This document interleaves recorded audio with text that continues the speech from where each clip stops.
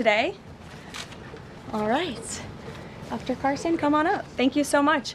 Good morning and Happy New Year, everybody. It's great to see you. It's great to be with a very packed room. I'm sorry we kept you all very busy over the holiday break.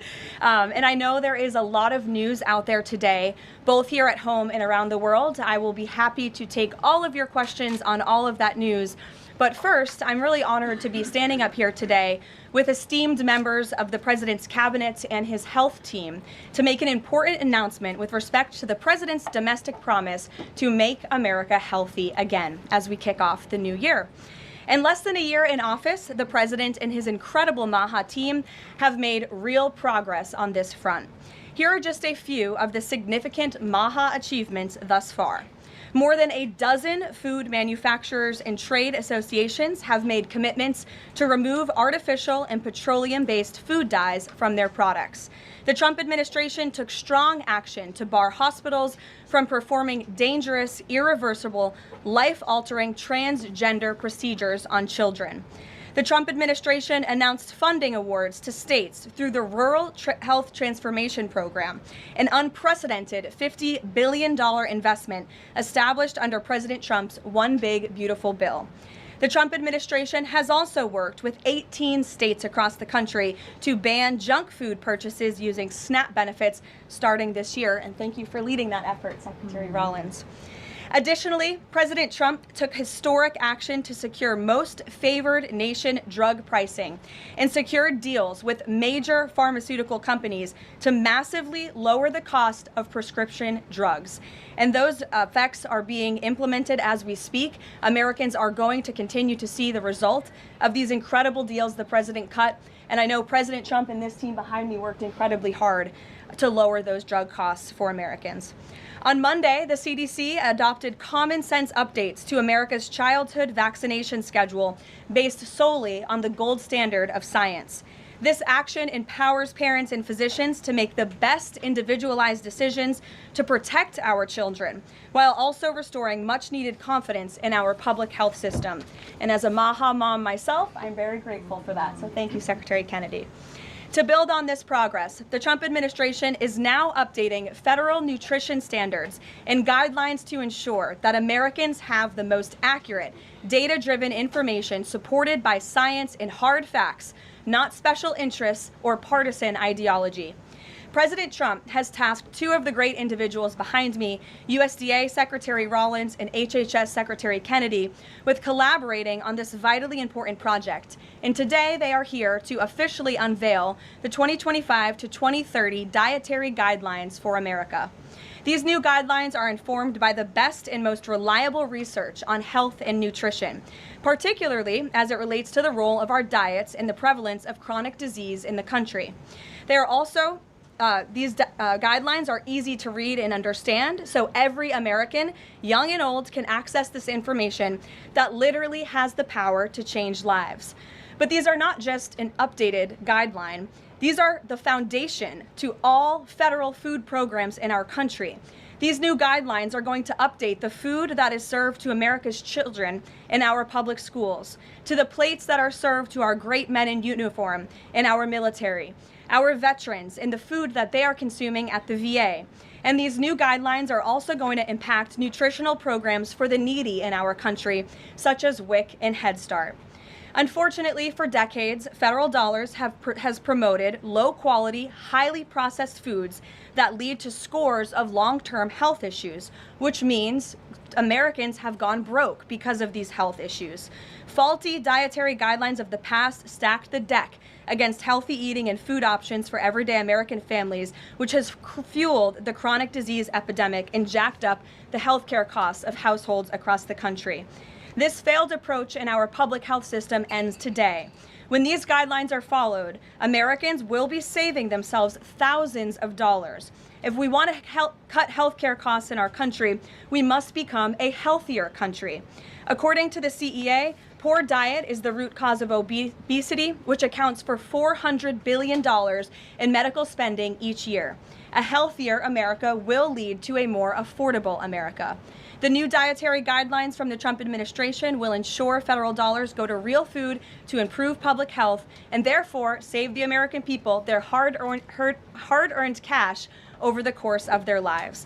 So with that, I am going to hand it over to Secretary Kennedy. The great people behind me will give remarks, and then we'll get into Q&A for the officials that are here on this specific topic. They will leave because they're all very busy people, and then I will open it up to Q&A with the rest of you on the rest of the news in the world. So thank you, and we'll start with Secretary Kennedy. Thank you, Caroline. Thank you.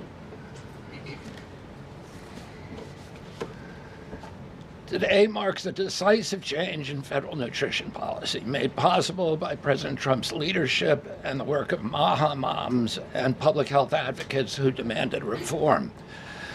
Today, in accordance with President Trump's directive, Brooke and I will release the dietary guidelines for Americans 2025 to 2030, the most significant reset of federal nutrition policy in history. These guidelines replace corporate-driven assumptions with common sense goals and gold standard scientific integrity. These new guidelines will revolutionize our nation's food culture and make America healthy again. For decades, Americans have grown sicker while healthcare costs have soared. The reason is clear. The hard truth is that our government has been lying to us to protect corporate profit-taking, telling us that these food-like substances were beneficial to public health. Federal policy promoted and subsidized highly processed foods and refined carbohydrates and turned a blind eye to the disastrous consequences. Today, the lies stop. The new guidelines recognize that whole, nutrient-dense food is the most effective path to better health and lower healthcare costs. Protein and healthy fats are essential and were wrongly discouraged in prior dietary guidelines. We are ending the war on saturated fats. Diets rich in vegetables and fruits reduce disease risk more effectively than many drugs. Whole grains outperform refined carbohydrates. Added sugars, especially sugar-sweetened beverages, drive metabolic disease, and today our government declares war on added sugar. Highly processed foods loaded with additives, added sugar, and excess salt damage health and should be avoided. As Secretary of Health and Human Services, my message is clear: eat real food. Nothing matters more for healthcare outcomes, economic productivity, military readiness, and fiscal stability. The dietary guidelines shape dozens of federal feeding programs, including Head Start. These standards affect 45 million school lunches every day, meals for 1.3 million active duty service members, and food served to 9 million veterans in VA hospitals. Today begins the work of aligning those programs with affordable, whole, nutrient-dense food. Implementation requires coordination across the government. I'm working with many of my fellow cabinet secretaries to deliver results. I want to thank Bobby Mukamala, thank you very much, who is the president of the American Medical Association, for committing to mobilize the medical community on nutrition. And I thank also the American Academy of Pediatrics for partnering on this effort. I also look forward to working with Dr. Jay Bhattacharya and Dr. Marty Makary to fund and prioritize rigorous nutrition research at the NIH and at the FDA. The stakes are measurable and severe. A Johns Hopkins analysis estimates that 48% of every federal taxpayer dollar now goes to healthcare. The CDC reports that 90% of healthcare spending treats chronic disease. That means that 40%, 40 cents of every dollar that taxpayers pay in this country is going to treat diseases that could be averted through good food. The United States has the highest obesity and type 2 diabetes rate in the developed world. We spend 3 times more per capita than the European Union on healthcare, yet our life expectancy is 5 years lower. largely due to diet-related chronic disease. Our childhood obesity rate is 5 times higher than countries like France. 1/3 of U.S. teens have prediabetes, over 35% are overweight or obese, and 20% of young adults have non-alcoholic fatty liver disease. 77% of military-aged Americans are ineligible for military service because of diet-related conditions. If a foreign adversary sought to destroy the health of our children, to cripple our economy, to weaken our national security, there would be no better strategy than to addict us to ultra-processed foods. It's shocking that our own government helped to drive these cataclysmic changes in our diet. The damage is real, it is preventable, and President Trump has ordered it to end. If the United States reduced obesity, type 2 diabetes, heart disease, and Alzheimer's to Japanese levels, we would save approximately $600 billion a year. About 50% of Medicare's projected long-term deficit, or $5,000 per family annually. Current policy worsens the problem. 42 million Americans rely on SNAP, where common purchases include sugary drinks, candy, and chips. 78% of SNAP recipients are enrolled in Medicaid, and 90% of Medicaid spending goes to chronic disease. These incentives raise healthcare costs and undermine health. This must change. The new framework centers on protein and healthy fats, vegetables, fruits, and whole grains. And you can see the food pyramid here.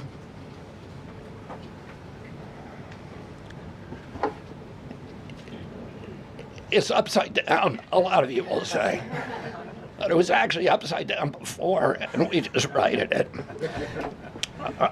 For the first time, the dietary guidelines directly address ultra-processed foods and set firm sugar limits in federal procurement, driving a significant reduction in added sugar in school meals. I want to thank President Trump for his leadership and the partners committed to ensuring that federal food dollars support real food and better health. Thank you. And I want to introduce my partner and friend, Brooke Rollins, who is an extraordinary collaborator on this. Thank you. Well, good morning, everyone. Happy New Year. What a honor to be here. I think this is Caroline's first press conference back, and what a great way to start the new year, 2026. I want to thank Secretary Kennedy. Your commitment to the well-being of Americans is such a blessing to this nation. We have been working on these new dietary guidelines really since almost day one. Bobby and I were voted on the same day and sworn in on the same day. So I think the partnership from minute one has been real and extraordinary. As Secretary Kennedy mentioned, America is in the middle of the worst chronic health crisis in our nation's history. Over 40% of the roughly 73 million children in the United States have at least one chronic health condition, and nearly 90% of healthcare spending goes toward treating people with chronic disease. Secretary Kennedy mentioned that, but it is really important to keep underscoring that fact. This crisis is unacceptable. It prevents Americans from living healthy and happy lives. And for decades under both Republicans and Democrats, federal incentives have promoted low quality, highly processed foods and pharmaceutical interventions instead of prevention. As a result, nutrient-dense whole foods grown by America's farmers and ranchers have been increasingly displaced. The Trump administration is acutely aware of this danger, and today this announcement is making a major step in doing something about it. Thankfully, the solution is simple and should be non-controversial. Eat real food. This is the main message of the new Dietary Guidelines for Americans 2025 to 2030, which encourage households and schools to prioritize whole, nutrient-dense foods. That means more protein, more dairy, more healthy fats, more whole grains, more fruits and vegetables, whether they are fresh, frozen, canned, or dried. We are finally putting real food back at the center of the American diet. Real food that nourishes the body, restores health, fuels energy, and builds strength. This pivot also leans into the abundant, affordable, and healthy food supply already available from America's incredible farmers and ranchers. By making milk, raising cattle, and growing wholesome fruits, vegetables, and grains, they hold the key to solving our national health crisis. And President Trump is mobilizing government to ensure families across America have greater access to these healthy foods. In the past 12 months, inflation has slowed and wages have risen for the first time in 5 years.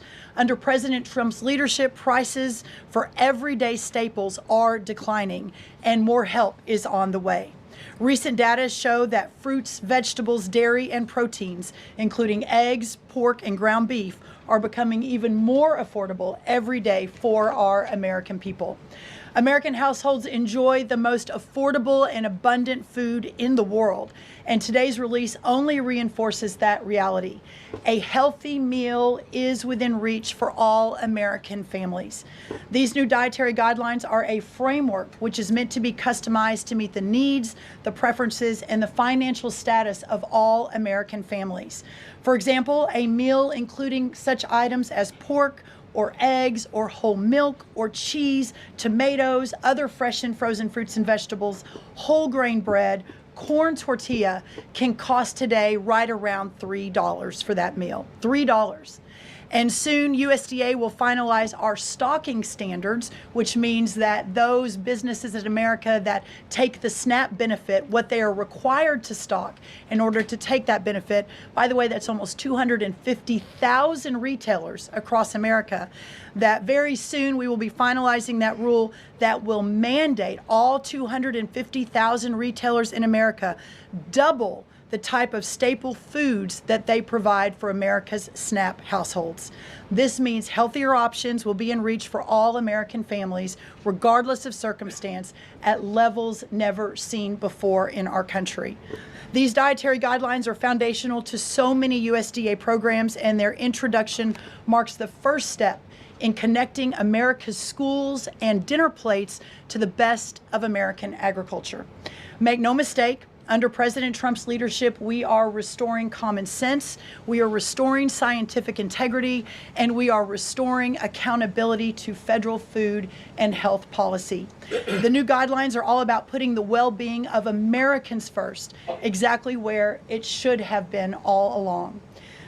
This is the foundation that will make America healthy again, not just for those of us alive today, but for our children and our children's children and those coming behind. I want to end by saying God bless American families, God bless the American farmer and rancher, and God bless America. What an honor now to introduce another great partner in this incredible work, and that is Dr. Mehmet Oz. Thank you. Congratulations to Secretary Rollins, Secretary Kennedy, and do want to express my appreciation for what the President has done overall to increase the affordability of health care. The biggest accomplishment perhaps for the health system ability to drop down prices last year was the most favored nation drug pricing that Caroline mentioned. These are incredibly effective at reducing the costs, for example, of what the President calls the fat shot, the Ozempic, GLP-1s category of medications. We dropped them dramatically. But the best way to reduce drug spend in America is to not need the drugs in the first place. What you're hearing today with these dietary guideline adjustments are going to be massively effective, and not just dropping the need for us to buy these weight loss drugs, but buy these expensive drugs for autoimmune problems. We have evidence that food is medicine when it comes to conditions as varied as mental health issues, from Alzheimer's and depression to fundamental realities of how children learn in school. So the question then becomes, what is this actually going to do in dollars and cents? And I had the group at CMS run some numbers for us to try to give you concrete assessments of how much this will drop the spend that the federal taxpayer must make for Medicare and Medicaid. And I'm more optimistic today than ever that we can address the fast rising rate of healthcare expenses in America because of movements like this. Right now, we're increasing health expenditures in America at roughly twice the rate of the GDP growth. We will correct that if we can get America to be healthier, because you can't be a wealthy nation without being a healthy nation. So 2 numbers for you to remember. The first is 30 billion. Why?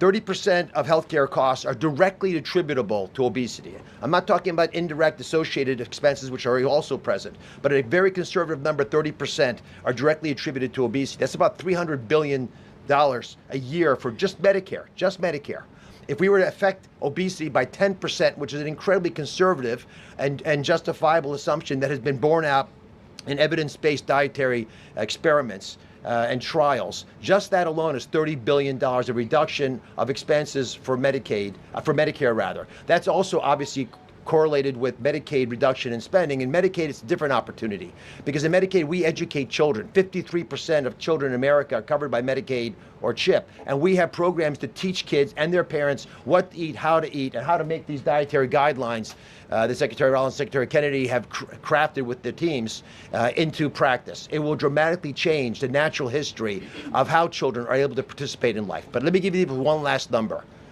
If we're able to get the average American, who today retires on average at age 61, get them just to work 1 year longer, because they feel so vital, so strong, so bullish about their future, because they're feeding their bodies nutrients that are essential to their high-functioning productivity, we will increase the overall GDP of our nation by trillions of dollars. So we will reduce healthcare expenses. At the same time, we jazz up the U.S. economy with trillions of dollars created by the productivity of American workers. God bless you both for making the DGA feasible and making it perhaps the wisest investment we could make in our communities. Marty Makary is one of my closest friends, the powerful leader of the FDA who's been taking brave steps along the line and has additional insights. Thanks.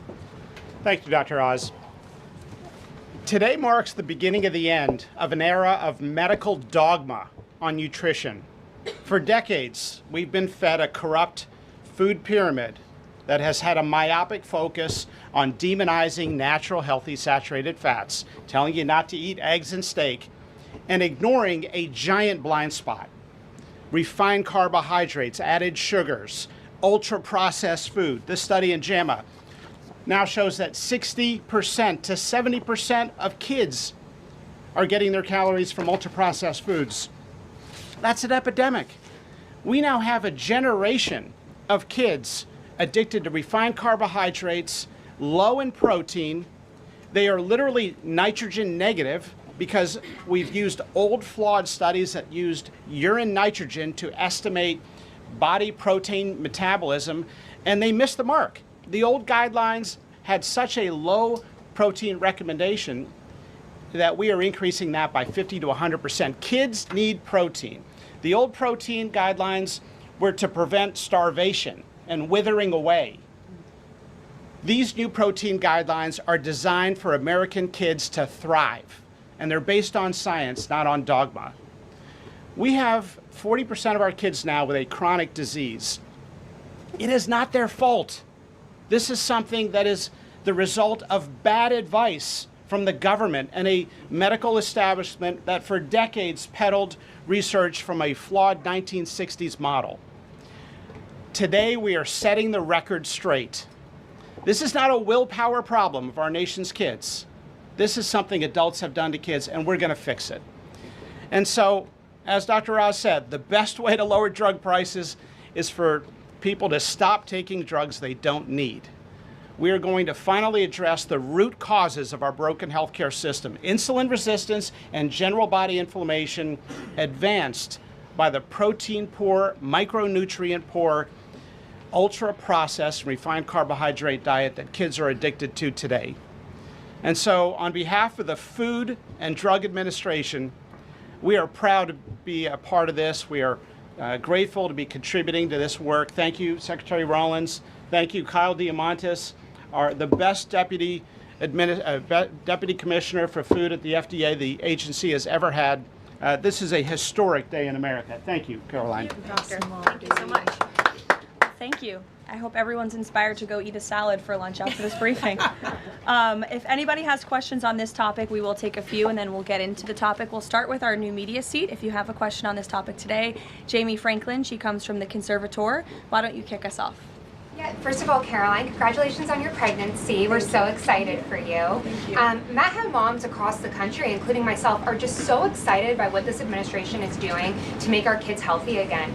But we do have concerns when it comes to these blue states pushing back on a lot of progress that we're making as an administration. And particularly, we're really excited that you guys revised and streamlined this vaccine schedule. However, what we have seen is that these blue states, whether it be, no tax on tips, no tax on overtime, or pushing back on immigration, they continue to stop your guys' progress. So what has been the response from these blue states? Because as MAHA moms enrolling our kids in school, this is a big issue, and we celebrate what you guys are doing, but we want to have it, even in the blue states as well. I mean, my hope is that we only released these earlier, 2 days earlier. I'm sorry. Duck is also high in protein. It's an interesting. Duck is a good thing to eat, everybody. They only released the new vaccine schedule 2 days ago. The vaccine schedule, there's nothing compulsory in it. Everybody, I've always promised, I'm not going to take people's vaccines away from them. People who want to get vaccines, everybody who wants them can get all of the vaccines that were on the old schedule. They will all be paid for by the Vaccines for Children program or for the insurance the same as before. We release guidelines that we think are optimal to public health. They're the same with core vaccines that are required by the European community. And those nations all have much better health outcomes than we do. And they're based on their best science and also on their conviction that when you put too many vaccines on the program, it actually reduces compliance. It reduces uptake. And so we want to maximize the uptake of vaccines by making sure that Americans know that we are making recommendations that are science-based, that are common sense, that are grounded in science. And right now, that's the best science that we have. And again, there's 3 categories of vaccine. One is the core schedule, which resembles the European countries.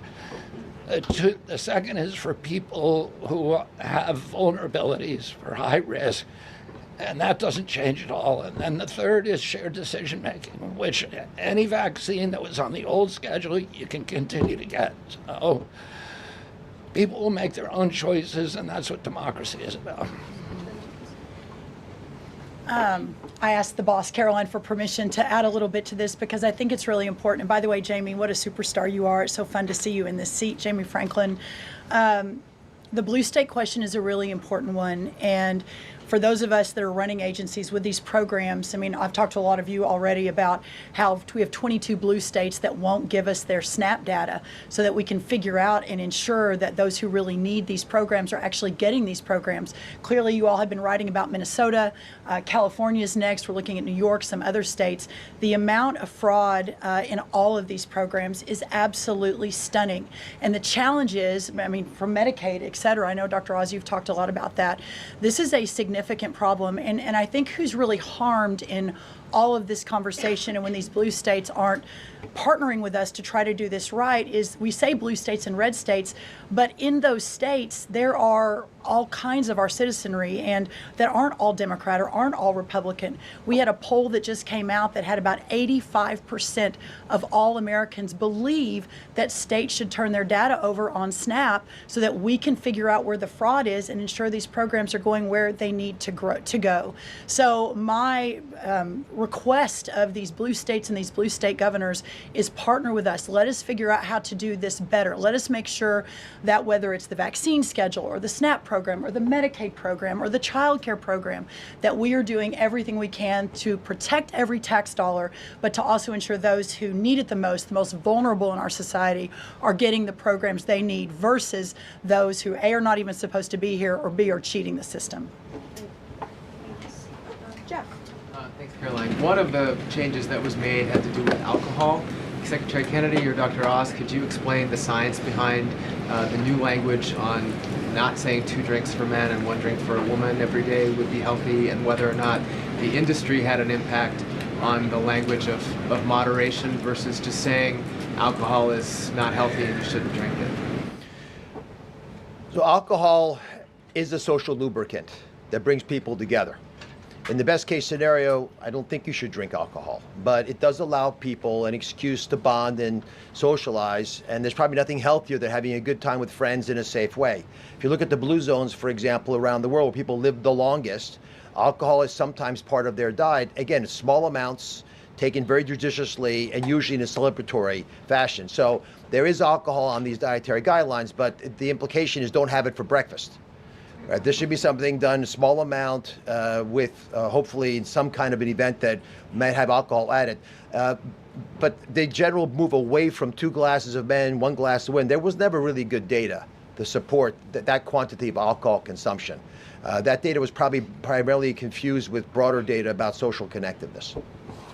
Take a couple more. John? Thanks a lot, Caroline. Secretary Rollins, I'm curious about with these guidelines. They're not mandates, they're guidelines. What are the practical effects of these guidelines on public schools all across the country? Well, today begins thank you, John. It's good to see you. Today begins the first day now in a recalibration of the rules, whether it's school lunches, whether it's the SNAP program, whether it's as veterans were mentioned, our prison system, that now we begin the process of implementing and redrafting the rules to reflect what this new dietary guidelines for Americans actually is doing to our food system. So there is a lot of work to do. Nothing changes overnight, but as I think we've proven, this administration moves very, very quickly on all fronts, 7 days a week, 365 days a year, and so you'll begin to see some real changes coming very soon. As everyone is aware, for many of our most vulnerable in the margins in our communities, the school lunch is often the best place for our children to get the healthiest meal.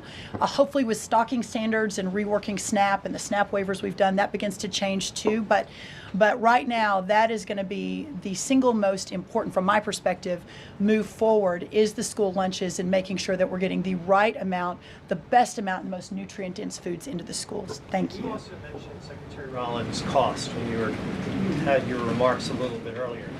Is eating healthier more cost-effective? Is it cheaper than just having a diet of processed foods? I had a whole chart to show you, but left it in the back, unfortunately, that yes, indeed, that eating healthy, for the most part, we've got 100 simulations, is actually less expensive. The challenge is the access to those healthy foods, especially in parts of America where they have food deserts. They don't have a H-E-B or a Kroger or a Central Market. These are all Texan grocery stores, but whatever similar across the country. But that is why these stocking standards in SNAP are so important. So if you have a economically challenged family and the only place they're getting their food is the 7-Eleven, we have a longer term important policy priority, and that is getting grocery stores into these lower margin communities. But for now, requiring those retailers, those 250,000 retailers across America, to double their stocking of healthier foods. That will allow us to immediately get these better foods into all communities, but especially the most vulnerable. Thank you, John. Let me just add something to that. Brooke and I are working on a program. Affordability is the priority for the president. And we know we have to make it easy and accessible for healthy foods for every American. And we believe we can do that. We think affordable food is within reach of every American family. We are working on a education and information program that will allow American families all over the country to come onto our website and find the healthiest foods at the lowest cost for themselves. I'd also just add this. The idea that a cheap meal made of processed food is cheap is an illusion, because you're paying for it on the back end. You're paying for it with diabetes, with obesity, with illness. And if you internalize that cost of the meal, it would be a tiny fraction of the long-term cost of eating bad food. So we'll take one more in the white blazer. Thank you. Caroline. Secretary Kennedy, you mentioned healthy fats, but also ending the war on saturated fats. Can you clarify how much saturated fats Americans should be consuming? I'm going to let Marty take that since he wrote a book about it. Look, the old dogma in the 1960s when Eisenhower had his heart attack and Ancel Keys said it was the saturated fat. That's never been substantiated. And so that flawed research has become dogma over the years, and eventually the conversation was sidelined. In this new guidance, we are telling young people, kids, schools, you don't need to tiptoe around fat and dairy. You don't need to push low-fat milk to kids. And we are maintaining the 10% of calories as saturated fat in the guidance. The real issue is protein. The fact that 60 to 70% of the calories of kids today in America is ultra-processed food. These are the issues that have become giant blind spots where we're now putting attention. And we hope that there are conversations in every school board in America, in every church and synagogue and house of worship, every home in America will now have conversations. We've got to talk about school lunch programs, not just putting 6-year-olds on Ozempic. Food can be curative. We've got to talk about the microbiome and fiber and healthy whole grains and the good soil that food comes from and the healthy clean waters and good farming techniques. So that's the focus of this guidance. Thank you. Great. Some of you may be wondering why Dr. Carson is here. He is our National Nutrition Advisor working alongside Secretary Kennedy, and he's played a big role in this effort. So I want to thank you so much, Dr. Carson, for being here today. And thank all of you for being here today. I know you're all very busy people, and these people have a lot of questions on things other than diet, I'm sure. So I'm going to get to work, and thank you guys so much for coming. Thanks, everybody. Thank you. Thank you. Okay, thanks. All righty. Great. Does anyone have any questions? Rachel, why don't you start? Thank you, Caroline. The president has been adamant that he is now in charge of Venezuela, but Delcy Rodriguez said the government of Venezuela runs her country, no one else, saying, quote, there's no external agent governing Venezuela. So which one is it?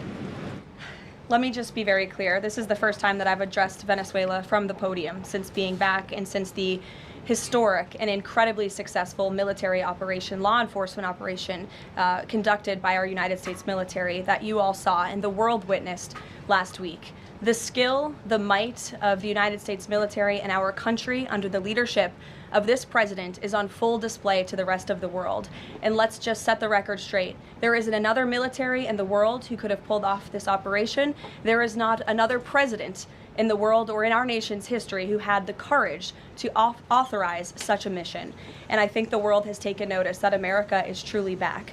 With respect to Venezuela, the Trump administration, led by Secretary Rubio, the vice president, and the president's entire national security team, is in close correspondence with the interim authorities in Venezuela. We obviously have maximum leverage over the interim authorities in Venezuela right now, and the president has made it very clear that this is a country within the United States, the Western Hemisphere, close by the United States, that is no longer going to be sending illegal drugs to the United States of America. It's no longer going to be sending and trafficking illegal people and criminal cartels to kill American citizens as they have in the past. And the president is fully deploying his peace through strength foreign policy agenda.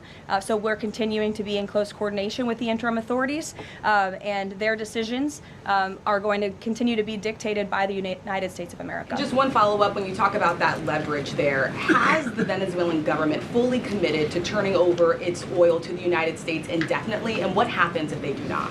Well, as you saw, the president announced last night, this was a deal. This was a deal made by the president and his team with the Venezuelan interim authorities. This will benefit both the American people and the Venezuelan people. And Secretary Wright and the Department of Energy are working with the interim authorities and also with the private oil industry to execute on this historic energy deal that's not only good for the United States, but it's also going to revive the prosperity, the safety, the security of both the United States and Venezuela as well. Ed. Following up on the oil part of this, the 30 to 50 million barrels of oil, how exactly is that going to work? You're getting it out of Venezuela into the United States? Yes. And then what? That's exactly right. So as you know, Ed, as the president announced last night, this was the sanctioned oil that was basically just sitting in barrels, sitting on ships because of the effective quarantine of the United States of America. And the interim authorities have agreed to release that oil to the United States, so it will be arriving here at home very soon. The United States government has already begun marketing Venezuelan crude oil in the global marketplace for the benefit of the United States, engaged the world's leading commodity marketers, key banks to execute and provide financial support for these crude oil and crude product sales.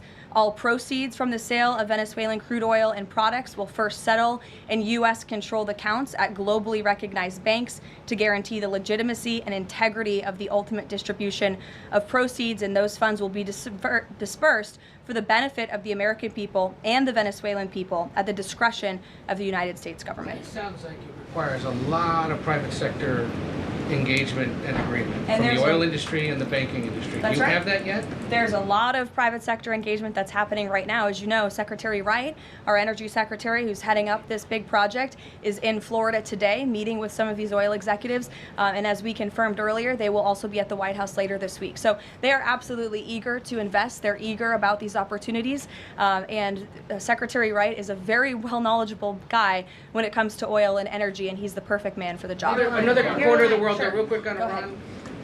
Go ahead. So just to follow up on the oil, 30 to 50 million barrels is an initial tranche, if you will, and then what happens after that? What I won't get ahead of the plans that the president and his team are currently speaking with the interim authorities about, but rest assured, there is a long-term plan here. Secretary Rubio and the entire team are working diligently on it, and this is just sort of the first action that you all are seeing.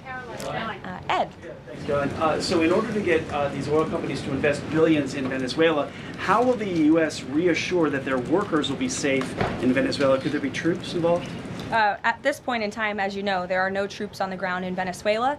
The president, of course, reserves the right to use the United States military if necessary. It's not something he wants to do. Diplomacy is always the first option. As you saw, he tried that with Nicolas Maduro, but unfortunately, he was an illegitimate dictator and an unserious person. And so President Trump authorized this law enforcement operation, and now Nicolas Maduro is sitting in a prison cell in New York. So certainly the president is going to do what's in the best interests of the American people, and that includes workers from our energy and oil industry as well. With that meeting tomorrow, what is the message the president is going to give to the oil executives, and what does he want to hear? Well, the meeting is on Friday, and it's just a meeting to discuss, obviously, the immense opportunity that is before these oil companies right now. Stephen. Thank you, Caroline, and congratulations again. Thank you. The New Yorker had a story yesterday on the vice president, and it questioned his, quote, notable absence on Venezuela. And the sub-headline asked, was the vice president's exclusion from the operation in Venezuela an expression of his anti-interventionist ideology or political calculation? Would you be able to discuss the vice president's role in Venezuela policy? I did see that report in the New Yorker, and quite frankly, I laughed out loud because it's very clear it's a fake report that's trying to sow distrust and division amongst the president and his team. Let me just be very clear. The vice president has been involved in all policy. He is the right-hand man of the president on all policy matters, including Venezuela policy. He was, of course, read in and deeply involved in this operation from the very beginning. And he was present on the night of the operation via secure communication at a different location as to not damage the operational secrecy of this mission that was so incredibly important to ensure that this mission could be carried out successfully without endangering our troops. Sure. The U.S. seized a tanker recently. Russia specifically asked the United States not to seize that tanker. Does this action risk a larger conflict with Russia? I believe you're referring to the Bella 1 tanker that was seized this morning. The Department of Justice and the Department of Homeland Security, in coordination with the Department of War, did announce that seizure this morning for violations of U.S. sanctions.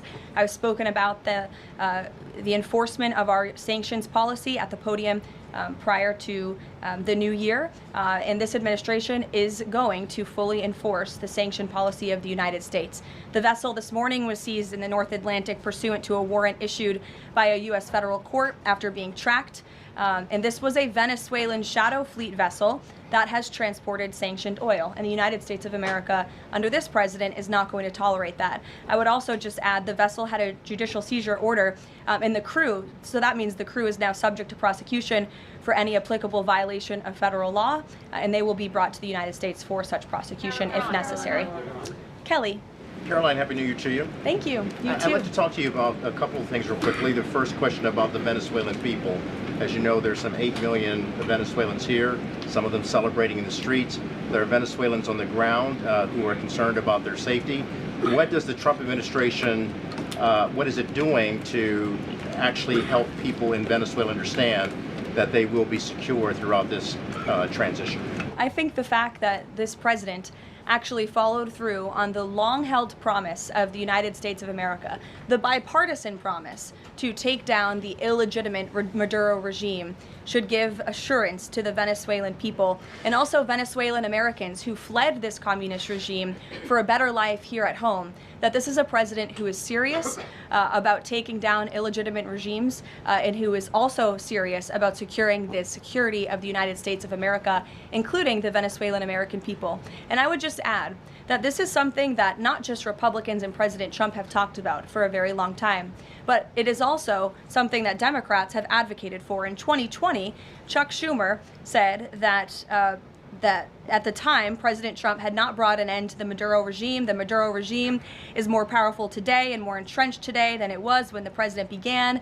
Now you hear Chuck Schumer out there saying this is reckless. The American people and the Venezuelan people should be in fear. But this is something that Chuck Schumer has long advocated for. Senator Chris Van Hollen, same thing, had said that the United States is going to use its leverage and influence to push for negotiations to transition to the truly elected leader. This was under President Biden. We know Maduro and his cronies don't want to go quietly into the night. The U.S. needs to work to ratchet up the pressure. Now, Senator Holland says it's an illegal act of war to get rid of Nicolas Maduro. So the hypocrisy is really astounding here, and thank you for giving me an opportunity to point it out, Kayla. Sorry, go ahead. Yes. So there are reports that the administration is demanding that Venezuela cut ties with China, Russia, Iran, and Cuba. Can you confirm? I'm sorry? Reports that the administration has essentially demanded that Venezuela cut ties with China, Russia, Iran, and Cuba. Can you confirm that? Well, those alleged demands were made in a classified briefing by Secretary Rubio, and I know that there's a lot of leaks coming out of these classified briefings, so I'm not going to confirm or deny or get into what the Secretary has said in classified settings to members of Congress. But I think that the administration has made it quite clear to the interim authorities in Venezuela that this is the Western Hemisphere, and American dominance is going to continue under this president. If I could just ask, there have also been reports that the U.S. could potentially buy Greenland as one potential option on the table. What would such an offer look like? Is there anything monetarily you could provide, any details there? Well, that's something that's currently being actively discussed by the president and his national security team. And I would point out that the acquisition of Greenland by the United States is not a new idea. This is something that presidents dating back to the 1800s have said is advantageous for America's national security. The president has been very open and clear with all of you and with the world that he views it in the best interest of the United States to deter Russian and Chinese aggression in the Arctic region. And so that's why his team is currently talking about what a potential purchase would look like. Jackie. Caroline, just following up on Greenland, why not rule out taking it by military force? I know that past presidents and past leaders have often ruled things out. They've often been very open about ruling things in and basically broadcasting their foreign policy strategy to the rest of the world, not just to our allies, but most egregiously to our adversaries. That's not something this president does. All options are always on the table for President Trump as he examines what's in the best interests of the United States. But I will just say that the president's first option always has been diplomacy. Again, look at Venezuela. He tried ardently to strike a good deal with Nicolas Maduro, and he told him, I will use the United States military and you will not like it if you don't take such a deal. And look at what happened. With respect to Iran, the president said the same thing, right? He tried to have serious interest in a deal with the Iranian regime with respect to their nuclear capabilities. They were not interested, and so Operation Midnight Hammer happened, which was another remarkable military success under the leadership of this commander-in-chief. So the president keeps his options open, but diplomacy is always the first. Quickly, just one additional follow-up on that. Does the president recognize Denmark's ownership as part of the kingdom? Because there have been some Republican senators questioning the claim that Denmark has to Greenland. Is the president in that camp with them, questioning the legality of I have not heard him question it personally, but you're welcome to ask him yourself next time you have the chance. Sanctions are being lifted for Venezuela. We got to lift some sanctions to let the oil come in. Can you talk about that just very briefly? Yes, so the U.S. is selectively rolling back sanctions to enable the transport and the sale of Venezuelan crude and oil products to the global markets, yes. Caroline. Annie. Thank you. There are some reports from Venezuela that the country's leaders are cracking down on the population, specifically suppressing public expression of support for Maduro's ouster. Is that kind of behavior consistent with what the president wants to see, how the president wants to see the leaders take on the population? It would not be consistent, and I'll let the president's national security team speak further on that. I know they are well aware and tracking. Kelly. Two questions. One, on the seized vessels, the Bella, the Sophia, can you tell us where they're headed, what happens to any existing cargo, and you reference personnel but potentially facing prosecution? That's one thing I'd like to follow on. And then on the Bella. Yes, okay. And on Annie's question, if I could also ask, does the administration believe that the interim regime should release all political dissidents and prisoners and return detained Americans? That's not a question that I've personally spoken about to the president with, so I will let him answer that question. I don't want to make new policy at this podium today with respect to Venezuela. With respect to the two ships that you mentioned, I spoke with you about the Bella 1. There was another vessel this morning, the Sophia, that in coordination with the Department of War, the Department of Homeland Security apprehended it. This is a stateless, sanctioned, dark fleet motor tanker, and this occurred without incident. This vessel was operating in international waters and conducting illicit activities in the Caribbean Sea. The U.S. Coast Guard is escorting the Sophia to the United States for final disposition. To answer your question, Kelly, directly, this was through Operation Southern Spear. The Department of War is unwavering in its mission to crush illicit activity in the Western Hemisphere. And as the President has repeatedly stated, we're going to defend our homeland and restore security and strength across the Americas. Dasha. Dasha, go. Caroline, thank you and Happy New Year. Thanks, you too. Two questions, one on Venezuela, one on Greenland. You've repeatedly at the podium called the current leadership in Venezuela interim leadership.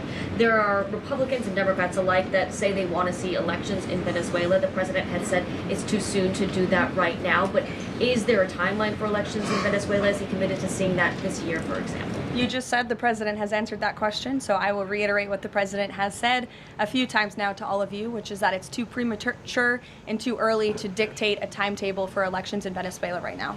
Caroline, you just talked to Jackie about diplomacy first, right? The Danes have repeatedly said they are willing to collaborate on all of the concerns that the president has, whether it's more troops, mineral rights, intelligence sharing. Why does the president feel he needs to own Greenland and not and put out the threat of military action when this could be done through diplomacy? Well, who said diplomacy isn't taking place behind the scenes, Dasha? I mean, the president is interested in diplomacy. His national security team is as well. And of course, he's always willing to pick up the phone for everybody and hear out their concerns. But the president is the president of the United States of America, and he's always going to be very clear about what he views as being in our nation's best interest. Reagan. Caroline, I have a question for you on Venezuela, and then I'd love to ask you about Minnesota and Tim Walz. Sure. On Venezuela, I'm wondering, does the administration hope to start sending more Venezuelan migrants back home or have them self-deport if the situation in the country improves? As far as I'm concerned, the policies of the Trump administration and the Department of Homeland Security have not changed. All those illegally present in the country are subject to deportation. And I would just like to add, how we got here. The president was very clear on the campaign to the American public, and it's one of the many reasons they resoundingly reelected him back to this office, that he was not only going to crush foreign drug cartels, but that he was not going to stand by and watch as the illegitimate Venezuelan regime was sending illegal criminals and gang members and rapists and murderers to our country, which happened to the tune of thousands under the previous administration and president. And so there could be nothing more America first than this operation that took place last week. And I would just remind all of you in this room that there were innocent Americans like Jocelyn Nungare who lost their lives at the hands of dangerous Venezuelan criminals who were sent here by the Maduro regime. And that has been the president's North Star and guiding principle throughout his entire policy since January 20th. Tim Walz in Minnesota. Does the administration believe that Tim Walz potentially dropped out of the governor's race because he could be under criminal investigation? I don't know if there's a criminal investigation. If there was, I wouldn't be able to comment on it from up here, to be honest with you. But I think Tim Walz probably dropped out of the race because he realizes he no longer has the support of the people of his own state, which is a remarkable downfall considering he was the number 2 on the Democrat Party's ticket just about a year ago. When it comes to Minnesota, the fraud that we have seen, the wide scale of fraud is really remarkable. It's egregious. I would encourage every single journalist in this room to go to Minnesota and to cover it yourselves. As for the Trump administration, we have officials who have been on the ground almost every day. Secretary Noem was there yesterday. Secretary Bessent will be traveling there later this week to talk about the fraud and to do a roundtable on this very topic. And I would just like to leave you with an update. To date, the Department of Justice has charged 98 total defendants in several Medicaid fraud and related case programs. 64 were convicted, and 85 of the 98 charged were of Somali descent. The DOJ has also issued over 1,700 subpoenas, executed over 130 search warrants, and they have now added more attorneys to their office there to absorb the case flow. DHS is on the ground going door to door conducting large-scale criminal and HSI investigations. They have also sent approximately 2,000 agents to Minneapolis to assist with law enforcement and immigration enforcement. As I said, Secretary Noem was on the ground yesterday. The Department of Health and Human Services has also begun requiring a justification and photo evidence for all child care related payments nationwide, and they required Minnesota to conduct a full audit of all child care centers. They also froze $185 million in funding to Minnesota.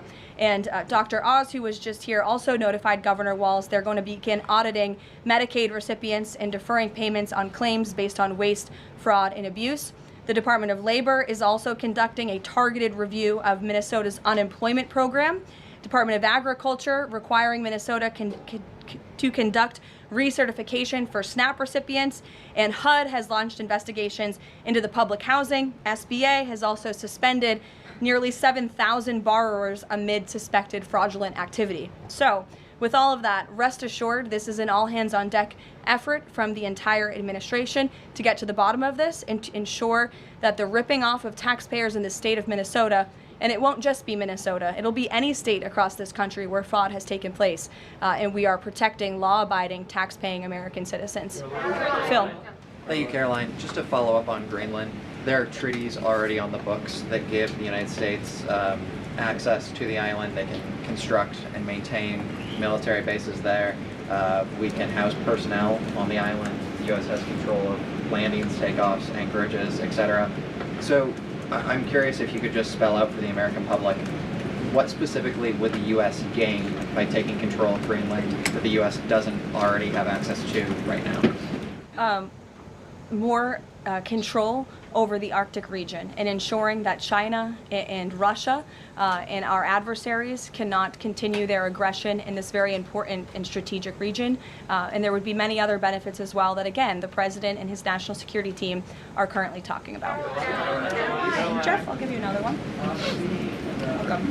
A broad sort of stand-back question on foreign policy. Are you concerned about increasing tensions with Russia because of the tanker seizures? And how does the U.S. action in Venezuela impact the ongoing relationship with China and the president's relationship with President Xi? I think the president has very open, honest, and good relationships with both President Putin of Russia and also President Xi of China. He has spoken with them numerous times, as you know, since coming to office about a year ago, and I believe that those personal relationships are going to continue. But as for the president and the United States, he's going to enforce our policy that's best for the United States of America. And with respect to these ship seizures, that means enforcing the embargo against all dark fleet vessels that are illegally transporting oil, and only legitimate commerce, to answer your question much earlier, Rachel, determined by the United States is going to be permitted. And that's the policy of this administration, and he's not afraid to implement it. One more stand back. Just one more stand back. I just last one. I remember asking the president at the very beginning of his term if he was committed to Article 5 and NATO, and he said yes. Has his stance on NATO or his commitment to NATO changed? Did you see his statement earlier today? He said, we will always be there for NATO, even if they are not there for us. And I think that answers your question directly. Yes.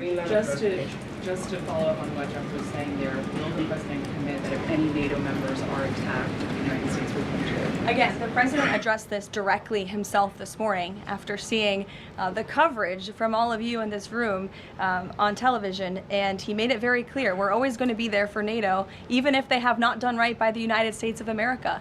And they have not, they have finally increased their defense spending at the request of this president, but it was only because of this president that they did that. We'll take a couple more. Michael, go ahead. Thank you, Caroline. Happy New Year and congratulations. Thank you. Two questions, if You I may. too. One on healthcare, one on Mexico. On healthcare, the president says he wants Republicans to be flexible on the Hyde Amendment in order to pass healthcare legislation. What is the White House's message to pro-life voters who say federal funding for abortion goes against their values? Well, the president did not change the administration's policy. It was President Trump who signed an executive order protecting the Hyde Amendment. It's the Trump administration that has taken multiple actions on various fronts to ensure that taxpayer dollars are not funding the practice of abortion. What the president was saying yesterday was Republicans, and frankly Democrats too, need to show a little bit more flexibility so we can actually get something done with respect to the issue of health care. Republicans have amazing ideas. The president himself, as we spoke about earlier, has launched this Most Favored Nation drug pricing initiative, has cut good deals with Big Pharma. He wants to see Republicans and Democrats too, if they're willing, codify those executive orders into law so that these good deals can remain and these prices can continue to be lowered long after this president and this deal maker in chief is gone. Presidents talked a lot about health savings accounts and giving more money back to the healthcare consumer rather than to these giant insurance companies, and he's been very outspoken and tough on them too, and I think you'll see more and hear more from him directly on that issue. So he wants to see Congress get something done with respect to health care, and that was the point that he was driving home yesterday. Mexico, Caroline, Haley. President Trump says the drug cartels are running Mexico. What action does he need to see Mexico's President Claudia Sheinbaum take to prove that she's in control of that country, in control of those cartels? And does the White House believe she's able to do that without U.S. intervention? Look, I think the president was speaking very candidly and frankly about the reality on the ground in Mexico. Haley. Caroline, Happy New Year. I wanted to Thanks, ask you you too. about the seized tanker, the Vela. There were reports before this that Russia had sent a submarine to escort it. Was there any engagement with that submarine? And then was the deconfliction line with Russia used ahead of boarding that? Again, this was a Venezuelan shadow fleet vessel that has transported sanctioned oil. The vessel was deemed stateless after flying a false flag, and it had a judicial seizure order, and that's why the crew will be subject to prosecution. Mary. On Colombia, the president had talked over the weekend and suggested that he would be open to an operation there. Should the president of Colombia be expecting Delta Force anytime soon? And then I had another one for you on California. That would be a very unwise question for me to answer, to weigh into. What's your next question? On California, can you share any more about the fraud investigation? The president said that there was one. Who's being investigated and where is it starting? Again, this is going to be a all-hands-on-deck government-wide effort. The president has directed all agencies across the board to look at federal spending programs in not just Minnesota, but also in the state of California to identify fraud and to prosecute to the fullest extent of the law all those who have committed it. Take one more. Sure. Thank you. Carolyn, yesterday was the 5-year anniversary of January 6th. Democrats and mainstream media continue to push their big lie that it was an insurrection and that police officers died that day. The reality is that 4 Trump supporters died on January 6th and 2 women were killed by January 6th police. Everybody knows Ashley Babbitt was shot in cold blood by Capitol Police Officer Michael Byrd, but there was another woman, her name was Roseanne Boylan from Georgia, and she was pepperballed, gassed, and ultimately brutally beaten with a stick by January 6th police officer Lila Morris. The Biden administration and mainstream media lied and told Americans Roseanne Boylan died of a drug overdose on Capitol steps. Her family is now asking for an investigation. Is the administration aware of the circumstances of her death, and will there be an investigation finally? Well, for investigation, I will have to defer you to either the FBI or the Department of Justice, and I'm sorry to have to do that. But with respect to all of the facts that you just laid out, the White House relished the opportunity yesterday to actually create a new website to share the facts with the American public, but also all those in this room. We knew the media would be covering January 6th quite a bit because they think it's something that the American people are still believing their lies on. They think it's something that still helps their case against this president. Obviously not, or else he wouldn't have been reelected in an overwhelming fashion in November of last year. And so I would encourage everyone to take a look at the website. It's quite well done. And thank you all very much. It's great to be back with you. Thank you.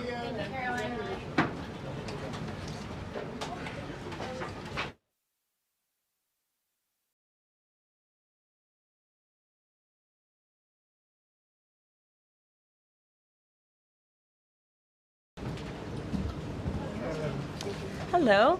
Good afternoon, everybody. We have a special guest with us today who will speak momentarily. But first, I would like to begin with a message from the White House to the families of the victims in the brutal murder case in Idaho, who were sharing their heart-wrenching stories about their loved ones before the court today and addressing the evil killer who took 4 precious souls. We are so sorry for the grief and the pain you have experienced at the hands of such a vicious and evil killer. Our nation grieves with you, and we will never forget the precious souls who were lost in this horrific act of evil. If it were up to the president, he would have forced this monster to publicly explain why he chose to steal these innocent souls. May God bless and watch over everyone affected by this unimaginable tragedy, especially the parents who lost their children. Let me begin with a few scheduling items off the top. Later this afternoon, President Trump will deliver the keynote address at the Winning the AI Race Summit here in Washington, D.C. President Trump believes it is non-negotiable that the United States wins the AI race, which is why today, President Trump will announce a bold and comprehensive AI action plan to sustain and enhance America's global AI dominance. Under President Trump's leadership, our country will lead the world in AI to secure a brighter future for all Americans, massively grow our economy, and protect our national security. The president will also sign 3 executive orders at the event this afternoon. On Friday morning, President Trump will travel to Scotland for a working visit that will include a bilateral meeting with Prime Minister Starmer to refine the historic US-UK trade deal. On the topic of trade, yesterday, President Trump accomplished something no other president has ever achieved. The president secured and announced 3 major trade deals with the Philippines, Indonesia, and Japan, all in one day. President Trump is finally putting a stop to our country getting ripped off. As a result of the president's successful negotiating tactics, many foreign markets are now being opened to American industries for the very first time, and harmful trade barriers are being broken down. Thanks to President Trump, these countries around the world are agreeing to open their markets to American-made products and goods for the first time, which will lead to a boom in sales and profits for American businesses right here at home. As President Trump said, he will only lower tariff rates if a country agrees to open their market to American-made products. If not, they will continue to face tariffs and pay a steep price to do business in the United States of America, which remains the best market on the face of the planet. Also this week, the president officially marked 6 months here at the White House. He made big promises to the American people on the campaign trail last year, and he has unquestionably delivered on those promises in record time. The president has defeated the Biden inflation crisis to make America affordable again. Core inflation is currently at its lowest level in 4 years, and prices for everyday goods are falling. The president's pro-growth policies have fueled massive job growth across our country. Since the president has taken office, our economy has added nearly 700,000 new jobs, with native-born American workers accounting for all job gains. The president has put the economic needs of families and of workers first. He signed the largest tax cuts for the middle class in American history, including no tax on tips, overtime, and Social Security. We have also seen the president unquestionably deliver on his promise to secure our southern border. He has ended Biden's illegal alien invasion, and for 2 months in a row, 0 illegal aliens were released into our country. The president has also, as you all know, initiated the largest mass deportation campaign in American history. The president has also restored law and order to make America safe again, another campaign promise he vowed to the American public. The United States of America is currently on track for its lowest murder rate on record, following this shift from the last administration to the Trump administration. The president has also ended Joe Biden's reckless war on American energy. U.S. oil and natural gas production are now surging, and summer gas prices reached their lowest level since 2021. The president has also rebuilt our military, another campaign promise. He just signed the largest military investment in decades to modernize our armed forces with cutting-edge technology to replenish our stockpiles and provide American troops with the best equipment in the world. The U.S. Army, Navy, Air Force, and Space Force have all reached their recruitment goals months in advance. The president has restored America's standing on the world stage, brought back peace through strength, and brokered numerous peace agreements to end wars. Again, all of this in just 6 months. He obliterated Iran's nuclear program to end the war between Israel and Iran, got NATO members to raise their defense spending to 5% of GDP, and secured a ceasefire between India and Pakistan, as well as brokering a historic agreement between Rwanda and the Democratic Republic of the Congo. The president has already received 3 different Nobel Peace Prize nominations for his peacemaking efforts. Again, all of this progress, all of these accomplishments have occurred in just 6 months.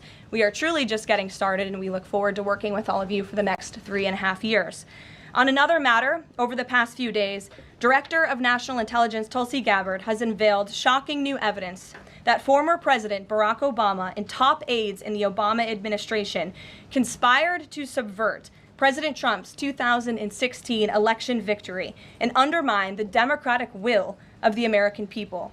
While publicly pretending to engage in a peaceful transfer of power, in private, former President Obama went to great and nefarious lengths to try to sow discord among the public and sabotage his successor, President Trump. The new evidence released by the Director of National Intelligence, who is here with me today, confirms that the Obama administration manufactured politicized intelligence, which was later used as the justification for baseless smears against President Trump in an effort to try to delegitimize his victory before he even took the oath of office. The truth is that President Trump never had anything to do with Russia, and the Russia collusion hoax was a massive fraud perpetuated on the American people from the very beginning. And the worst part of this is Obama knew that truth, and so did all of the other corrupt officials involved in this scam, including former CIA Director John Brennan, former Director of National Intelligence James Clapper, former FBI Director James Comey, former Deputy Director Andrew McCabe, and many others. Director of National Intelligence Gabbard's report further confirms what we already knew. There was no collusion, no corruption, except on the part of Barack Obama and the weaponized intelligence agencies at the time. The Russia hoax was a blatant lie, all ginned up by Democrat political operatives that were signed off on by then President Obama and leaked to the news media to launch a years-long witch hunt against President Trump and his first administration. Allies of the president, including his own son, Donald Trump Jr., were disgustingly smeared as Russian assets, and some even had their lives destroyed because of this vicious lie. The president's first 2 years in office had this fake distraction hanging over it, and endless resources, time, and political capital were spent having to debunk these lies from the highest levels of our government. Now, nearly 10 years later, thanks to the declassification of documents by Director Gabbard, the truth has finally come to light. And this truth vindicates President Trump, his family, and his many allies and associates who were smeared with defamatory lies. President Trump was right from the beginning about all of this, and we are grateful that justice can be served. Now, we have even more damning evidence implicating those who tried to sabotage a duly elected president and did grave material harm to our republic. Thanks to additional important work done by CIA Director Ratcliffe, Committee Chairman Rick Crawford over the past few months, a newly declassified 2020 report prepared by the House Permanent Select Committee on Intelligence, which DNI Director Gabbard has declassified, found that the intel community did not have any direct information that Russian President Vladimir Putin wanted to help elect President Trump in 2016. And in fact, Russia was actively preparing for a Hillary Clinton victory. But at the unusual direction of Barack Obama at the time, the intel community published implausible intelligence suggesting otherwise. Why? To sabotage the incoming president. This is truly one of the greatest political scandals in American history. And reporters at legacy outlets, some of which are sitting in this room today, like the New York Times and the Washington Post, were ridiculously awarded Pulitzer Prizes for their perpetuation of this hoax. It's well past time for those awards to be stripped from the journalists who receive them. It is not journalism to propagate political disinformation in service of the Democrat Party and those in the intelligence community who hand over out of context and fake intelligence to push a false political narrative. I will now pass it over to the Director of National Intelligence, Tulsi Gabbard, to speak more about all of this, and then we will open it up for questions afterwards. Tulsi, thank you for being here. Thank you very much. Good afternoon. At President Trump's direction and with the support and coordination with the House Intelligence Committee Chairman Rick Crawford, today we've released a declassified Oversight Majority Staff report that was produced in September of 2020. The stunning revelations that we are releasing today should be of concern to every American. This is not about Democrats or Republicans. This has to do with the integrity of our democratic republic and American voters having faith that the votes cast will count. There is irrefutable evidence that detail how President Obama and his national security team directed the creation of an intelligence community assessment that they knew was false. They knew it would promote this contrived narrative that Russia interfered in the 2016 election to help President Trump win, selling it to the American people as though it were true. It wasn't. The report that we released today shows in great detail how they carried this out. They manufactured findings from shoddy sources. They suppressed evidence and credible intelligence that disproved their false claims. They disobeyed traditional tradecraft intelligence community standards and withheld the truth from the American people. In doing so, they conspired to subvert the will of the American people who elected Donald Trump in that election in November of 2016. They worked with their partners in the media to promote this lie, ultimately to undermine the legitimacy of President Trump and launching what would be a years-long coup against him and his administration. We're here today because the American people deserve the truth, they deserve accountability, and they deserve justice. The records that we released on Friday that were ODNI records, Senator Chuck Grassley's release on Monday of what is known as the Clinton Annex, which was an appendix to the Department of Justice Office of Inspector General's 2018 report, as well as the House Intelligence Committee's majority oversight report that we're releasing today, all come back to and confirm the same report. There was a gross politicization and manipulation of intelligence by the Obama administration intended to delegitimize President Trump even before he was inaugurated, ultimately usurping the will of the American people. I'm going to go over the key findings from the House Intelligence report, which investigated the claims that were made by an intelligence community assessment ordered by President Obama and published in January of 2017. First, Putin's principal interests relating to the 2016 election were to undermine faith in the U.S. democratic process, not show any preference of a certain candidate. In fact, this report shows Putin held back from leaking compromising material on Hillary Clinton prior to the election, instead planning to release it after the election to weaken what Moscow viewed as an inevitable Clinton presidency. In the January 2017 intelligence community assessment that President Obama ordered, John Brennan, who was CIA director at the time, and the intelligence community intentionally suppressed intelligence that showed Putin was saving the most damaging material that he had in his possession about Hillary Clinton until after her potential and likely victory. The report goes into great detail about the information that Russia and Putin had on Hillary Clinton, which included possible criminal acts like secret meetings with multiple named U.S. religious organizations in which State Department officials offered, in exchange for supporting Secretary Clinton's campaign for the presidency, significant increases in financing from the State Department. They also had documents that showed the patronage of the State Department to State Department employees who would go and support Hillary Clinton's presidential campaign. There were high-level DNC emails that detailed evidence of Hillary's, quote, psycho-emotional problems, uncontrolled fits of anger, aggression, and cheerfulness, and that then Secretary Clinton was allegedly on a daily regimen of heavy tranquilizers. Then CIA Director Brennan and the intelligence community mischaracterized intelligence and relied on dubious substandard sources to create a contrived false narrative that Putin developed a quote-unquote clear preference for Trump. Brennan and the IC misled lawmakers by referencing the debunked Steele dossier to assess quote-unquote Russia's plans and intentions, falsely suggesting that this dossier had intelligence value when he knew that it was discredited. The intelligence community excluded significant intelligence and ignored or selectively quoted reliable intelligence that contradicted the intelligence community assessment's key findings on Putin's alleged support for Trump. Including this intelligence reporting would have exposed the ICA's claim as implausible, if not ridiculous. The intelligence community assessment omitted reliably sourced information, such as how some Russian intelligence officials were quote-unquote planning for candidate Hillary Clinton's victory, while others assessed neither Trump nor Clinton would respect Russia's interests.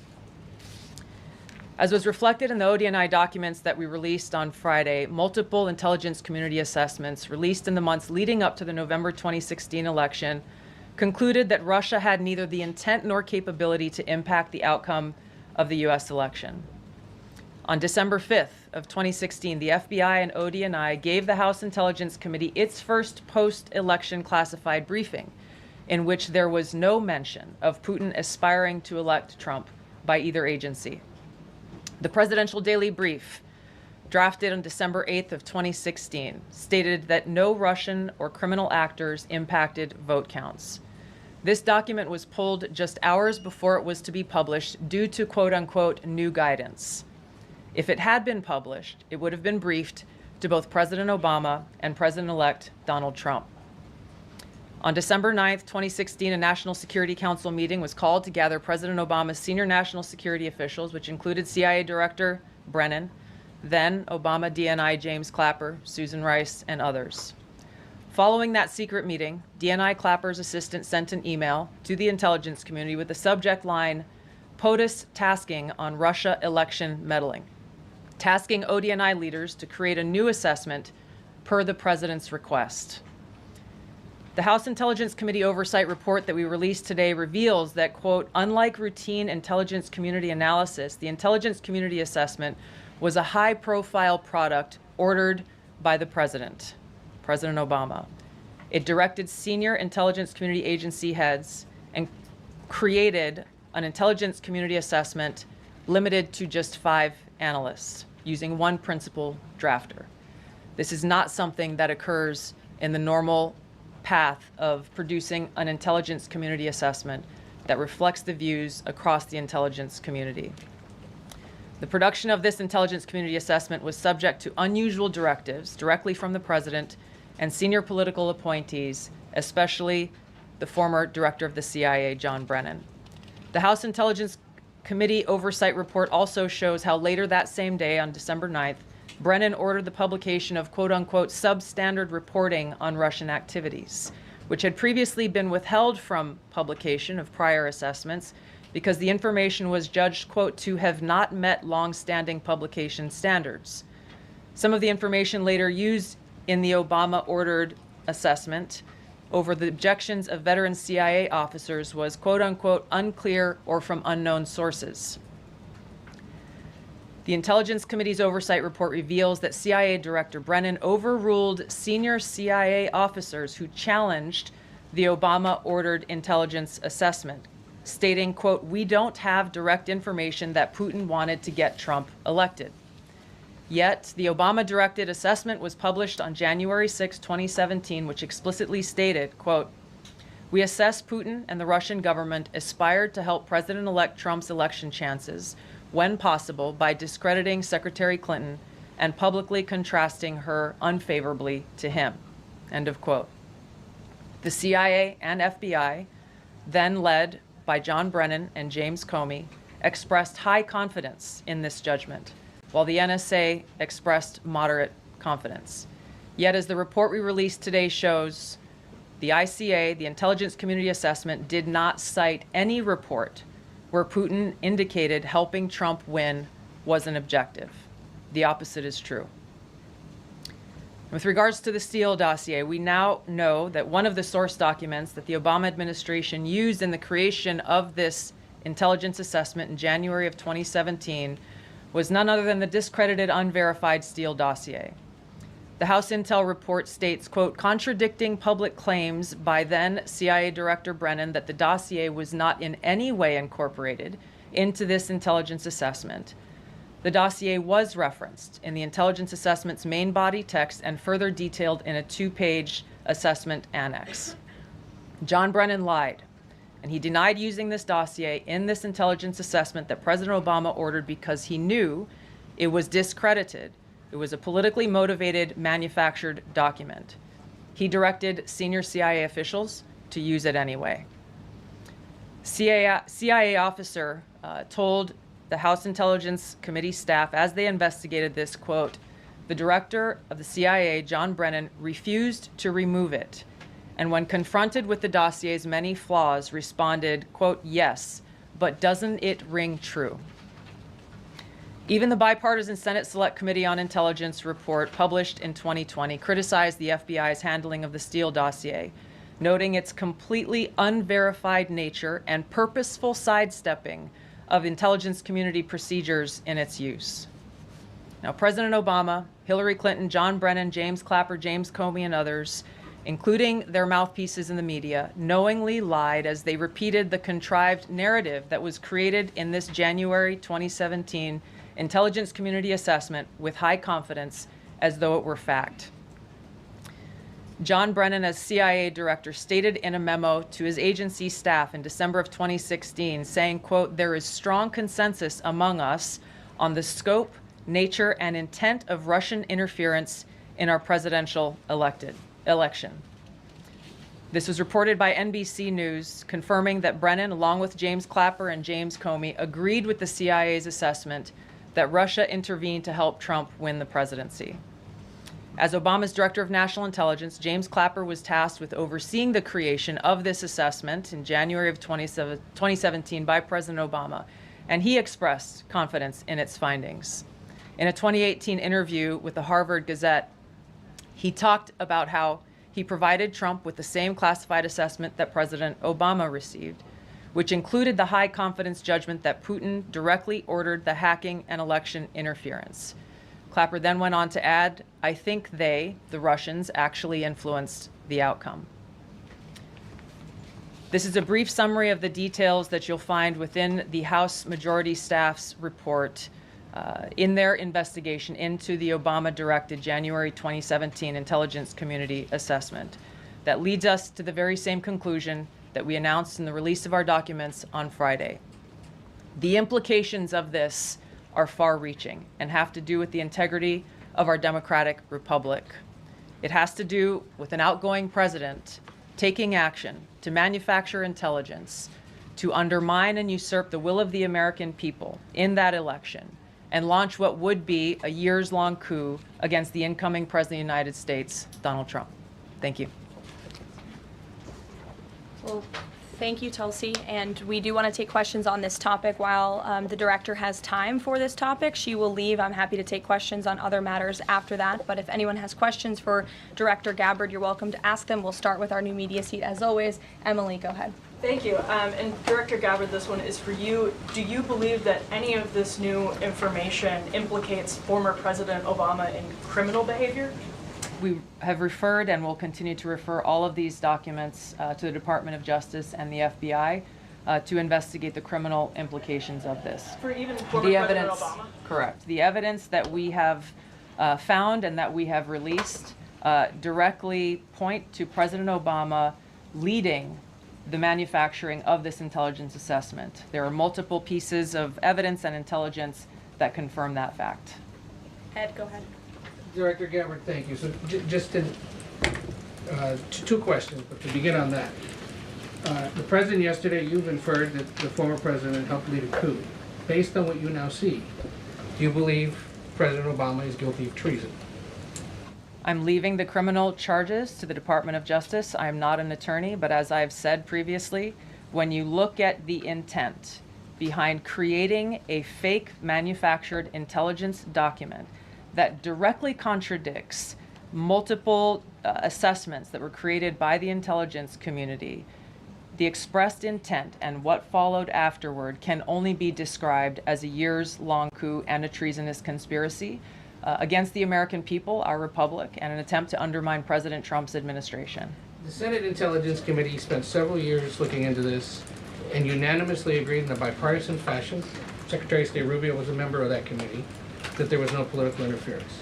There was a years-long Justice Department investigation into this as well that also concluded no political interference. So help us, from a 50,000-foot level, explain, what do you now have that refutes those two conclusions? I will encourage you, in my role as the Director of National Intelligence, my job, again, as I said when I came into this role, was to make sure that we are telling the truth to the American people and that we are ensuring that the intelligence community is not being politicized. So I'm not asking you to take my word for it. I'm asking you in the media to conduct honest journalism and the American people to see for yourself in the documents that we've released now, close to 200 pages, that point in multiple references, multiple examples, to include comments that have been made by senior intelligence professionals who are some still working within these agencies today that confirm the conclusions that we have drawn, that President Obama directed an intelligence community assessment to be created to further this contrived false narrative that ultimately led to a years-long coup to try to undermine President Trump's presidency. And it's your belief that those two previous investigations missed that or covered it up? I'm telling you to look at the evidence. Look at the evidence and you will know the truth. John. Thanks, Caroline. Thanks, Director Gabbard. You declassified these documents, if I'm not mistaken, Friday of last week, correct? We released them on Friday of last week, the first tranche, yes. This isn't the first time that President Trump has been president of the United States. He was president from 2017 to 2021. Couldn't the prior DNI under President Trump have declassified these documents? And why didn't that DNI do that at that time? I can't speak to what happened there. There were several DNIs under the first Trump administration. President Trump faced many challenges from those who were working in the government who sought to undermine his presidency. That's been clearly detailed. What I can speak to is the fact that this was one of the first things that we started to investigate here within this Trump administration and have released the results upon the conclusion of our investigation. And then my second question has to do with what intelligence agencies around the world have said about Russia, that they have tried to influence elections in the United States, in France, in Germany, in the UK. Do you disagree with that? Do you believe that Russia is a bad actor as it relates to trying to influence elections? I'll point back to the intelligence that President Trump has ordered declassified, that we have declassified and released, that the intelligence reflects Russia's motives were to try to sow discord and chaos within the U.S. election, which is a clear distinction from showing a preference for or against a specific candidate, which is what the Obama manufactured intelligence document alleges, that Russia preferred Donald Trump and tried to help Donald Trump get elected. Again, going back to the most important point here, with the intent to undermine the legitimacy of President Trump's election and therefore subvert the will of the American people who chose to send him to the White House. Reagan. Thanks, Caroline. Director Gabbard, Reagan Reese with the Daily Caller. You laid out that the documents revealed that the Obama administration did not publish a December 2016 presidential daily briefing that demonstrated that Russia did not steal the election. Trump was receiving these briefings at the time because he was president-elect. Are you of the view that that information was kept out of the briefing because then President-elect Donald Trump would have seen it? I don't have any documents that speak to exactly what the new guidance was that was given as the reason for pulling that document, which, by the way, still has never been published until we released it last week, Friday. One could assume that they didn't want President Trump to see a document that came from the intelligence community that would contradict the Russia hoax narrative that began through the Hillary Clinton campaign with the Steele dossier. One more, maybe either for you or Caroline. The president said yesterday that Obama committed treason.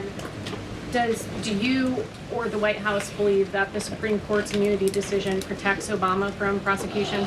Look, I can speak to the president's feelings on this matter. He spoke to all of you yesterday in the Oval Office, but I also spoke to him about this morning.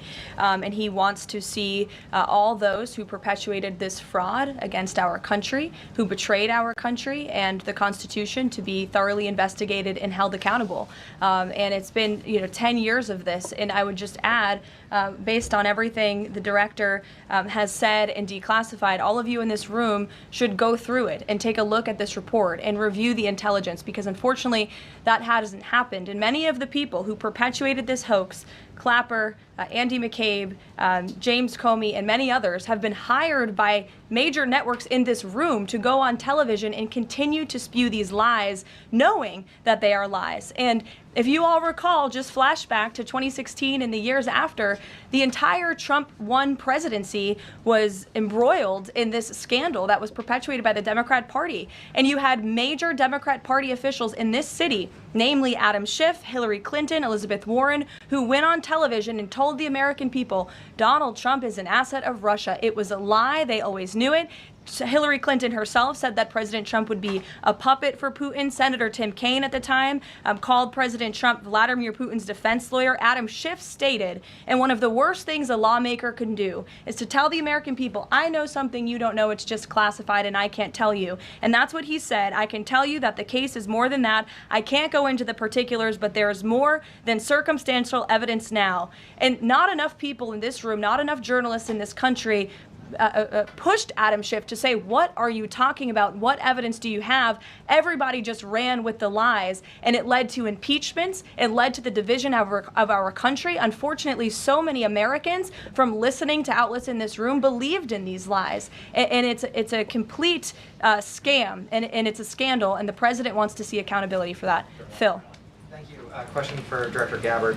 A spokesperson for former President Obama said in a statement earlier this week, quote, nothing in the documents issued last week undercuts the widely accepted conclusion that Russia worked to influence the 2016 election but did not successfully manipulate any votes. How do you respond to critics like former President Obama and also others on the Hill who say that the administration is conflating apples and oranges here, conflating allegations of actual hacking of voter machines and allegations of interference generally? I think it's a disservice to the American people that former President Obama's office and others who are criticizing the transparency that is being delivered by releasing these documents. They are doing a disservice to the American people and trying to deflect away from their culpability in what is a historic scandal and negative action towards the American people and our democratic republic. The answer to that statement can very clearly be found throughout all of the documents that we have released. Again, showing that Russia has took action to try to sow discord in the election, but showed no preference for or against any singular candidate. You've long been an opponent of weaponization in government. How do you respond to criticism that referring Obama administration officials and even potentially the former president is just more weaponization and this is a potential race to the bottom? I think that's a very disrespectful attack on the American people who deserve the truth. They deserve to have faith and trust in the integrity of our democratic republic, which has been undermined by President Obama through his direction of this manufactured fake intelligence document, knowing that it was filled with lies and knowing that it would and could then be used for all of the actions that came after. Carolyn? And I would just add, there needs to be accountability for that weaponization, Phil, that we've seen. And no one has been a victim of the weaponized government more than President Trump, not just because of this political scandal. You all recall his house was raided. So I think, you know, it's very disingenuous for people to say, how dare they speak of former President Obama about this based on evidence and based on intelligence, when the former President of the United States, Donald Trump's home was raided, when he was forced to sit in a Manhattan courtroom and many other courtrooms across the country for crimes he never committed, when he was impeached and indicted, and the entire country witnessed that. That's the weaponization of justice. Now the president is back because the American people see the truth. Nearly 80 million Americans reelected him back to this office, and he believes that we need to have justice and accountability. And I think the nearly 80 million Americans who reelected him agree with that. Caitlin. Thank you, Carolyn. Two questions for Director Gabbard, just on this. Director Gabbard, you referenced the past intelligence reports and assessments on this, including that 2017 one that was signed off, as Ed noted, by every Republican on the Senate Intelligence Community, including the acting chair of the time, now Secretary of State Marco Rubio, who said in a statement that they did not find any evidence of Russian collusion, but they did find, however, is very troubling, and they found irrefutable evidence of Russian meddling. One, are you saying that he's wrong in that statement that he made then? And secondly, what would you say to people who believe that you're only releasing these documents now to improve your standing with the president after he said that your intelligence assessments were wrong? Well, first, I want to correct something that you stated, which was citing the Senate Intelligence Committee's report as being one and the same. I think you said the intelligence community. The Senate Intelligence Committee has a very different function than the Office of the Director of National Intelligence. The evidence and the intelligence that has been declassified and released is irrefutable.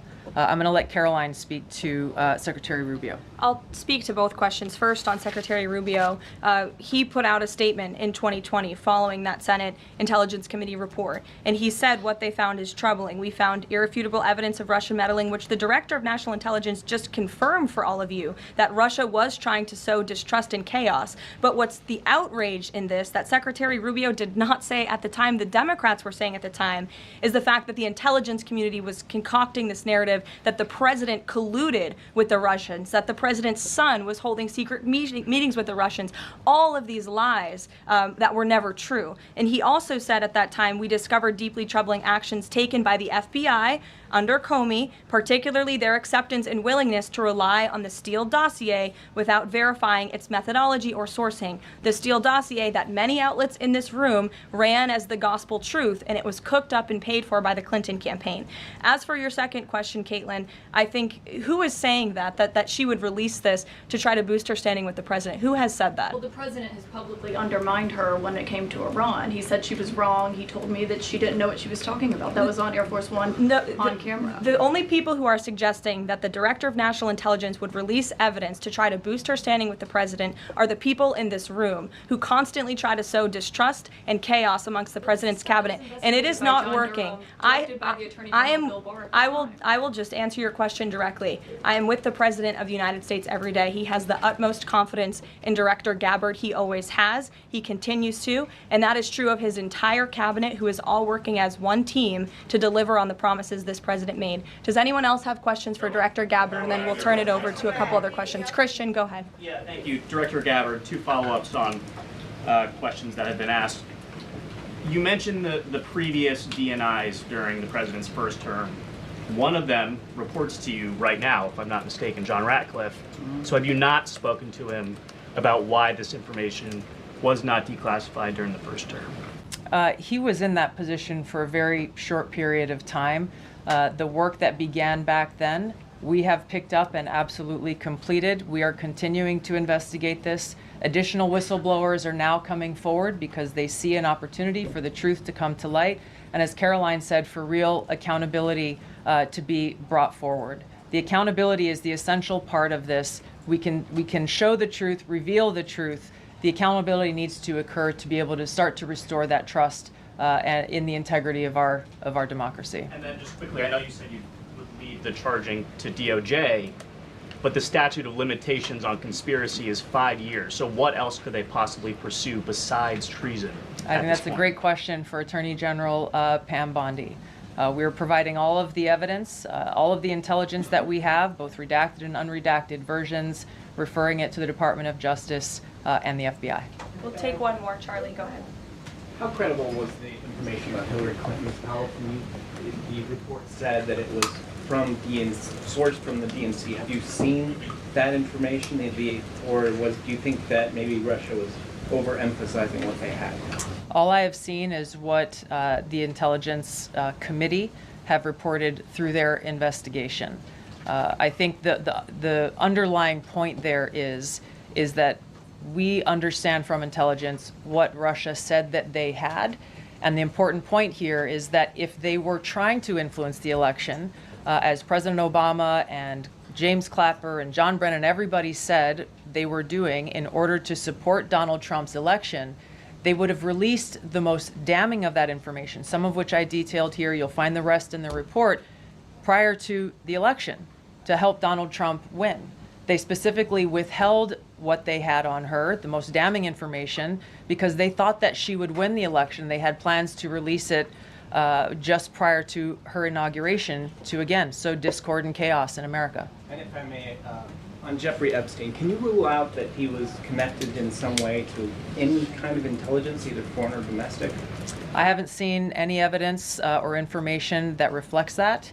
If anything comes before me that changes that in any way, support the president's statement loud and clear. If any credible evidence comes forward, he wants the American people to see it. Great. Director Gabbard, we thank you for Thank your you. time today. I know you're a busy woman, Thank so you. we'll let you get out of here, but thank you so much. Okay. I know there's many issues going on today across the world and here at home. If you have any other further questions, I'm happy to take them. Ed, why don't you go ahead? Yeah, thank you, Caroline. So the Japan trade deal, is that Japan trade deal the start of this number of trade deals that the Treasury Secretary says we're going to see by August 1st? I think it is. I mean, as you said, we had Japan yesterday. We also had Indonesia, and we had the Philippines as well. The president announcing all three. He came in as the closer in all three of those. I've said many times from this podium that the president's trade team has been in active talks and discussions with many countries around the world, and you've all been anxiously awaiting what those countries were. Now you know three of them, and there's many, many more to go. We have now sent 25 letters to countries around the world. But just to reiterate this Japan deal, for those at home who may have missed it, Japan will now pay a 15% tariff versus the reciprocal rate of 24% that they initially had. Auto and auto parts tariffs have been reduced to 15%, but the centerpiece of this deal now is the president got Japan to commit to $550 billion in investments to revitalize American industries. And these funds will be spent at President Trump's discretion and direction into key industries such as energy, semiconductors, critical minerals, pharmaceuticals, and shipbuilding. And the U.S. will retain 90% of the profits from any investments made by this $550 billion fund. This was originally a $400 billion investment that President Trump then negotiated to an increase of $150 billion, making it a $550 billion deal for the American people. And I just want to emphasize, Ed, I see you have a follow-up, but it's very important. Japan has agreed to open their markets to many very key sectors in American-made products that have really faced very strict tariff and non-tariff barriers prior. So thanks to the president, Japan's markets will now be open to American-made products and goods. This is big news for our tech companies and our farmers as well. On Monday, the Treasury Secretary is going to Stockholm to talk to the Chinese delegation. What does the president hope to get out of that meeting? Are there deliverables? I won't speak to any deliverables or set expectations. I'll let the Secretary of Treasury do that. But I did speak to him yesterday about his upcoming trip, and he looks forward to continuing discussions with his Chinese counterparts. The president has ensured that we have a good continuing working relationship with China that benefits the United States. And so the Secretary of Treasury will be obviously discussing those key matters, but I'll let him set the expectations. One more, if I may. Sure. Given what the DNI just said and laid out, does President Trump believe that President Obama should go to jail for something? Look, the president believes that this matter needs to be thoroughly investigated, and anyone convicted of crimes should be held accountable in this country. Go ahead. Special Envoy Wickoff is headed overseas again. Good to see you, Olivia. Good to I haven't see seen you since the campaign trail. Yeah, it's good to see you. He's headed back overseas. Can you give us a sense of what the marching orders are to some of the people he'll be meeting with, specifically as it relates to Gaza and ongoing talks there? Yes, Special Envoy Wickoff is headed to Europe, where he will meet with key leaders from the Middle East to discuss the ongoing ceasefire proposal to end this conflict in Gaza and to release the hostages. These are very sensitive negotiations that are currently taking place. I spoke to Special Envoy Wickoff last night about them. I will let him speak further on the matter, but the President and Special Envoy Wickoff has made the administration's goals clear.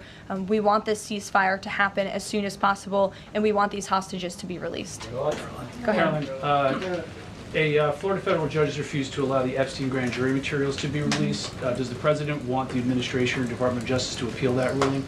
That was just breaking as the director and I were coming out here, so I haven't had a chance to talk to the president about it. I understand there are 2 other requests from the Department of Justice that are ongoing, but I'll let this president speak to whether he wants to see an appeal. And the Department of Justice, I'm sure, can give you a statement on that as well. And is he supportive of the effort to talk to Ghislaine Maxwell? I know that Todd Blanchard mentioned that earlier this week. The president spoke to this yesterday, and he said he thinks it's an appropriate idea.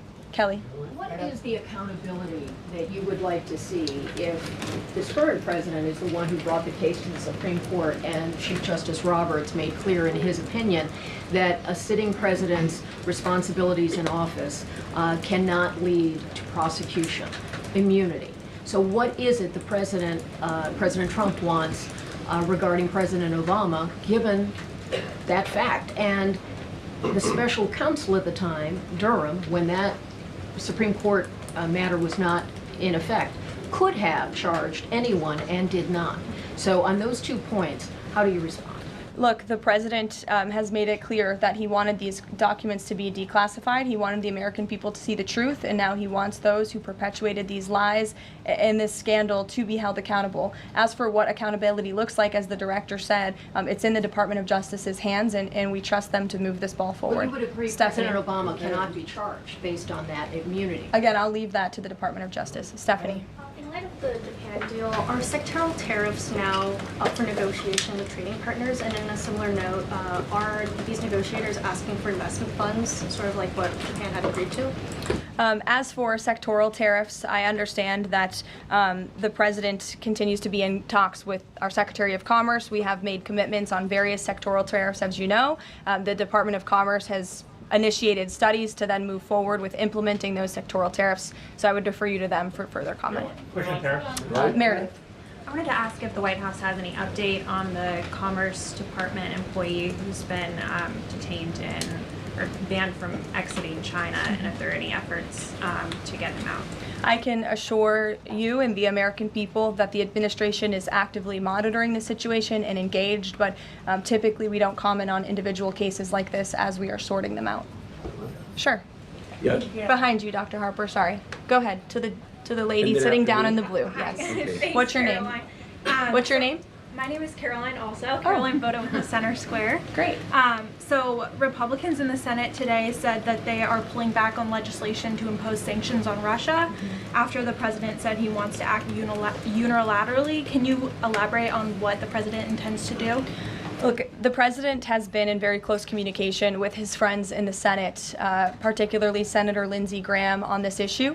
But the president has always maintained, he's the commander-in-chief and the president for a reason, and he has been deeply involved in this conflict since the beginning. And so any decisions that are made with respect to sanctions, the president wants to reserve that authority and that right to himself. Jasmine. Thanks, Caroline. 2 questions for you. The first on AI. Does President Trump support federal agencies contracting with Elon Musk's AI company? I don't think so, no. Okay, so he would want the DOJ to then cancel the contract with Grok. I'll talk to him about it, yes. And my second question, just, obviously the developments with the Epstein case with the judge, but I wonder, has the White House counsel, the DOJ explored any other documents that could be released to the public that don't have to do with that grand jury testimony? To my knowledge, the Department of Justice has moved forward with the request to unseal that grand jury testimony, and as you know, they have also moved forward with interviewing Ms. Maxwell, which I believe will be taking place very soon. Go ahead. Sure. Thanks, Caroline. I have a question about Paul Ingracia, the OSC nominee who faces a Senate committee hearing tomorrow. Tom Tillis said that he wouldn't vote for Ingracia if if a vote came to the Senate floor. 24 worker advocacy groups have said that they they don't support his nomination. What is the White House planning to do to sort of turn the tide or convince legislators that they should vote for him? The White House is always in communication with members of both the Senate and the House, and we stand by the president's nominees. Sure.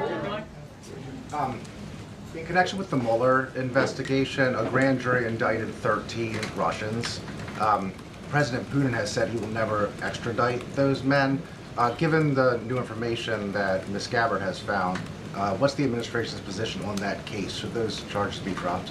I don't have an update for you on that case, but I'll check in with the National Security Council and our team will get you something. Sure. Thank you so much. So Fani Willis and Jack Smith separately, they both charged President Trump with conspiracy to defraud the United States and a conspiracy to overturn the 2020 election. It now turns out we're confirming that Obama and his cronies were doing that the whole time in 2016 on a massive scale, falsifying documents and having their intel agencies do this. What does this say about the 2020 election? And also, what's your thoughts on the irony here? There is a lot of irony, especially for the party of the Democrat Party, who claims to be for democracy. We often heard throughout the 2024 campaign they were calling this president a threat to democracy. And now I think the declassification of all of these documents proves that they were indeed the true threat to democracy. And as I said repeatedly today, there needs to be justice and accountability for that. You all will hear directly from the president later this afternoon at the AI Summit here in Washington, D.C., scheduled to speak later in a few hours. So we will see you all there. Thank you very much.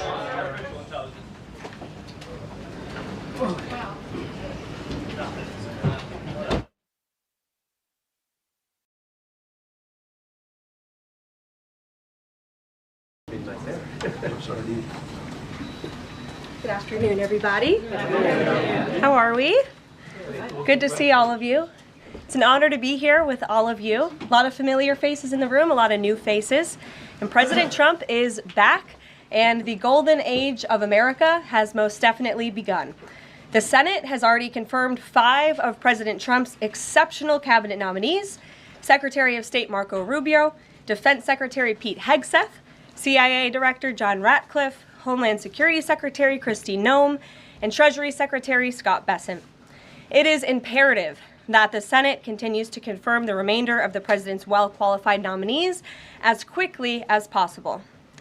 As you have seen during the past week, President Trump is hard at work fulfilling the promises that he made to the American people on the campaign trail.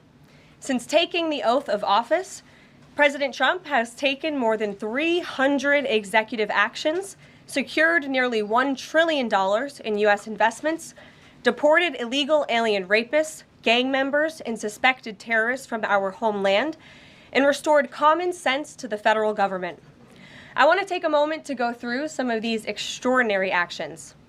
On day 1, President Trump declared a national emergency at our southern border to end the 4-year-long invasion of illegal aliens under the previous administration.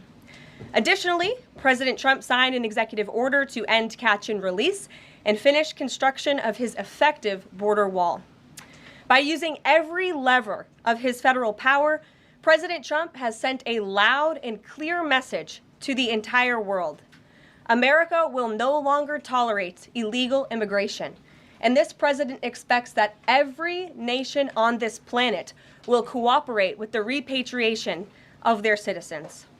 As proven by this weekend, when President Trump swiftly directed his team to issue harsh and effective sanctions and tariffs on the Colombian government, upon hearing they were denied a U.S. military aircraft full of their own citizens who were deported by this administration. Within hours, the Colombian government agreed to all of President Trump's demands, proving America is once again respected on the world stage. So, to foreign nationals who are thinking about trying to illegally enter the United States, think again. Under this president, you will be detained and you will be deported. Every day, Americans are safer because of the violent criminals that President Trump's administration is removing from our communities. On January 23rd, ICE New York arrested a Turkish national for entry without inspection who is a known or suspected terrorist. On January 23rd, ICE San Francisco arrested a citizen of Mexico unlawfully present in the United States who has been convicted of continuous sexual abuse of a child aged 14 years or younger. ICE St. Paul has arrested a citizen of Honduras who was convicted of fourth-degree criminal sexual conduct with a minor. ICE Buffalo arrested a citizen of Ecuador who has been convicted of rape. ICE Boston arrested a citizen of the Dominican Republic who has a criminal conviction for second-degree murder. This criminal was convicted of murder for beating his pregnant wife to death in front of her 5-year-old son. And ICE St. Paul also arrested a citizen of Mexico who was convicted of possessing pornographic material of a minor on a work computer.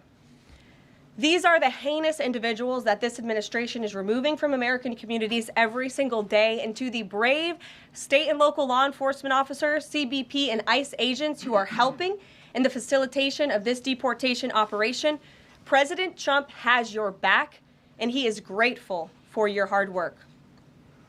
On the economic front, President Trump took immediate action to lower costs for families who are suffering from 4 long years of the Biden administration's destructive and inflationary policies. President Trump ordered the heads of all executive departments and agencies to help deliver emergency price relief to the American people, untangle our economy from Biden's regulatory constraints, and end the reckless war on American energy. President Trump also signed sweeping executive orders to end the weaponization of government and restore common sense to the federal bureaucracy. He directed all federal agencies to terminate illegal diversity, equity, and inclusion programs to help return America to a merit-based society. President Trump also signed an executive order declaring it is now the policy of the federal government that there are only 2 sexes, male and female. Sanity has been restored. Before I take your questions, I would like to point out to all of you once again have access to the most transparent and accessible president in American history. There has never been a president who communicates with the American people and the American press corps as openly and authentically as the 45th and now 47th president of the United States. This past week, President Trump has held multiple news conferences, gaggled on Air Force One multiple times, and sat down for a 2-part interview on Fox News, which aired last week. As Politico summed it up best, Trump is everywhere again. And that's because President Trump has a great story to tell about the legendary American revival that is well underway. And in keeping with this revolutionary media approach that President Trump deployed during the campaign, the Trump White House will speak to all media outlets and personalities, not just the legacy media who are seated in this room. Because according to recent polling from Gallup, Americans' trust in mass media has fallen to a record low. Millions of Americans, especially young people, have turned from traditional television outlets and newspapers to consume their news from podcasts, blogs, social media, and other independent outlets. It's essential to our team that we share President Trump's message everywhere and adapt this White House to the new media landscape in 2025. To do this, I'm excited to announce the following changes will be made to this historic James S. Brady briefing room, where Mr. Brady's legacy will endure. This White House believes strongly in the First Amendment, so it's why our team will work diligently to restore the press passes of the 440 journalists whose passes were wrongly revoked by the previous administration. We're also opening up this briefing room to new media voices who produce news-related content and whose outlet is not already represented by one of the seats in this room. We welcome independent journalists, podcasters, social media influencers, and content creators to apply for credentials to cover this White House. And you can apply now on our new website, whitehouse.gov/newmedia. Starting today, this seat in the front of the room, which is usually occupied by the press secretary's staff, will be called the new media seat. My team will review the applications and give credentials to new media applicants who meet our criteria and pass United States Secret Service requirements to enter the White House complex. So in light of these announcements, our first questions for today's briefing will go to these new media members whose outlets, despite being some of the most viewed news websites in the country, have not been given seats in this room. And before I turn to questions, I do have news directly from the President of the United States that was just shared with me in the Oval Office. From President Trump directly, an update on the New Jersey drones.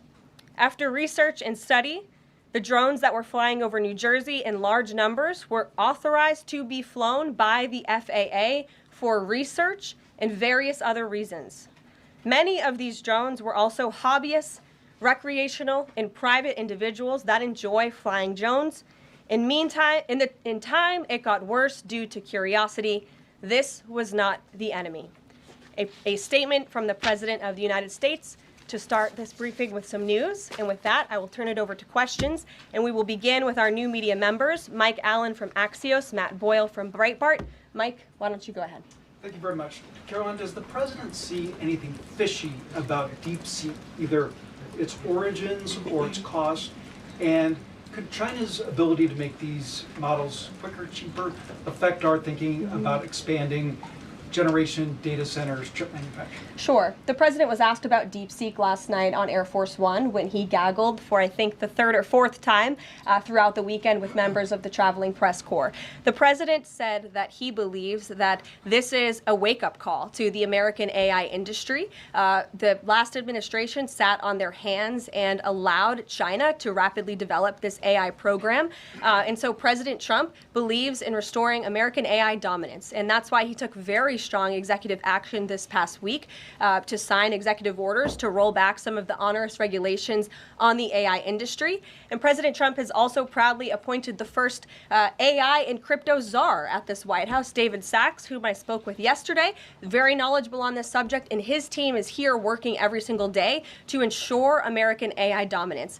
As for the national security implications, I spoke with NSC this morning. They are looking into what those may be, and when I have an update, I will share it with you, Mike. Caroline, you say restore U.S. dominance. Is there a fear that the U.S. either is fallen or has fallen behind? And how would the president make sure the U.S. stays ahead? No, the president is confident that we will restore American dominance in AI.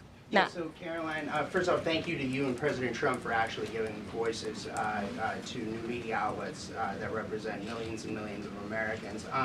The thing I would add, I've got a two-part question for you. The first is just can you expand upon what steps the White House is going to take to bring more voices, not less, which is what our founder, Andrew Breitbart, believed in, into this room where they rightfully belong? Yeah. Absolutely. And as I said in my opening statement, Matt, it is a priority of this White House to honor the First Amendment. And it is a fact that Americans are consuming their news media from various different platforms, especially young people. And as the youngest press secretary in history, thanks to President Trump, I take great pride in opening up this room to new media voices to share the president's message with as many Americans as possible. In doing so, number one, we will ensure that outlets like yours, Axios and Breitbart, which are widely respected and viewed outlets, have an actual seat in this room every day. We also, again, encourage anybody in this country, whether you are a TikTok content creator, a blogger, a podcaster, if you are producing legitimate news content, no matter the medium, you will be allowed to apply for press credentials to this White House. And as I said earlier, our new media website is whitehouse.gov/newmedia. And so we encourage people to apply. Again, as long as you are creating news-related content of the day and you're a legitimate independent journalist, you're welcome to cover this White House. And secondly, Caroline, you said you laid out several of the actions that President Trump has taken. Obviously, it's a stark contrast to the previous administration of breakneck speed from President Trump. Can we expect that pace to continue as the first 100 days moves along here and beyond that?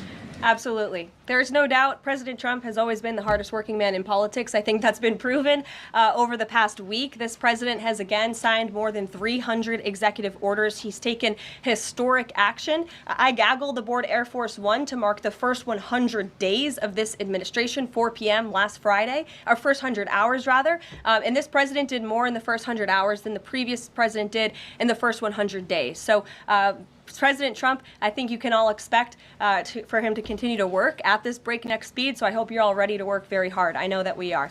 Zeke Miller. Thanks, Caroline. A question that we've asked your predecessors of both parties in this job.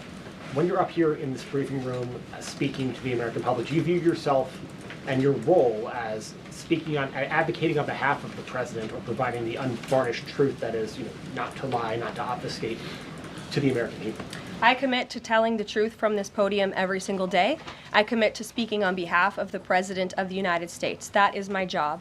And I will say it's very easy to speak truth from this podium when you have a president who is implementing policies that are wildly popular with the American people, and that's exactly what this administration is doing. It's correcting the lies and the wrongs of the past 4 years, many of the lies that have been told to your faces in this very briefing room. I will not do that. But since you brought up truth, Zeke, I would like to point out, while I vowed to provide the truth from this podium, we ask that all of you in this room hold yourselves to that same standard. We know for a fact there have been lies that have been pushed by many legacy media outlets in this country about this president, about his family, and we will not accept that. We will call you out when we feel that your reporting is wrong or there is misinformation about this White House. So yes, I will hold myself to the truth, and I expect everyone in this room to do the same. And Caroline, just on a substantive question, yesterday the White House Office of Management and Budget directed across the board freeze, with some exceptions for individual assistance, we understand, to federal grants. It's caused a lot of confusion around the country among Head Start providers, among providers services to homeless veterans, Medicaid providers, states saying they're having trouble accessing the portal. Could you help us clear up some of the confusion, give some certainty to folks? And also, is that uncertainty, how does that uncertainty service the president's voters? Well, I think there's only uncertainty in this room amongst the media. There's no uncertainty in this building. So let me provide the certainty and the clarity that all of you need. This is not a blanket pause on federal assistance and grant programs from the Trump administration. Individual assistance, that includes, I'm not naming everything that's included, but just to give you a few examples, Social Security benefits, Medicare benefits, food stamps, welfare benefits, assistance that is going directly to individuals will not be impacted by this pause. And I want to make that very clear to any Americans who are watching at home who may be a little bit confused about some of the media reporting. This administration, if you are receiving individual assistance from the federal government, you will still continue to receive that. However, it is the responsibility of this president and this administration to be good stewards of taxpayer dollars. That is something that President Trump campaigned on. That's why he has launched DOGE, the Department of Government Efficiency, who is working alongside OMB. And that's why OMB sent out this memo last night, because the president signed an executive order directing OMB to do just this. And the reason for this is to ensure that every penny that is going out the door is not conflicting with the executive orders and actions that this president has taken. So what does this pause mean? It means no more funding for illegal DEI programs. It means no more funding for the Green New scam that has cost American taxpayers tens of billions of dollars. It means no more funding for transgenderism and wokeness across our federal bureaucracy and agencies. No more funding for Green New Deal social engineering policies. Again, people who are receiving individual assistance, you will continue to receive that. And President Trump is looking out for you by issuing this pause because he is being good steward of your taxpayer dollars. Thanks, Caroline. Sure. How long is this pause going to last, and how is the Trump administration recommending that organizations that rely on federal funding make payroll, pay their rent in the meantime? It is a temporary pause, and the Office of Management and Budget is reviewing the federal funding that has been going out the door. Again, not for individual assistance, but for all of these other programs that I mentioned. I also spoke with the incoming director of OMB this morning, and he told me to tell all of you that the line to his office is open for other federal government agencies across the board, and if they feel that programs are necessary and in line with the president's agenda, then the Office of Management and Budget will review those policies. I think this is a very responsible measure. Again, the past 4 years, we've seen the Biden administration spend money like drunken sailors. It's a big reason we've had an inflation crisis in this country, and it's incumbent upon this administration to make sure, again, that every penny is being accounted for honestly. Why impose this pause with so little notice? Why not give organizations more time to plan for the fact that they are about to lose, in some cases, really crucial federal funding, at least for a period of time? There was notice. It was the executive order that the president signed. There's also a freeze on hiring, as you know, a regulatory freeze, and there's also a freeze on foreign aid. And this is, again, incredibly important to ensure that this administration is taking into consideration how hard the American people are working. And their tax dollars actually matter to this administration. You know, just during this pause, DOJ and OMB have actually found that there was $37 million that was about to go out the door to the World Health Organization, which is an organization, as you all know, that President Trump, with the swipe of his pen in that executive order, is no longer wants the United States to be a part of. So that wouldn't be in line with the president's agenda. DOJ and OMB also found that there was about to be 50 million taxpayer dollars that went out the door to fund condoms in Gaza. That is a preposterous waste of taxpayer money. So that's what this pause is focused on, being good stewards of tax dollars. And so this doesn't Jennifer. affect Meals on Wheels or Head Start or disaster aid? Again, it does not affect individual assistance that's going to Americans. To follow up on Nancy, do you think there will be a list of who is affected and how much money is affected? How will these contractors and organizations know if they are actually having their funding frozen? And then secondly, if you're willing, can you just clarify, is the end goal of this to essentially challenge Congress or to prove that the president can withhold federal funding? In other words, is this an attempt to pick a fight to prove that he can do this? No, absolutely not. As it says right here in the memo, which I have, and I'd encourage all of you to read it, it says the American people elected President Trump to be the president of the United States and gave him a mandate to increase the impact of every federal dollar. This memo requires federal agencies to identify and review all federal financial assistance programs and supporting activities consistent with the president's policies and requirements. The American people gave President Trump an overwhelming mandate on November 5th, and he's just trying to ensure that the tax money going out the door in this very bankrupt city actually aligns with the will and the priorities of the American people. Brian Glenn. Yes. Welcome. You look great. You're doing a great job. You talked about transparency, and some of us in this room know how just transparent President Trump has been the last 5 or 6 years. I think you'll do the same. My question is, do you think this latest incident with the president of Colombia is indicative of the global, powerful respect they have for President Trump moving forward, not only to engage in economic diplomacy with these countries, but also world peace?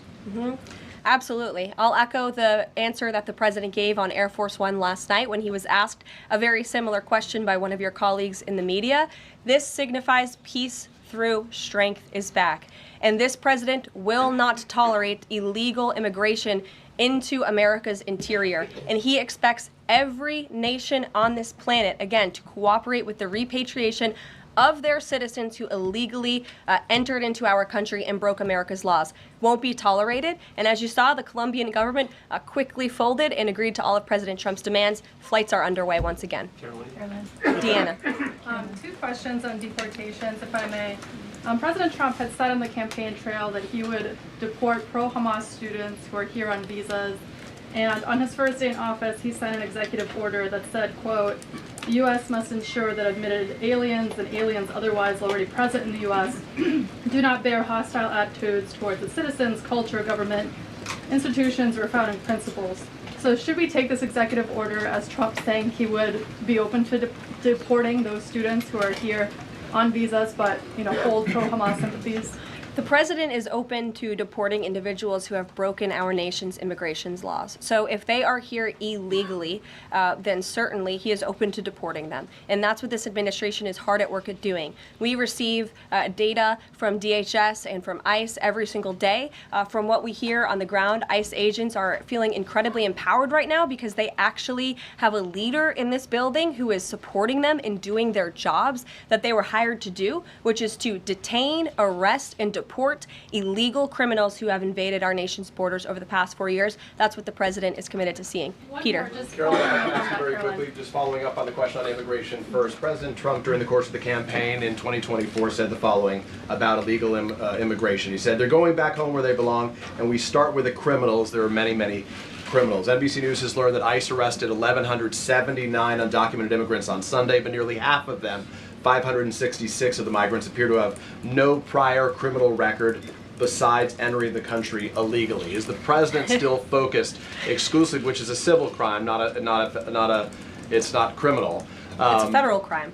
So I'm asking though, he said he was going to focus on those violent offenders first. So is violent offenders no longer the predicate for these people to be deported? The president has said countless times on the campaign trail, I've been with him at the rallies, I know you've been there covering them too, Peter, that he is focused on launching the largest mass deportation operation in American history of illegal criminals. And if you are an individual, a foreign national, who illegally enters the United States of America, you are, by definition, a criminal. And so therefore, you are subject to deportation. I apologize for interrupting. So to be clear, it's not violent criminals do not receive precedence in terms of the deportations taking place. The president has also said two things can be true at the same time. We want to deport illegal criminals, illegal immigrants from this country, but the president has said that, of course, the illegal criminal drug dealers, the rapists, the murderers, the individuals who have committed heinous acts on the interior of our country and who have terrorized law-abiding American citizens, absolutely, those should be the priority of ICE, but that doesn't mean that the other illegal criminals who entered our nation's borders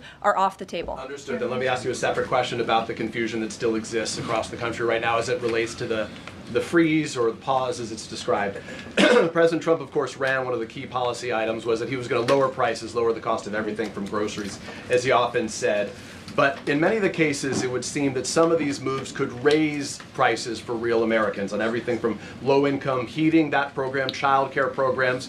Will nothing that the president's doing here in terms of the freeze in these programs raise prices on ordinary Americans? What particular actions are you referring to that I'm referring to LHEAP right now. That's the low-income heating program, for example. We can talk about, there's no clarity, so I could refer to a lot of them. We don't know what they are specifically. Can you tell us that LHEAP is not one of those affected? So you're asking a hypothetical based on programs that you can't even identify. No, I just identified. What I can tell you just is be that clear, since you guys haven't identified, let's do it together just for Americans at home.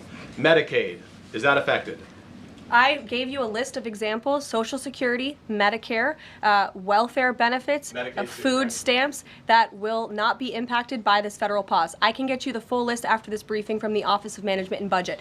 But I do want to address the cost cutting because that's certainly very important and cutting the cost of living in this country. President Trump has taken historic action over the past week to do that.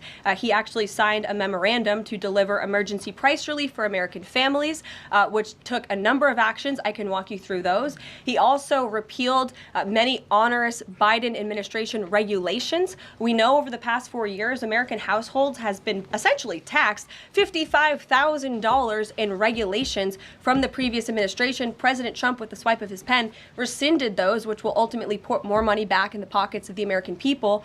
So deregulation is a big deal. And then when it comes to energy, I mean, the president signed an executive order to declare a national energy emergency here at home, which is going to make America energy dominant. We know that energy is one of the #1 drivers of inflation. And so that's why the president wants to increase our energy supply to bring down costs for Americans. The Trump energy boom is incoming, and Americans can expect that. Please share that out. Thank you. Caroline, I think some of the confusion may be here with this pause on federal funding. You've made it clear you're not stopping funds that go directly to individuals, but there certainly are lots of organizations that receive funding and then may pass along a benefit. Meals on Wheels, for one.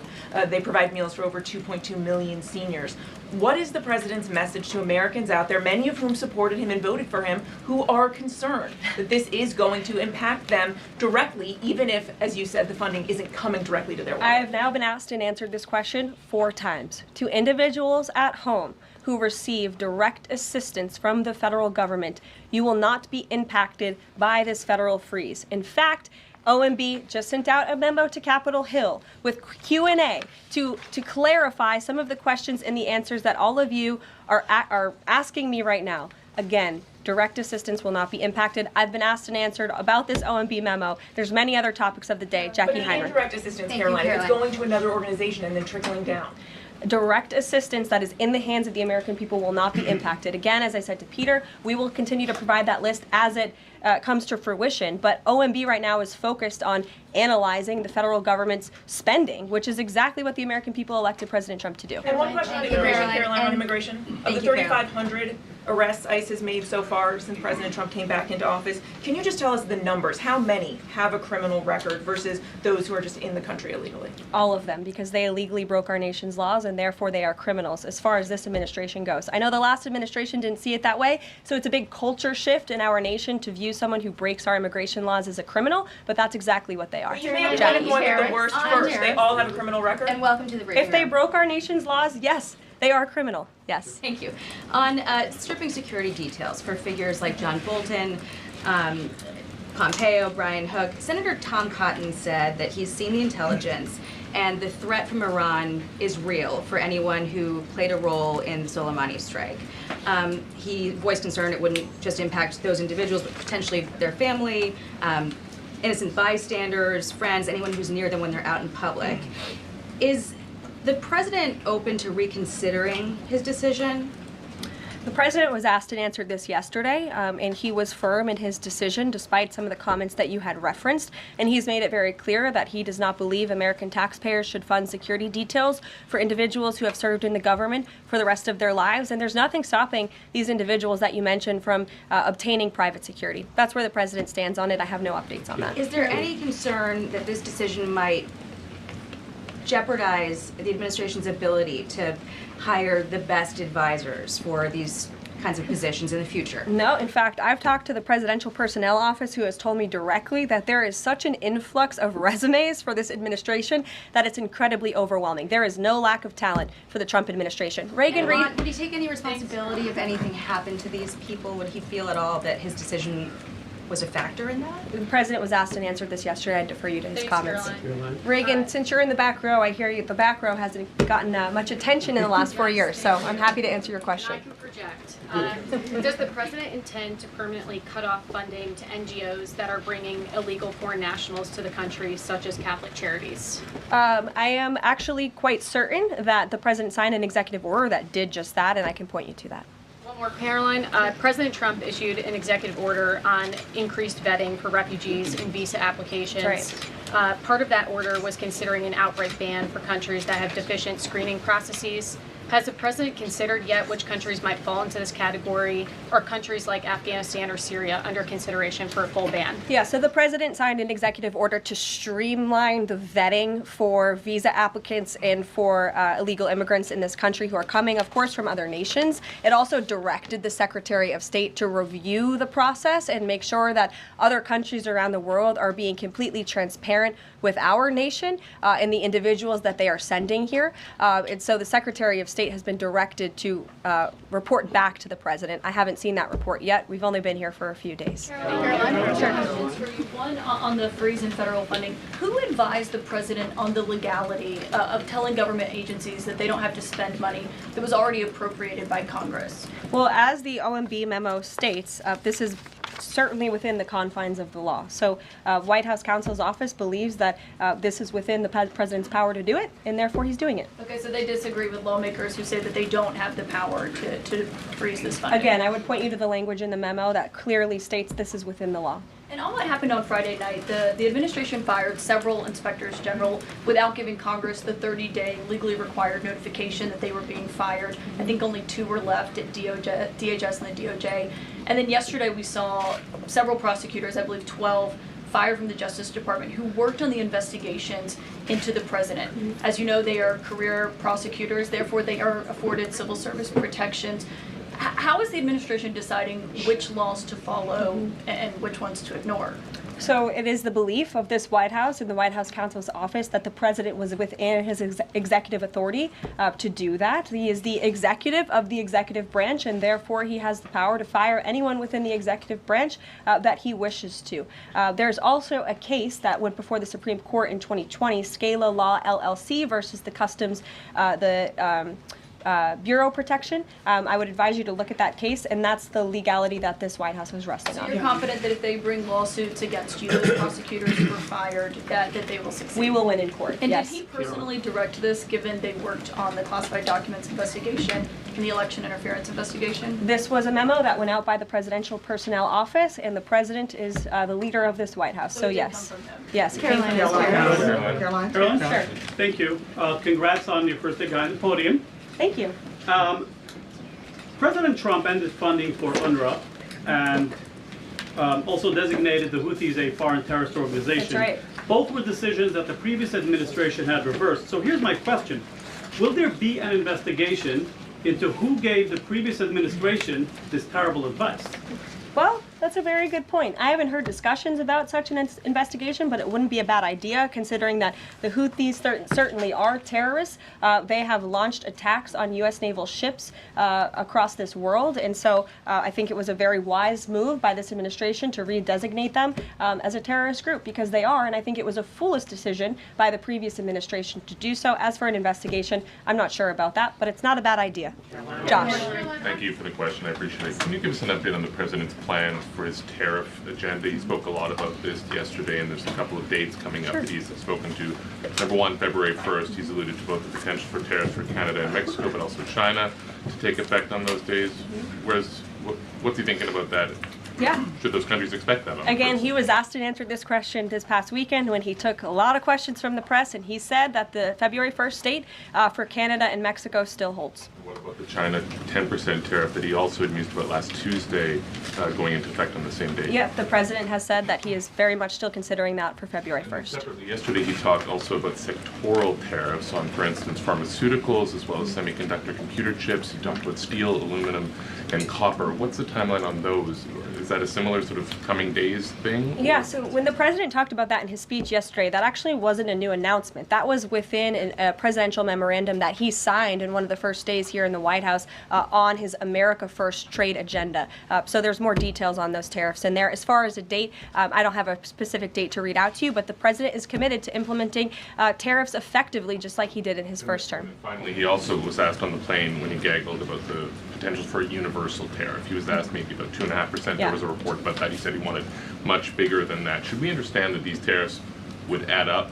You know, in other words, you might have country-specific tariffs like Canada, Mexico, China. You might have sectoral tariffs like on pharmaceuticals, as well as a potential universal tariff on top of that. Do these stack on one or the other, or would one sort of take precedence over another? All I can point you to is what the president has said on this front. The February 1st date for Canada and Mexico, also the China tariff that he has discussed. He rejected the 2.5% tariff. He said that was a little bit too low. He wants it to be higher. I'll leave it to him to make any decisions on that front. Phil Wegman. What the Mexicans Phil. and Canadians have done so far, do you have any comment on whether that has met the bar, what he wants to see on fentanyl? Thank you. I won't get ahead of the president again on advocating to foreign nations on what they should or shouldn't do to get away from these tariffs. The president has made it very clear, again, that he expects every nation around this world to cooperate with the repatriation of their citizens. And the president has also put out specific statements in terms of Canada and Mexico when it comes to what he expects in terms of border security. We have seen a historic level of cooperation from Mexico, but again,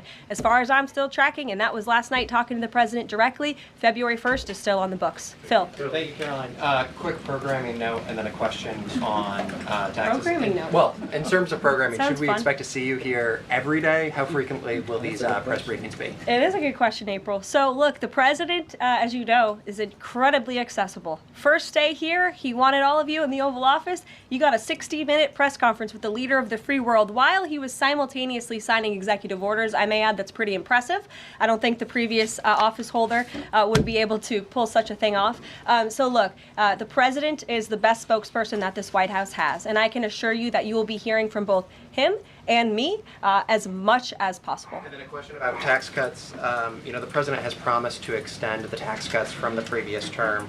I'm curious, you know, does the president support corresponding spending cuts as some Republicans have called for in Congress? And will the new Treasury Secretary be leading those negotiations with the Hill as Mnuchin did during the first administration? The president is committed to both tax cuts and spending cuts, and he has a great team negotiating on his behalf, but there's no better negotiator than Donald Trump, and I'm sure he'll be involved in this reconciliation process as it moves forward. Caroline, Sure.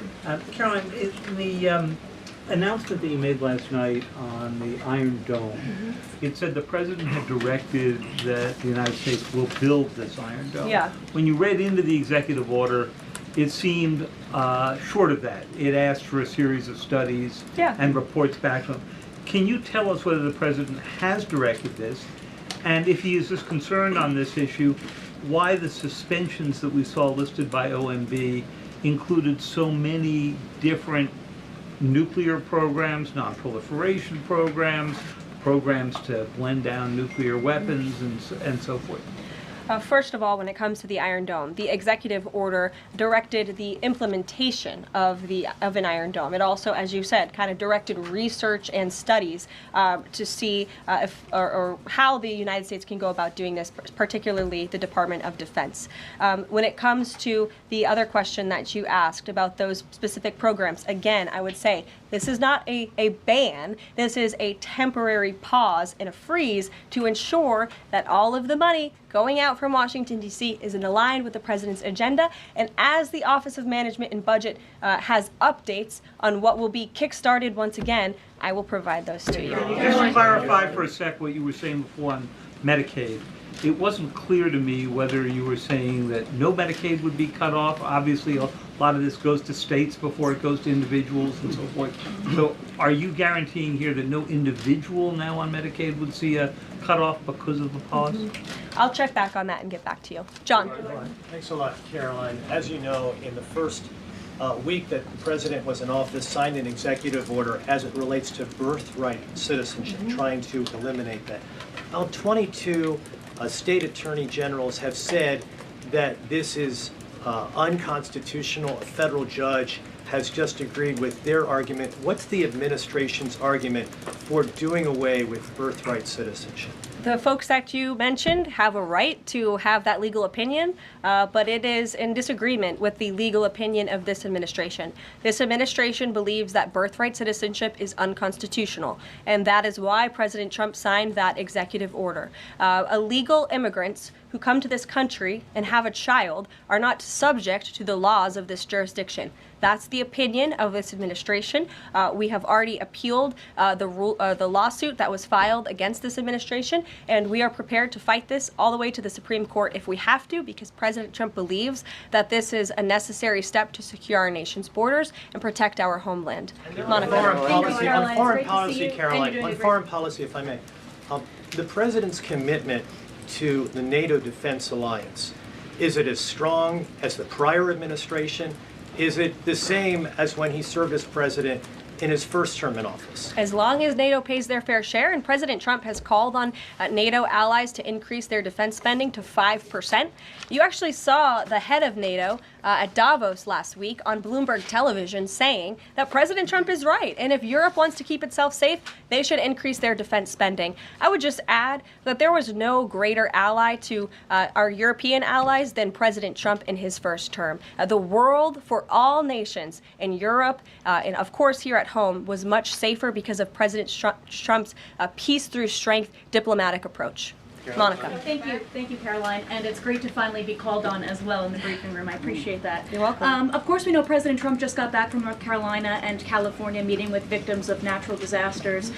There's the 2-year anniversary of the East Palestine, Ohio toxic train derailment. Does the president have any plans to go visit the victims of that toxic spill, or just visit in general? No plans that I can read out for you here. If that changes, I will certainly keep you posted. What I can tell you is that President Trump still talks about his visit to East Palestine, Ohio. That was one of the turning points, I would say, in the previous election campaign, where Americans were reminded that President Trump is a man of the people, and he, as a candidate, visited that town that was just derailed by the train derailment, no pun intended, and he offered support and hope, just like I saw the president do this past week.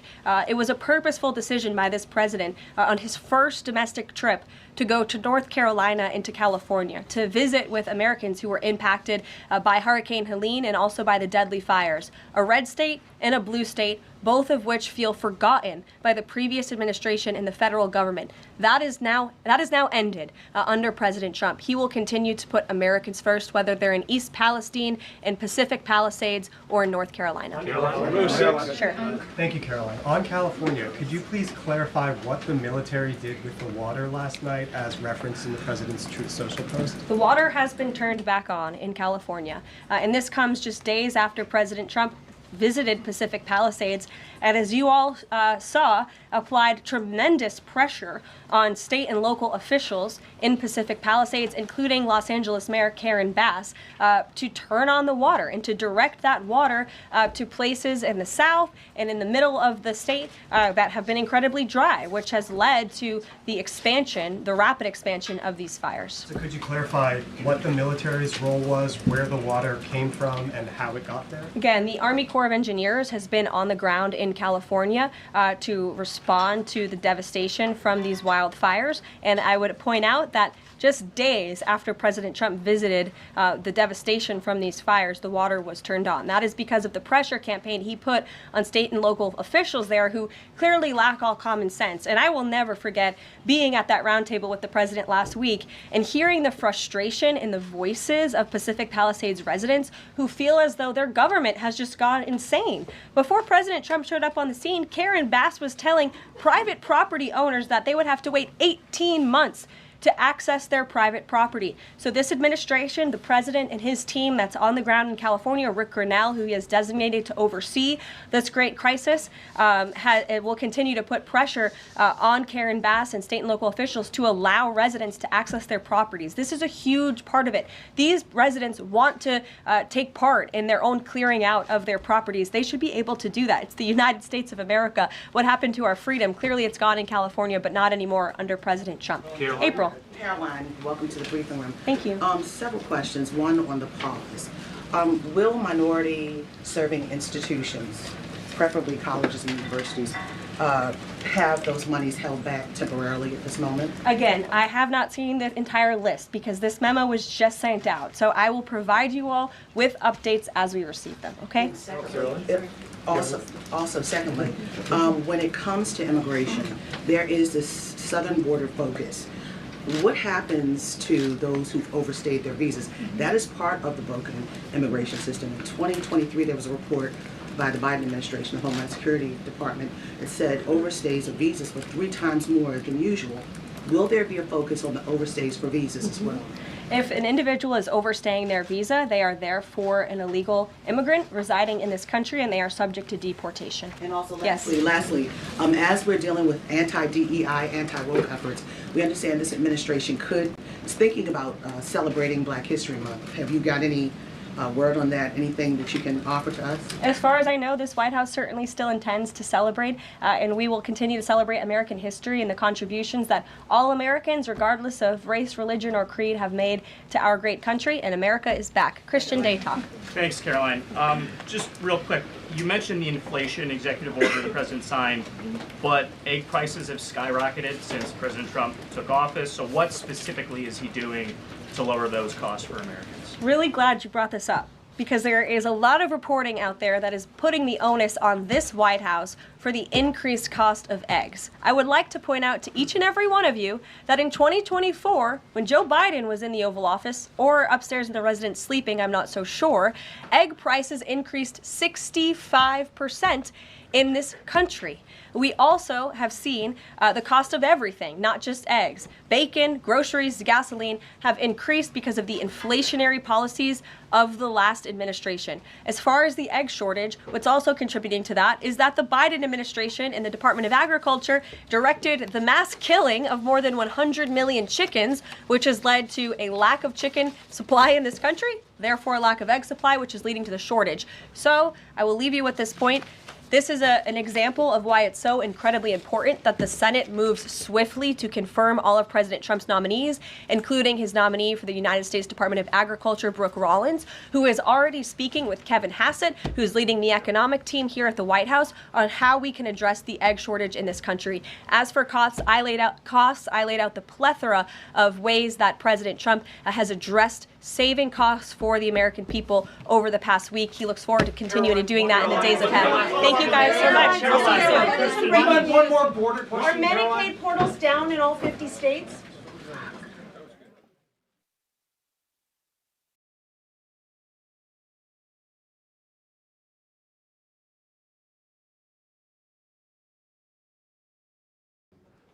Thank you very much. Thank you, everybody.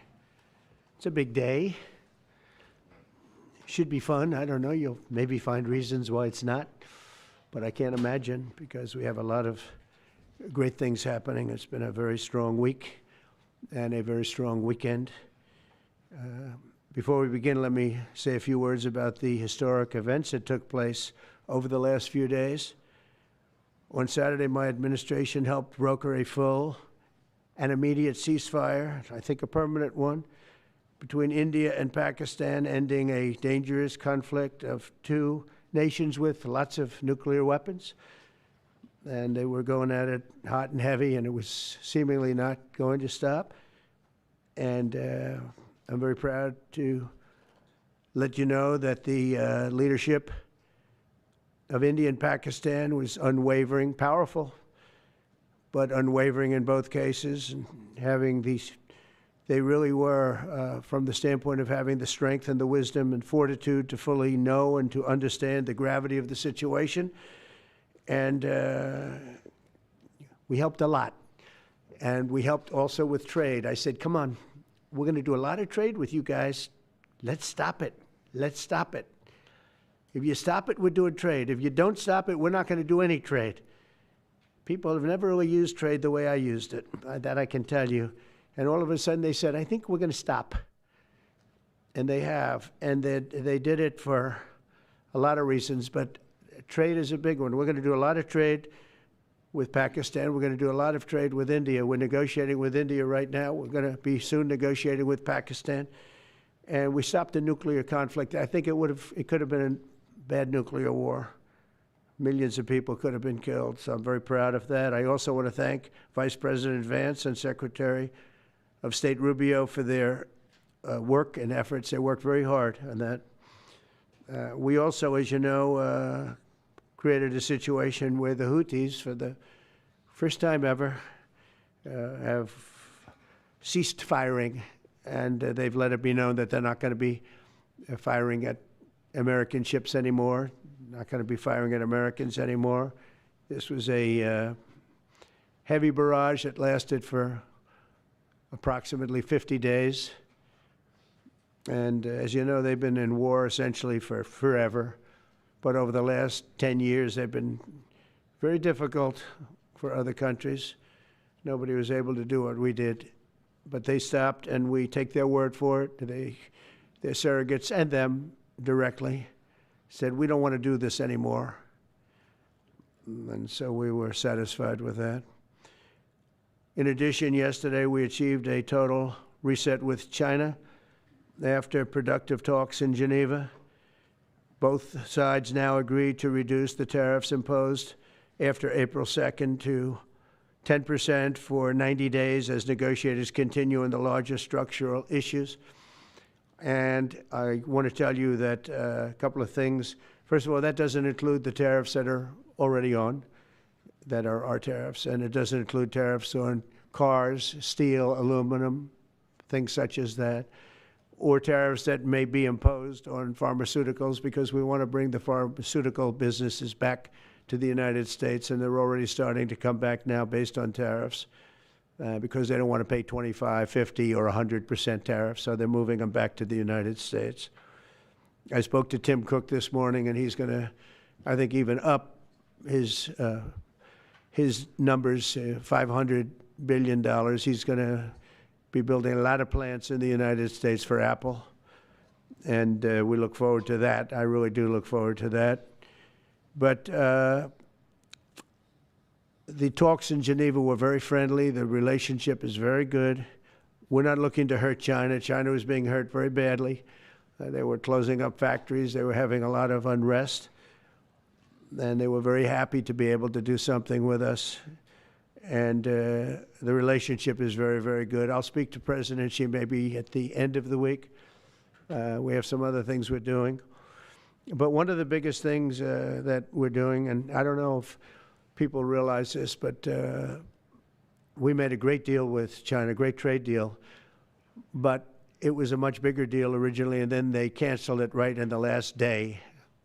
Some of you faces I remember were there when that happened. I remember you. And we had a deal where they opened up their country to trade with the United States.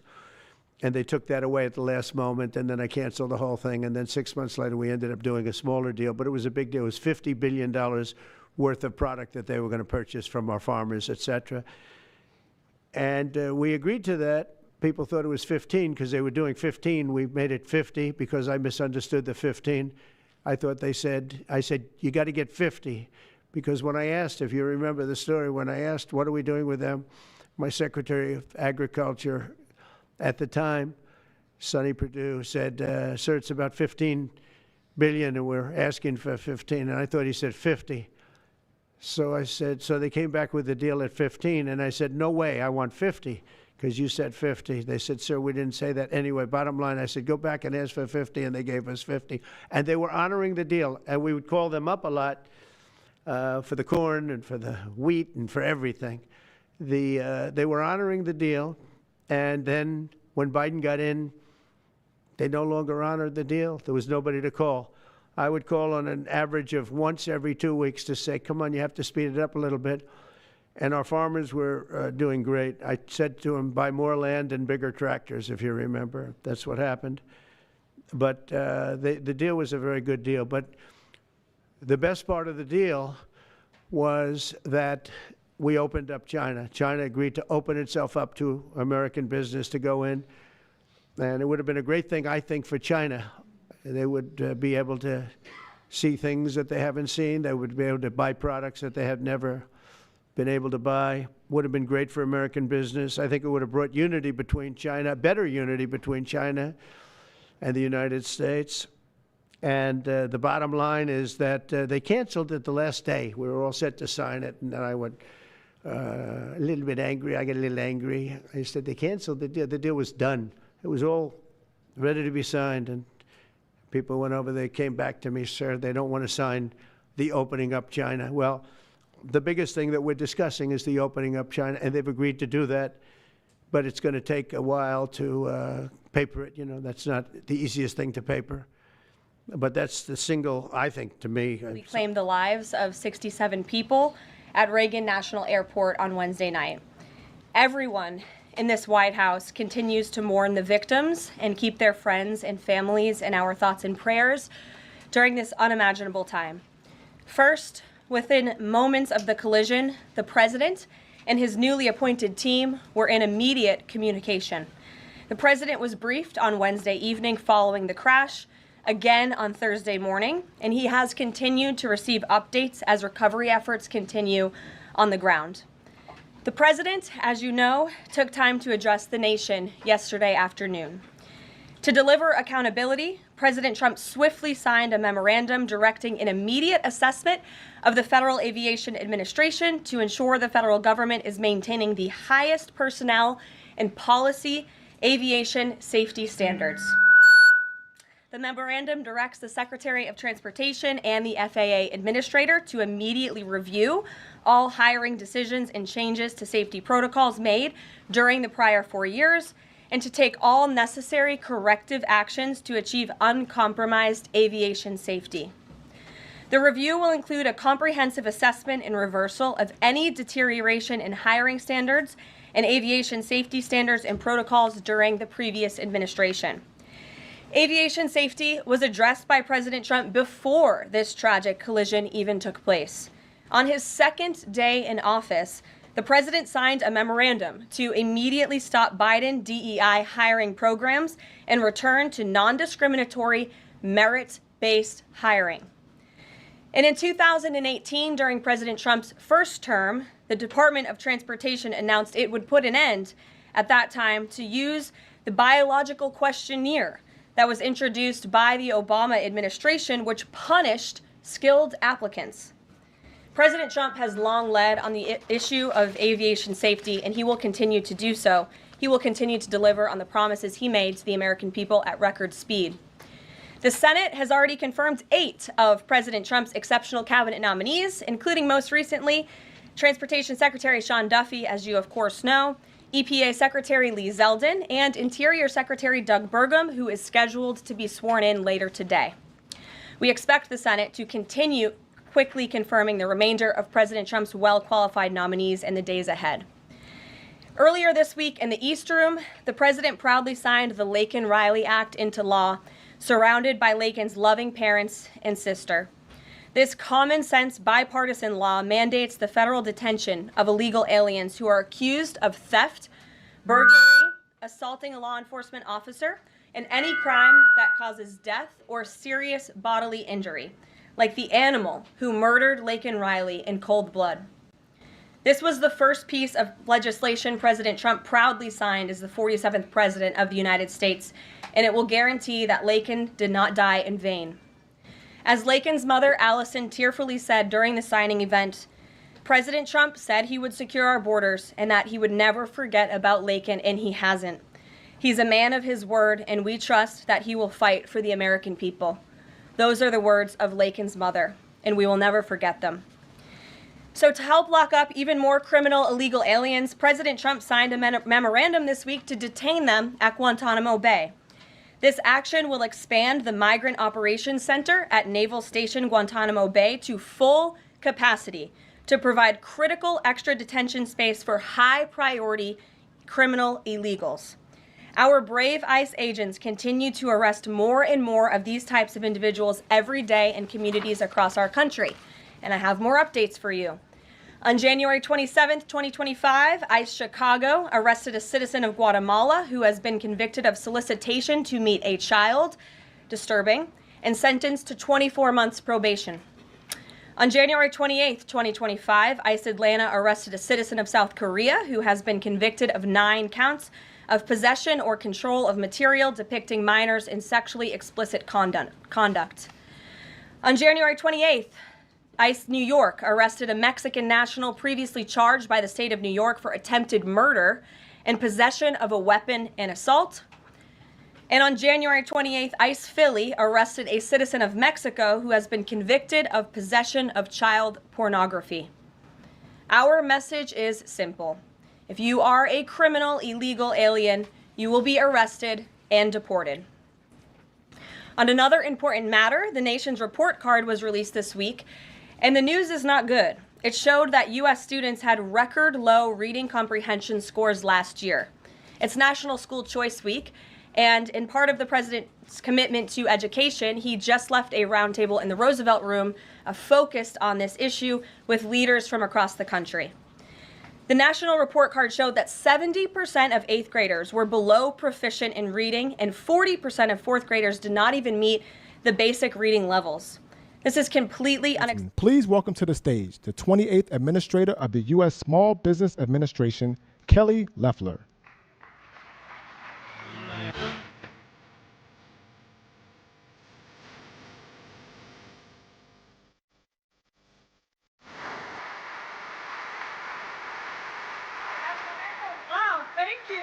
Hello, Wisconsin. I am so thrilled to be back in this incredible state and here in the 3rd District. And I'm always so grateful to join our great Vice President and our amazing congressman out on the road, especially at a hardworking small business like Point Precision. I mean, this is just absolutely incredible.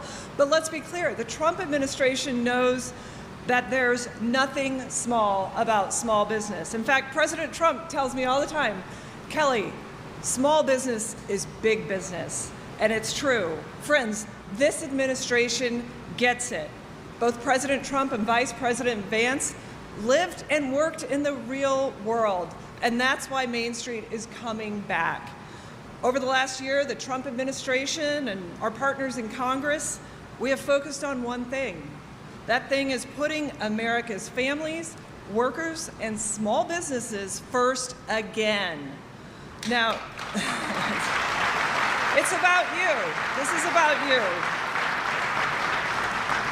You are the hardworking Americans who get the job done every single day. You're rebuilding our nation brick by brick. You endured 4 years of record high prices, and you overwhelmingly voted to send Donald J. Trump back to the White House. Thank you for that. Thank you. And since that day, President Trump, Vice President Vance, and their cabinet has worked tirelessly for you, with urgency, with resolve, and without apology to make America great again. So, we're reversing 4 long years of Bidenomics.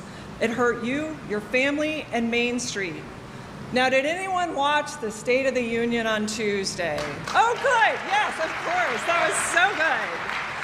President Trump made it very clear. We're bringing back the nation that we all knew, where freedom and grit, not the government, created generational opportunity. And the president said it best.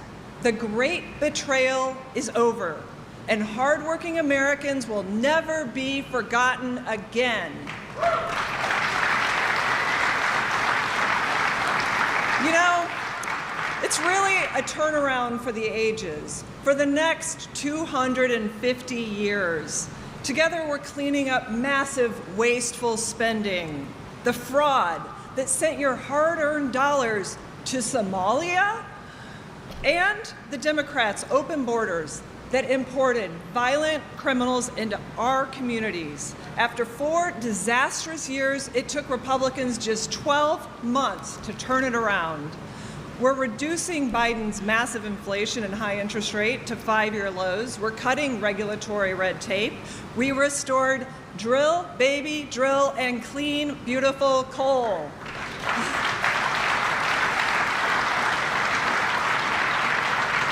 And importantly, especially for great places like this, we're ending the globalist trade imbalance that sent your jobs overseas. We recently have become aware that Made in America is back because we are a nation of builders, and that's happening right here in Plover at Point Precision. Now, the mainstream media and the liberal elites said what Republicans did couldn't be done, that we simply had to accept managed decline and dependency. Well, they were dead wrong, because all we needed was a new president.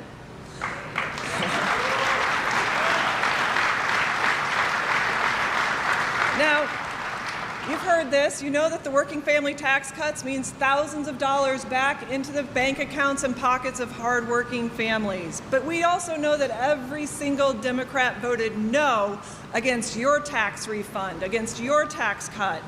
Despite that, Republicans got the job done for you. And here's what it means. You know what it means. No tax on tip, overtime, Social Security. It's expanded child tax credits. It's the $1,000 Trump accounts. It's the health savings accounts. The list goes on. And for small businesses like this one, it's making sure that tax rate is certain, the lower tax rate and accelerated depreciation so that they can invest more, hire, and grow right here in this local community. It's the most Main Street tax bill in American history. Now, every rational American understands that lower taxes are a good thing. But you saw it at the State of the Union. Congressional Democrats refused to stand or even applaud things like $4 trillion in tax cuts, voter ID, keeping boys out of girls' sports, and the basic principle that the security of American citizens should always come before criminal illegal aliens.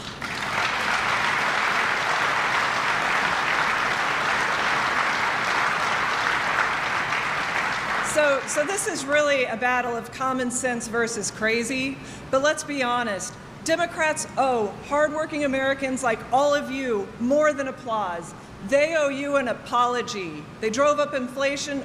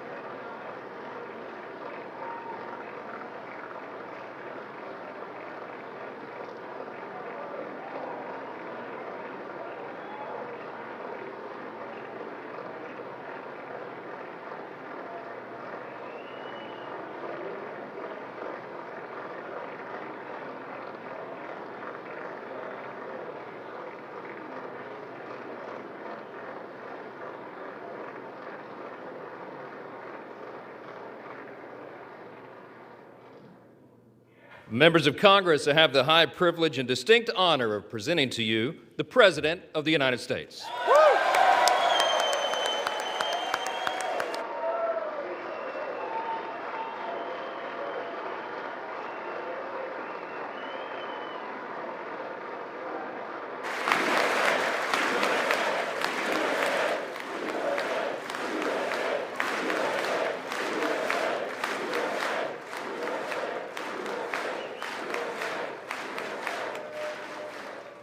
Well, thank you very much, everybody. It's really an honor. Speaker Johnson, Vice President Vance, First Lady of the United States.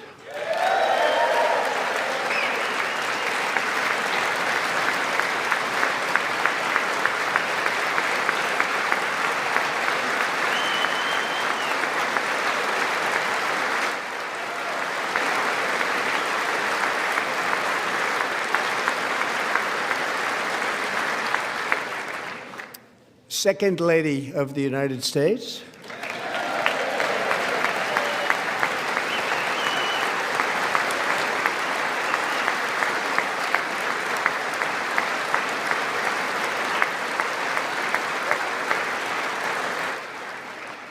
Members of Congress and my fellow Americans, our nation is back, bigger, better, richer, and stronger than ever before.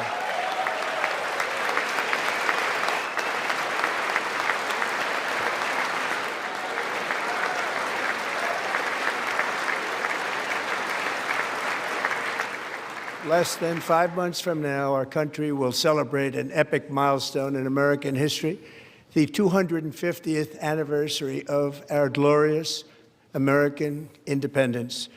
This July 4th, we will mark 2.5 centuries of liberty and triumph, progress and freedom in the most incredible and exceptional nation ever to exist on the face of the earth. And you've seen nothing yet. We're going to do better and better and better. This is the golden age of America.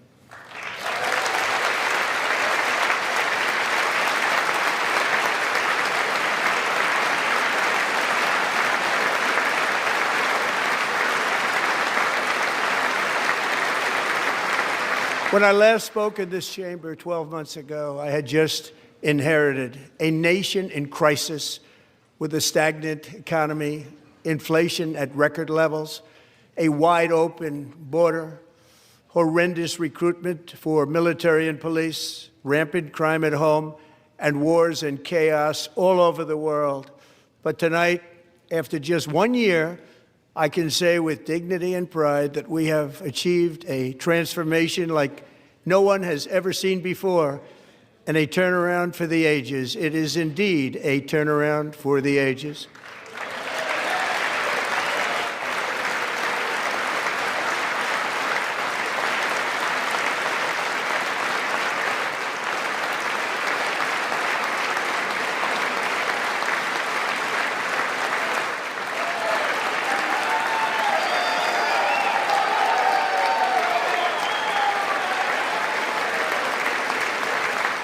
And we will never go back to where we were just a very short time ago. We're not going back. Today, our border is secure.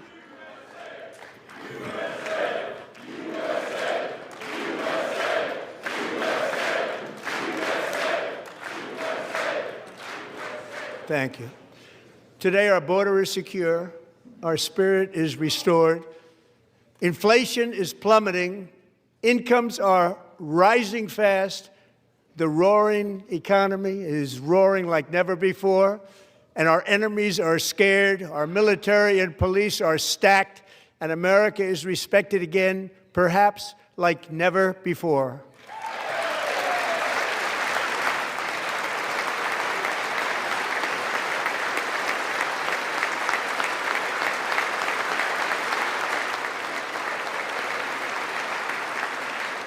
After 4 years in which millions and millions of illegal aliens poured across our borders, totally unvetted and unchecked, we now have the strongest and most secure border in American history by far.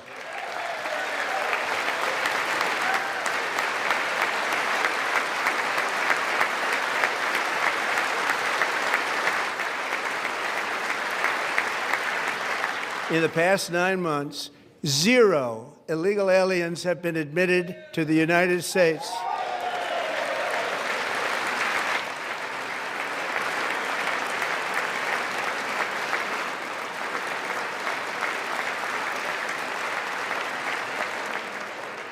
But we will always allow people to come in legally, people that will love our country and will work hard to maintain our country.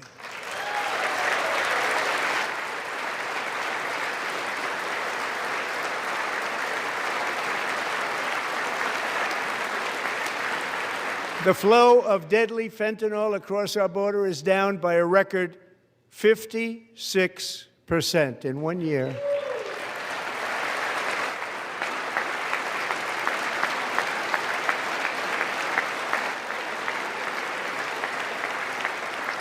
And last year, the murder rate saw its single largest decline in recorded history. This is the biggest decline, think of it, in recorded history, the lowest number in over 125 years, year 1900. In fact, substantially before my wonderful father, I had a wonderful father, Fred, before he was born, substantially before he was born. That's a long time ago. He wouldn't like me to say that, but that's a long time ago.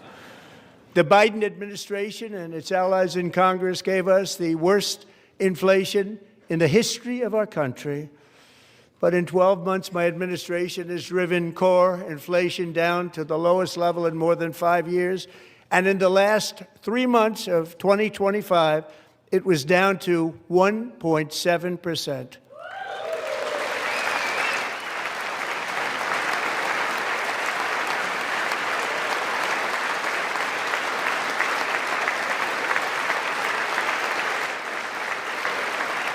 Gasoline, which reached a peak of over $6 a gallon in some states under my predecessor, it was quite honestly a disaster, is now below $2.30 a gallon in most states, and in some places, $1.99 a gallon. And when I visited the great state of Iowa just a few weeks ago, I even saw $1.85 a gallon for gasoline.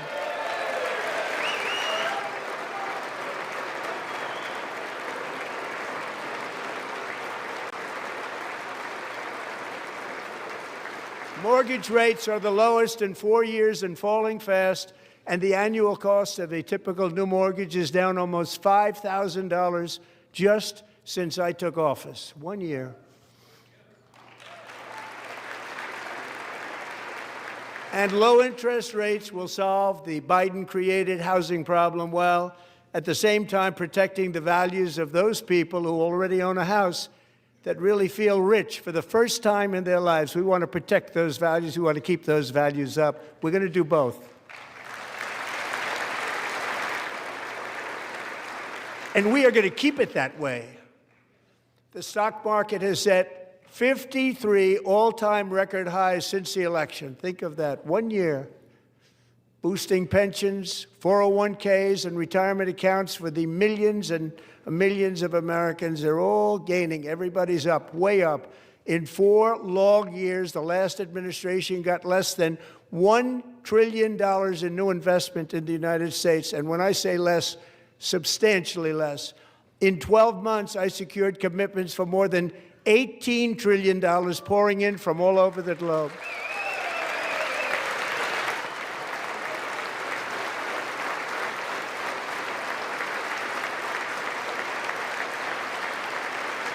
Think of it, much less than $1 trillion for 4 years versus much more than $18 trillion for 1 year. What a difference a president makes. A short time ago, we were a dead country. Now we are the hottest country anywhere in the world, the hottest.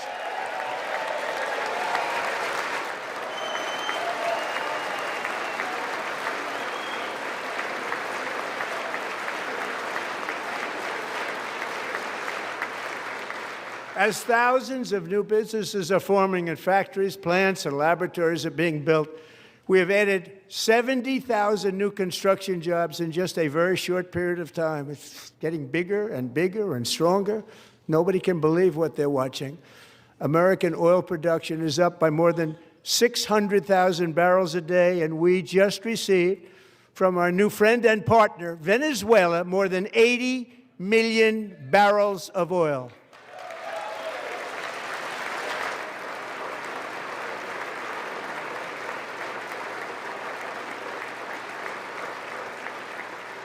American natural gas production is at an all-time high because I kept my promise to drill, baby, drill.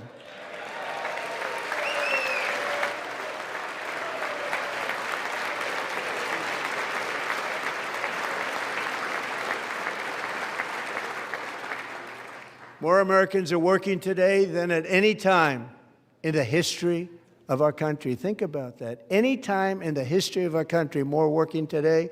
And 100% of all jobs created under my administration have been in the private sector.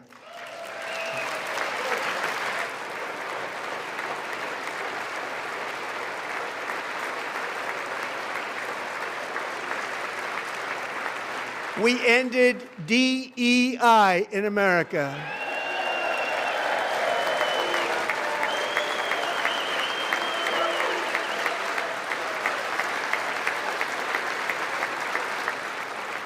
We cut a record number of job-killing regulations, and in 1 year we have lifted 2.4 million Americans, a record, off of food stamps.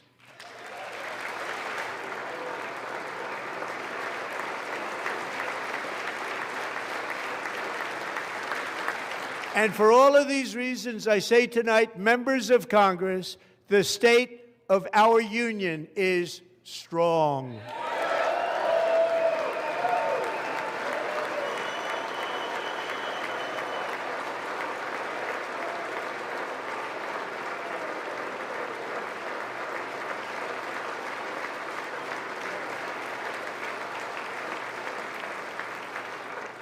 Our country is winning again. In fact, we're winning so much that we really don't know what to do about it.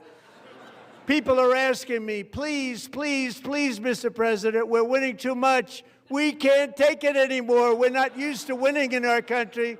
Until you came along, we're just always losing, but now we're winning too much. And I say, no, no, no, you're going to win again. You're going to win big. You're going to win bigger than ever. And to prove that point, here with us tonight is a group of winners who just made the entire nation proud. The men's gold medal Olympic hockey team. Come on in.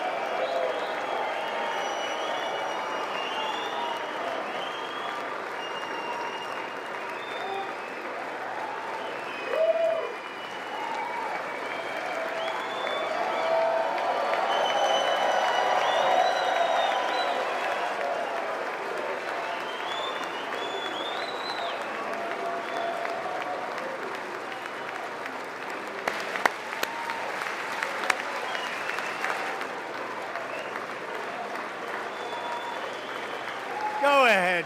They do.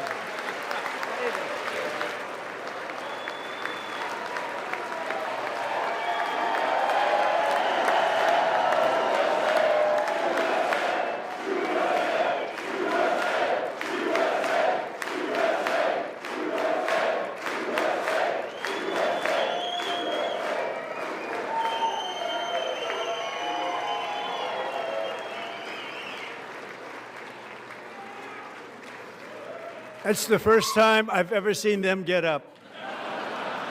And actually, not all of them did get up. But they beat a fantastic Canadian team in overtime, as everybody saw, as did the American women who will soon be coming to the White House.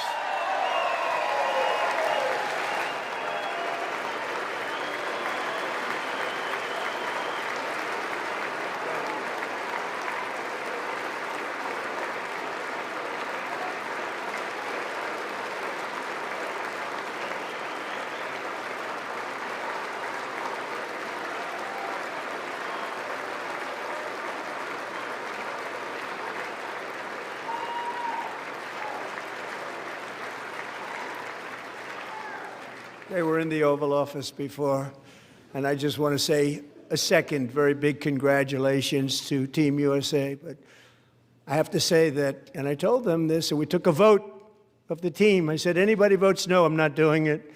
So they stood there, and they weren't about to say no, because I've never seen a goaltender play as well as goalie Connor Hellebuyck.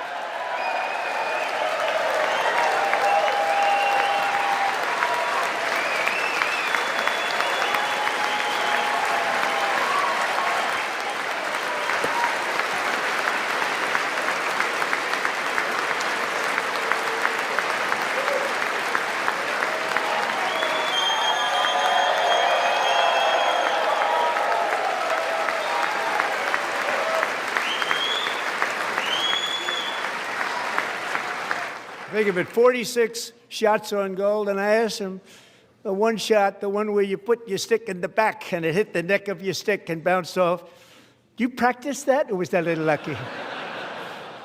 He refused to answer that question. But I just want to tell you that the members of this great hockey squad will be very happy to hear, based on their vote and my vote, and in this case my vote was more important, that I will soon be presenting Connor with our highest civilian honor, which we will be given and which has been given to many athletes over the years. But when I say many, not too many, like 12, it's called the highest civilian honor in our country, the Presidential Medal of Freedom.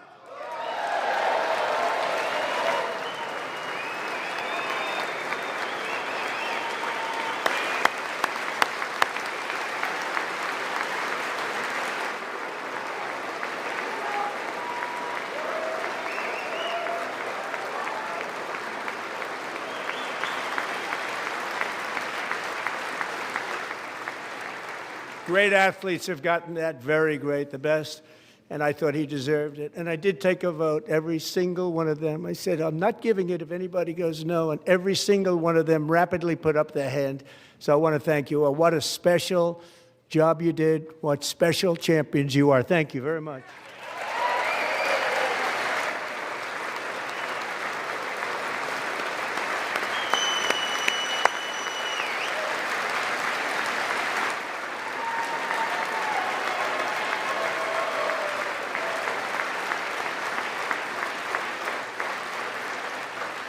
I'm also pleased to say that the next time the Olympic torch is lit, it will be here in America for the 2028 Olympics, and it's the summer version right in Los Angeles. We're going to do a good job in Los Angeles.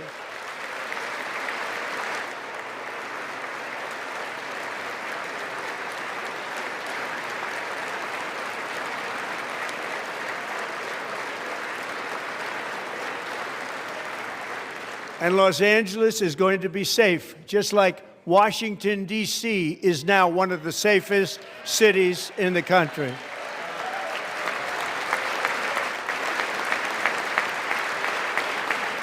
And this year, and I must say I got them both. I got them in my first term, and I was disappointed because I didn't think I'd be the president when this happened. But strange things took place. And now I've got them because I got the Olympics and I got the 2026 FIFA World Cup, and I wanted to claim the 250th, but I didn't get away with that one. I couldn't claim that one for myself. But we're getting the World Cup, so we have the World Cup and the Olympics coming, and that is exciting news.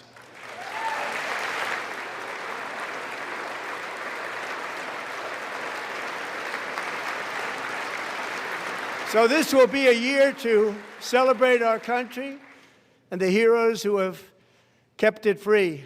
Men like Buddy Taggart.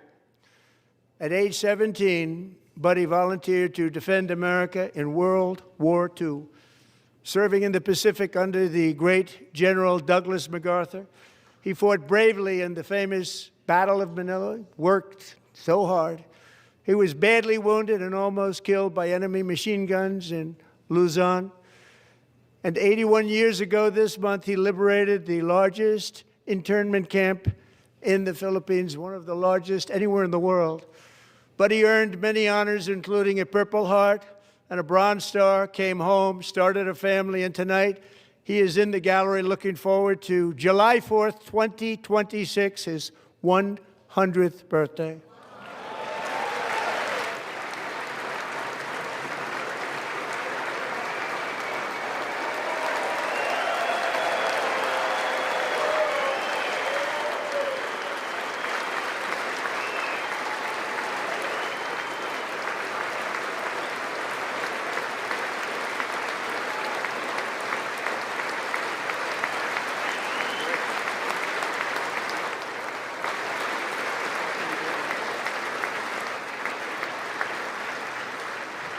So, Buddy, you're a brave man, and we salute you. Even in times of challenge, setback, and immense heartache, the spirit of 1776 has always shone through very brightly. It was July 4th of last year when floodwaters tore through a girls' summer camp in Central Texas, one of the worst things I've ever seen. I was there, rising 26 feet in the matter of minutes, tragically claiming many, many lives. You all remember that one. As the waters threatened to sweep her away, 11-year-old Millie Kate McClymont closed her eyes and prayed to God. She thought she was going to die. Those prayers were answered when Coast Guard rescue swimmer Scott Ruskin descended from a helicopter above. Nobody knew where he came from. It was Scott's first ever rescue mission, a young guy, but very brave, very, very top, always top in his class. And he lifted not just Millie Kate, but 164 others to safety.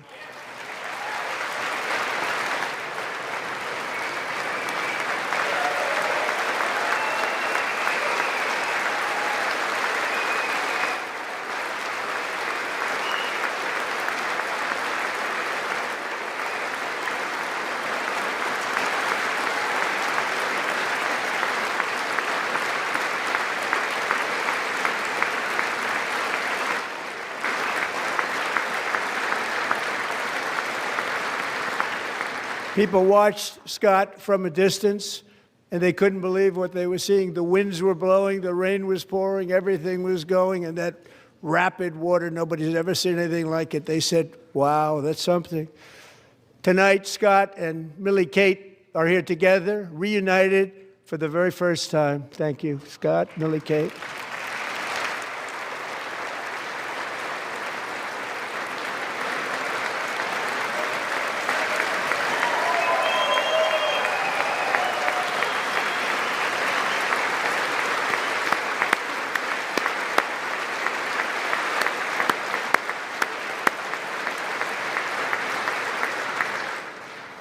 And Petty Officer Ruskin, I'm pleased to inform you that I am now awarding you the Legion of Merit for extraordinary heroism, which is what it was, extraordinary heroism. Thank you.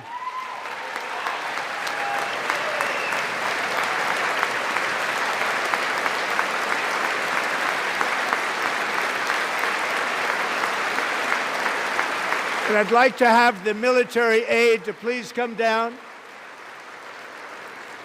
and take care of the service. Military aide, thank you very much. Take care of that very important service. Thank you very much. From 1776 to today, every generation of Americans has stepped forward to defend life, liberty, and the pursuit of happiness. And they're really doing it for the next generation. But now it's our turn. Together we're building a nation where every child has the chance to reach higher and go further, where government answers to the people, not the powerful, and where the interests of hardworking American citizens are always our first and ultimate concern. That is the debt we owe to the heroes who came before us, and that is the promise we must keep to America for our 250th year. Last year, I urged this Congress to begin the mission by passing the largest tax cuts in American history, and our Republican majorities delivered so beautifully. Thank you, Republicans.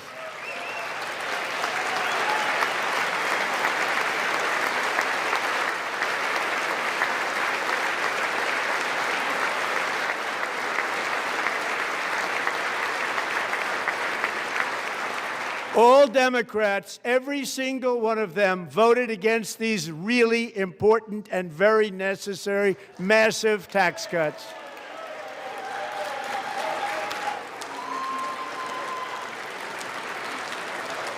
They wanted large-scale tax increases to hurt the people instead. But we held strong, and with the great, big, beautiful bill, we gave you no tax on tips, no tax on overtime, and no tax on Social Security for our great seniors.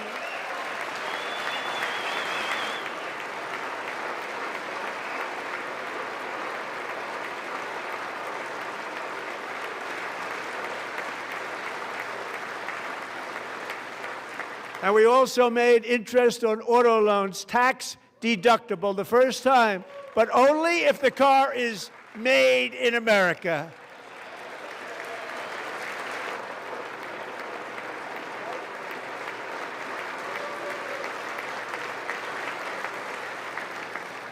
Recently in Pennsylvania, I met Megan Hemhauser, a devoted mom who's homeschools her children. Beautiful, 2 children, during the day while waiting tables at night as her husband works overtime operating very heavy equipment. Megan is here this evening, and she's happy to tell you that she is so much richer because with no tax on tips, no tax on overtime, and her expanded child tax credit done again by Republicans, Megan and her husband will take home more than $5,000 extra just for the year, cutting her tax bill in more than half.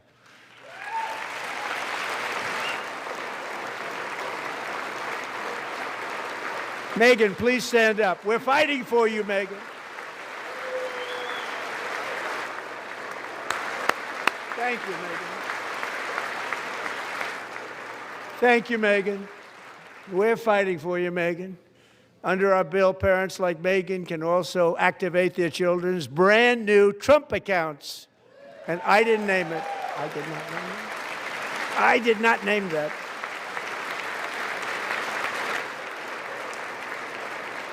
Nobody believes me, but I did not name it. It was named by a very tall man sitting right there in the third row.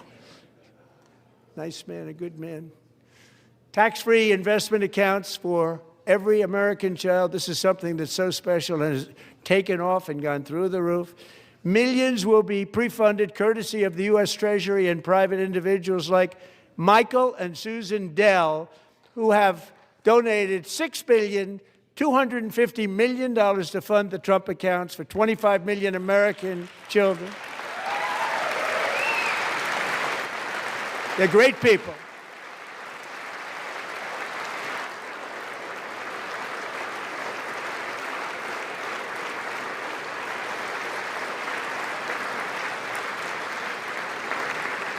You know, I asked Michael Dell, how do you make all that money? He said, well, I just sat on my dorm in school, and I made computers, and I'd sell them to people, and I just kept selling and selling and selling, and pretty amazing story. That's called the American dream. He sold a lot of computers, a lot of those laptops, so I congratulate him on that, but I really thank him and Susan, as well as others like Brad Gerstner, a very tremendous guy. He was behind it right from the beginning. Brad Gerstner. Thank you, Brad.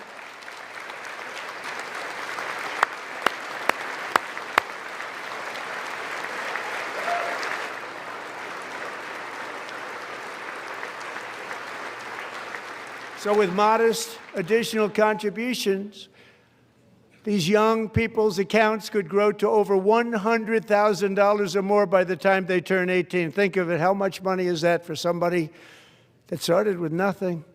Over 100,000, could be much more than that.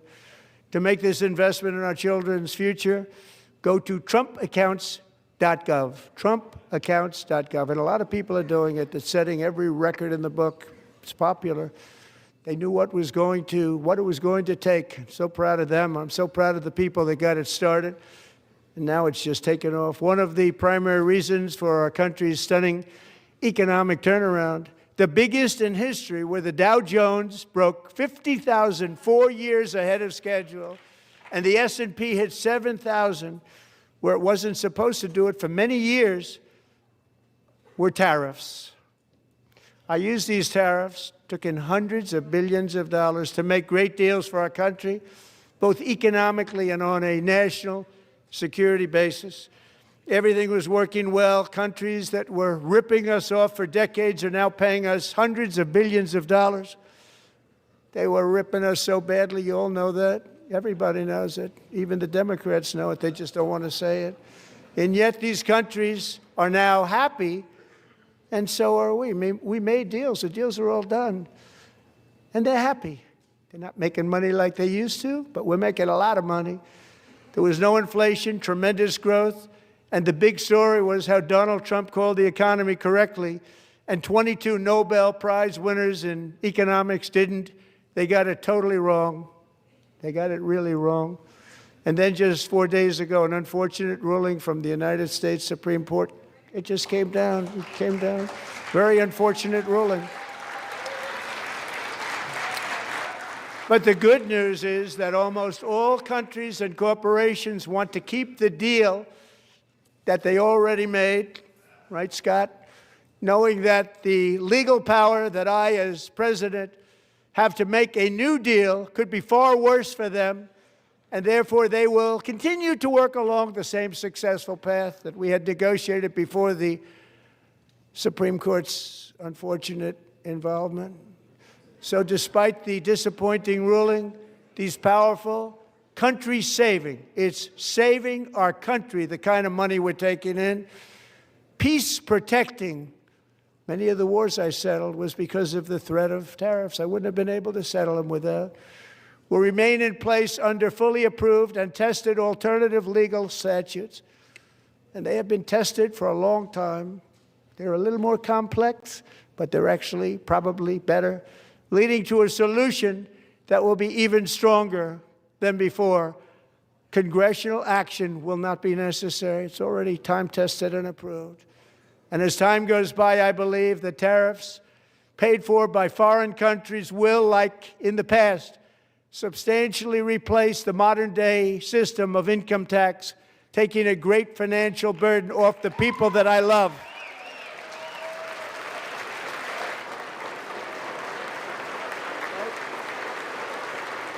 Right?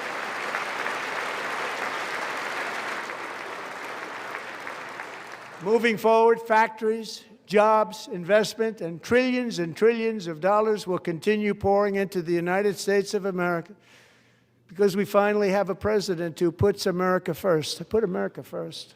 I love America.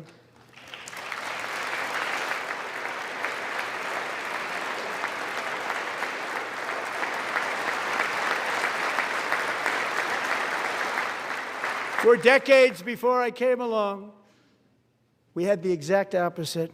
From trade to healthcare, from energy to immigration, everything was stolen and rigged in order to drain the wealth out of the productive, hardworking people who make our country great, who make our country run. Under Biden and his corrupt partners in Congress and beyond, it reached a breaking point with the Green New scam, open borders for everyone. They poured in by the millions and millions from prisons, from mental institutions. They were murderers, 11,888 murders. They came into our country. You allowed that to happen. And record-setting inflation that cost the typical family $34,000 in just a speck of time. Now the same people in this chamber who voted for those disasters suddenly used the word affordability, a word. They just used it. Somebody gave it to them, knowing full well that they caused and created the increased prices that all of our citizens had to endure. You caused that problem. You caused that problem.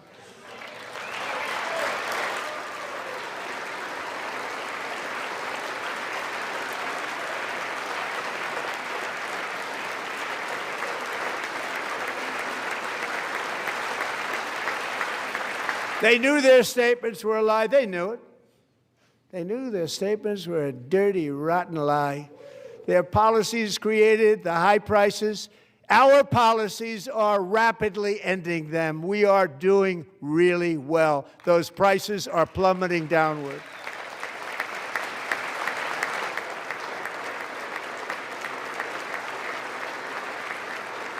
The price of eggs is down 60%, Madam Secretary, thank you.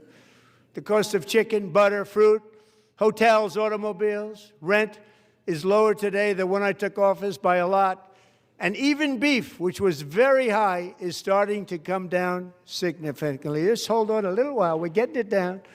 And soon you will see numbers that few people would think were possible to achieve just a short time ago. Nobody can believe when they see the kind of numbers, and especially energy, when they see energy going down to numbers like that, they cannot believe it. It's like another big tax cut. I'm also confronting one of the biggest ripoffs of our times, the crushing cost of health care caused by you. Since the passage of the Unaffordable Care Act, sometimes referred to as Obamacare, big insurance companies have gotten rich. It was meant for the insurance companies, not for the people. With our government giving them hundreds and hundreds of billions of dollars a year as their stock prices soared 1,000, 1,200, 1,400, and even 1,700%, like nothing else. That's why I introduced the great health care plan. I want to stop all payments to big insurance companies and instead give that money directly to the people so they can buy their own health care, which will be better health care at a much lower cost.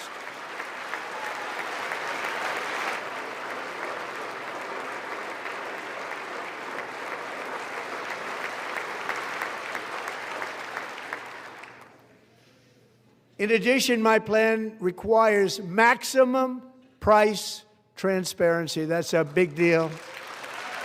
Sounds so simple, so big. And I did that in my first term, and the Democrats immediately terminated it with full knowledge that they were doing a very bad thing for the people. Costs were going to go way up, and that's what happened, and now I'm bringing them way down on health care and everything else. I'm also ending the wildly inflated cost of prescription drugs like has never happened before.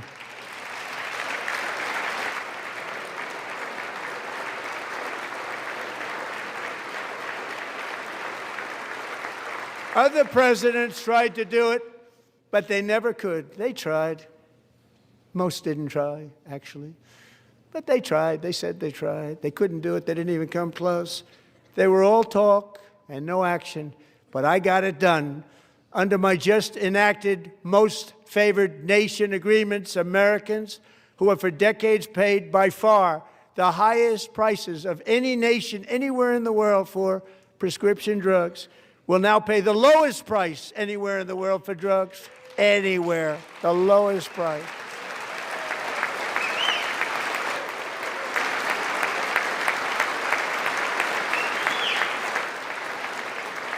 So in my first year of the second term,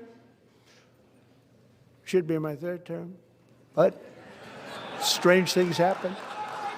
I took prescription drugs, a very big part of health care, from the highest price in the entire world to the lowest. That's a big achievement. The result is price differences of 300, 400, 500, 600% and more, all available right now at a new website called TrumpRx.gov. And I didn't name that one either, by the way.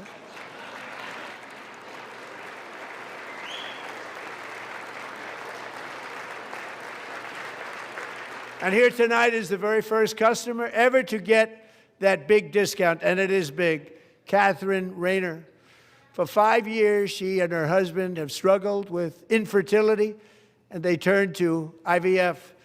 One drug has been costing Catherine $4,000 to purchase, but a few weeks ago, she logged onto the TrumpRx website and got that same drug that cost $4,000, got it for under $500.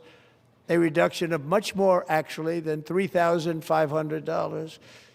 Catherine, we are all praying for you, and you're going to be a great mom.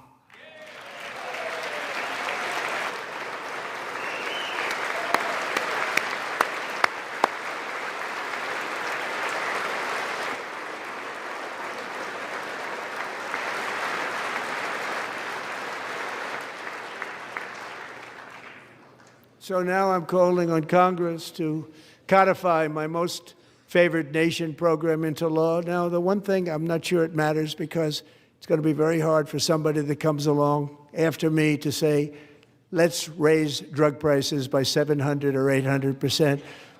But John and Mike, if you don't mind, codify it anyway. They may do it. Codify it anyway. Thank you. Many Americans are also concerned that energy demand from AI data centers could unfairly drive up their electric utility bills. Tonight, I'm pleased to announce that I have negotiated the new Ratepayer Protection Pledge. You know what that is? We're telling the major tech companies that they have the obligation to provide for their own power needs. They can build their own power plants as part of their factory so that no one's prices will go up. And in many cases, prices of electricity will go down for the community and very substantially down. This is a unique strategy never used in this country before. We have an old grid. It could never handle the kind of numbers, the amount of electricity that's needed. So I'm telling them they can build their own plant. They're going to produce their own electricity. It will ensure the company's ability to get electricity while at the same time lowering prices of electricity for you, and could be very substantial for all of you cities and towns. You're going to see some good things happen over the next number of years. Another pillar of the American dream that has been under attack is home ownership. With us tonight is Rachel Wiggins, a mom of two from Houston. She placed bids on 20 homes and lost all of those bids to gigantic investment firms that bypassed inspection, paid all cash, and turned those houses into rentals, stealing away her American dream. She was devastated. Stories like this are why last month I signed executive order to ban large Wall Street investment firms from buying up in the thousands single-family homes.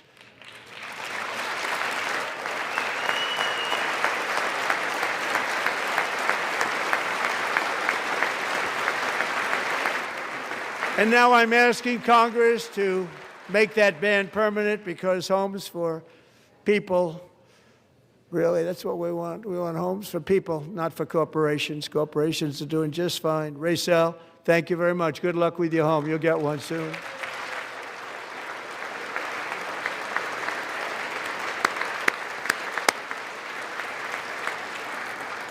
We're also working to make it easier for Americans to save for retirement.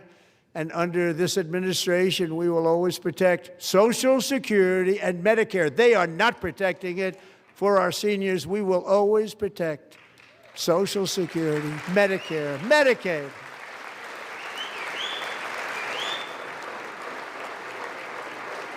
Since I took office, the typical 401k balance is up by at least $30,000. That's a lot of money. We have millions and millions of people, because the stock market has done so well, setting all those records. Your 401ks are way up. Yet half of all of working Americans still do not have access to a retirement plan with matching contributions from an employer. To remedy this gross disparity, I'm announcing that next year my administration will give these often forgotten American workers, great people, the people that built our country, access to the same type of retirement plan offered to every federal worker. We will match your contribution with up to $1,000 each year. As we ensure that all Americans can profit from a rising stock market, let's also ensure that members of Congress cannot corruptly profit from using insider information.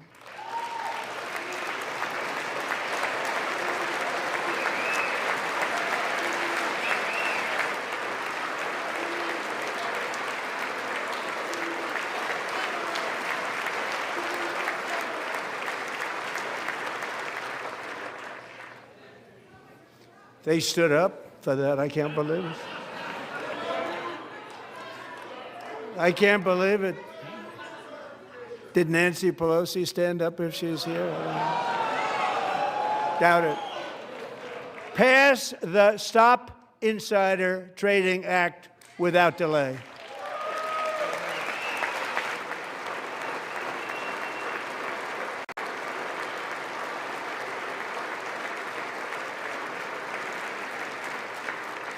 I wasn't sure if anybody even on this side was going to applaud for that. I'm very impressed. Thank you. I'm very impressed. But when it comes to the corruption that is plundering, it's plundering America.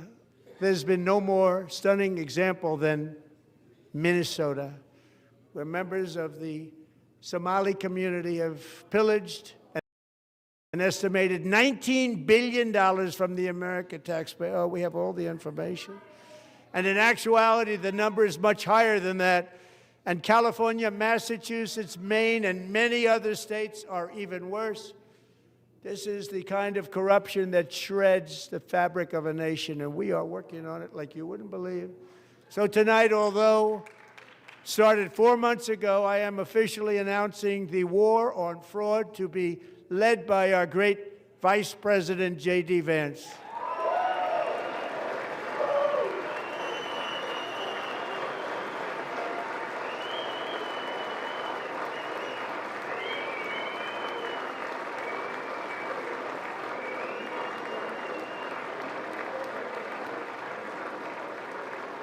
He'll get it done. And we're able to find enough of that fraud, we will actually have a balanced budget overnight. It'll go very quickly. That's the kind of money you're talking about. We'll balance our budget. The Somali pirates who ransacked Minnesota remind us that there are large parts of the world where corruption and lawlessness are the norm, not the exception. Importing these cultures through unrestricted immigration and open borders brings those problems right here to the USA. And it is the American people who pay the price in higher medical bills, car insurance rates, rent, taxes, and perhaps most importantly, crime. We will take care of this problem. We're going to take care of this problem. We are not playing games. Delilah.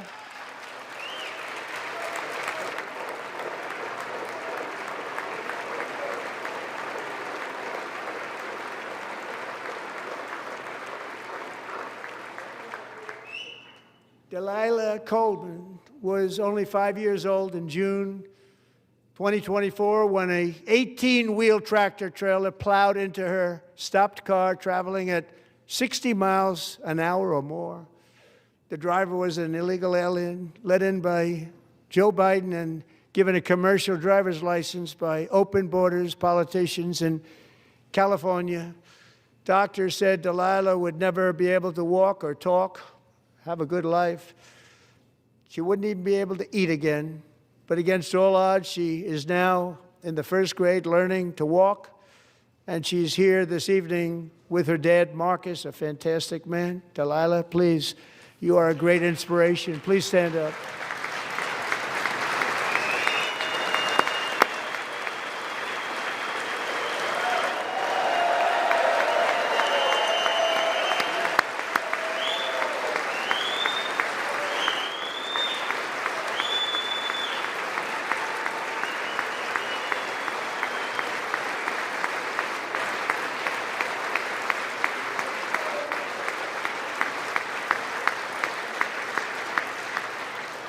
Thank you, Delilah. Many, if not most, illegal aliens do not speak English and cannot read even the most basic road signs as to direction, speed, danger, or location. That's why tonight I'm calling on Congress to pass what we will call the Delilah Law, barring any state from granting commercial driver's licenses to illegal aliens.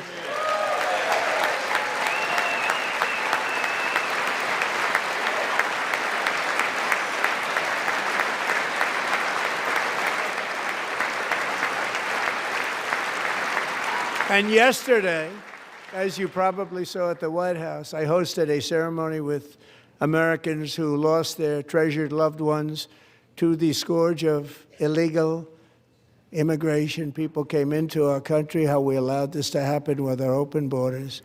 These are the angel moms and families that for decades our government betrayed and our media totally ignored. It was terrible. Hard to believe, actually. In 2023, a 16-year-old high school cheerleader named Elizabeth Medina was supposed to perform in her town's Christmas parade, but she never arrived. Her mother, Jacqueline, went home to look for her and she found her lying dead in a bathtub, bleeding profusely after being stabbed 25 times. Lizbeth's killer was a previously arrested illegal alien who had broken in and brutally extinguished the brightest light in her family's life, violently and viciously. Her heartbroken mother is in the gallery to remind everyone in this chamber exactly why we are deporting illegal alien criminals to our country at record numbers, and we're getting them the hell out of here fast. We don't want them.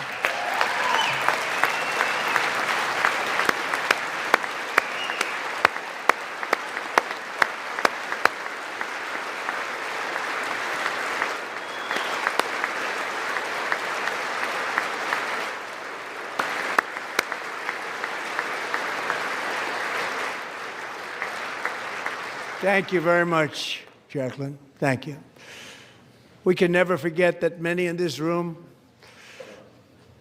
not only allowed the border invasion to happen before I got involved, but indeed they would do it all over again if they ever had the chance. If they ever got elected, they would open up those borders to some of the worst criminals anywhere in the world. The only thing standing between Americans and a wide open border right now is President Donald J. Trump and our great Republican patriots in Congress. Thank you. Thank you.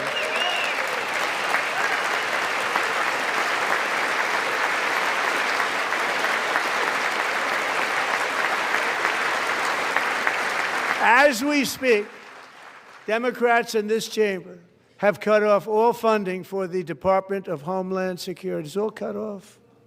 It's all cut off. They have instituted another Democrat shutdown, the first one costing us 2 points on GDP. 2 points we lost on GDP, which probably made them quite happy, actually. Now they have closed the agency responsible for protecting Americans from terrorists and murderers. Tonight I'm demanding the full and immediate restoration of all funding for the border security, homeland security of the United States, and also for helping people clean up their snow. We have no money because of the Democrats, and it would be nice, we'd love to give you a hand at cleaning it up, but you gave no money. Nobody's getting paid. It's a shame. So you have to think about it. We have, in case you didn't know, a pretty large snowstorm out there. One of the great things about the State of the Union is how it gives Americans the chance to see clearly what their representatives really believe. So tonight I'm inviting every legislator to join with my administration in reaffirming a fundamental principle. If you agree with this statement, then stand up and show your support. The first duty of the American government is to protect American citizens, not illegal aliens.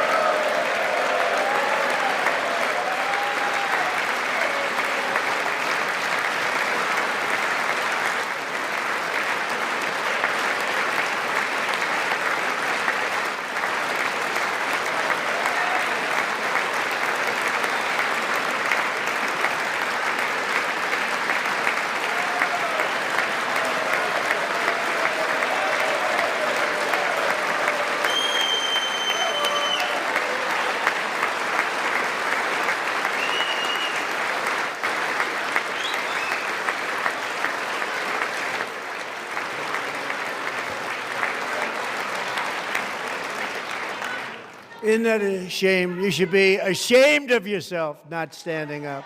You should be ashamed of yourself. That is why I'm also asking you to end deadly sanctuary cities that protect the criminals and enact serious penalties for public officials who block the removal of criminal aliens. In many cases, drug lords, murderers all over our country, they're blocking the removal of these people out of our country, and you should be ashamed of yourself.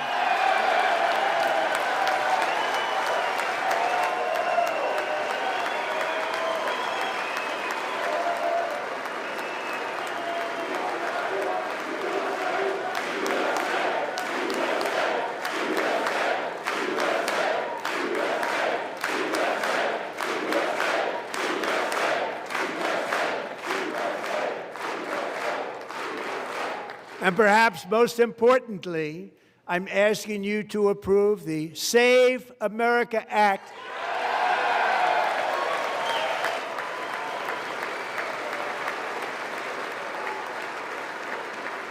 To stop illegal aliens and others who are unpermitted persons from voting in our sacred American elections. The cheating is rampant in our elections. It's rampant. It's very simple. All voters must show voter ID.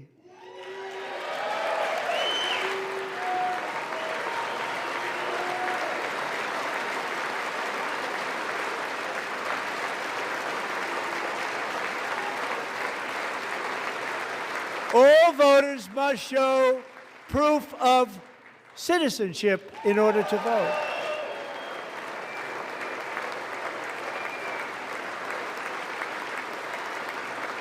And no more crooked mail-in ballots except for illness, disability, military, or travel. None. And this should be an easy one. And by the way, it's polling at 89%, including Democrats. 89%.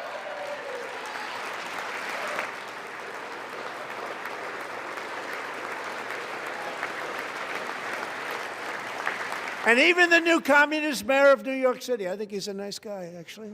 Speak to him a lot. Bad policy, but nice guy. Just said they want people to shovel snow. They got hit hard. Wants them to shovel snow, but if you apply for that job, you need to show 2 original forms of ID and a Social Security card. Yet they don't want identification for the greatest privilege of them all, voting in America. No, it's no good. No good. Both Republicans and Democrats overwhelmingly agree on the policy that we just enunciated.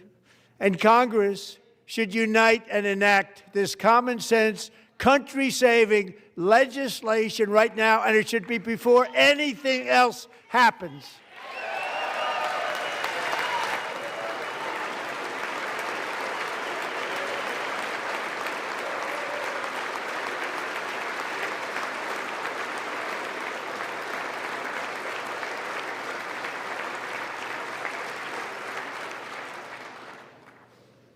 And the reason they don't want to do it, why would anybody not want voter ID? One reason, because they want to cheat. There's only one reason.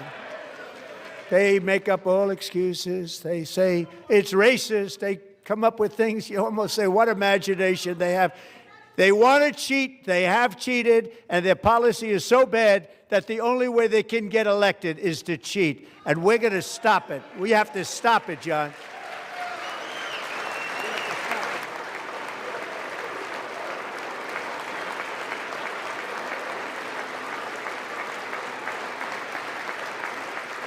And here is one more opportunity to show common sense in government. In the gallery tonight are Sage Blair and her mother, Michelle. In 2021, Sage was 14 when school officials in Virginia sought to socially transition her to a new gender, treating her as a boy and hiding it from her parents. Hard to believe, isn't it? Before long, a confused Sage ran away from home after she was found in a horrific situation in Maryland A left-wing judge refused to return Sage to her parents because they did not immediately state that their daughter was their son. Sage was thrown into an all-boys state home and suffered terribly for a long time. But today, all of that is behind them because Sage is a proud and wonderful young woman with a full-ride scholarship to Liberty University. Sage and Michelle, please stand up.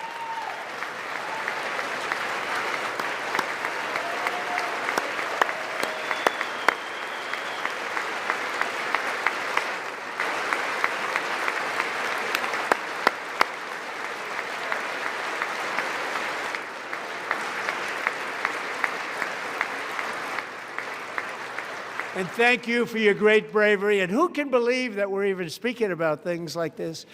15 years ago, if somebody was up here and said that, they'd say, what's wrong with him? But now we have to say it because it's going on all over numerous states without even telling the parents. But surely we can all agree no state can be allowed to rip children from their parents' arms and transition them to a new gender against the parents' will. Who would believe that we're even talking about this? We must ban it, and we must ban it immediately.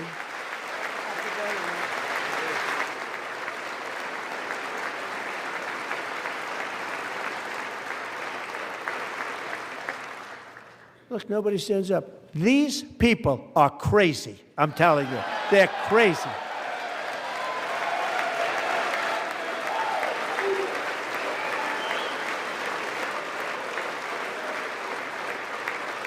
Amazing, incredible.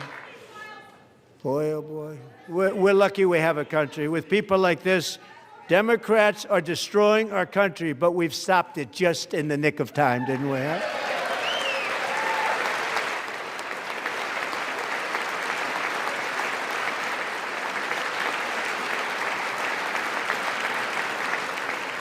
No one cares more about protecting America's youth than our wonderful First Lady, now a movie star. She's a movie star. Can you believe it? Who would have believed that? Over the past year, she has had an incredible impact championing AI legislation, advancing a landmark executive order on foster care, and helping secure $30 million to launch the Melania Trump Foster Youth to Independence Initiative. It's a tremendous, really a tremendous thing that happened and had a lot of bipartisan support. She gets much better bipartisan support than I do. I get none. She gets a lot. Someday you're going to have to tell me how you did that. And students and educators in every state have joined the First Lady's efforts in the presidential AI challenge, keeping America's next generation positioned to succeed and strongly succeed in the future. Tonight, we welcome two young people whose lives reflect the First Lady's impact, Sierra Burns and Everest Nevermont. Thank you both, and Melania, thank you. I know how hard you worked on it. Thank you very much.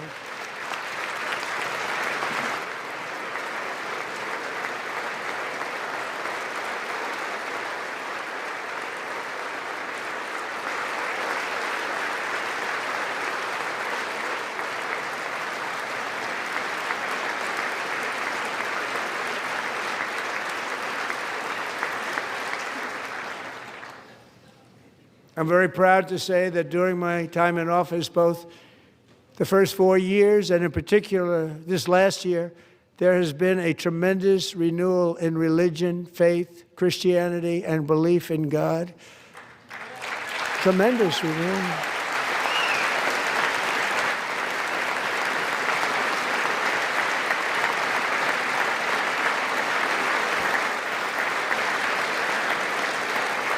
This is especially true among young people, and a big part of that had to do with my great friend, Charlie Kirk, a great guy, great man.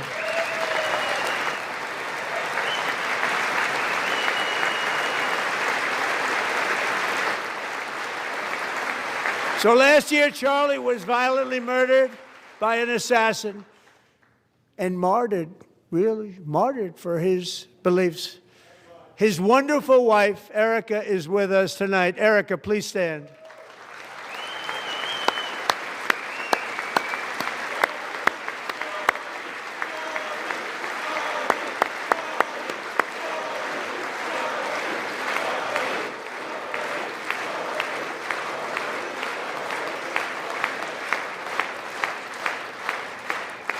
Thank you, Erica.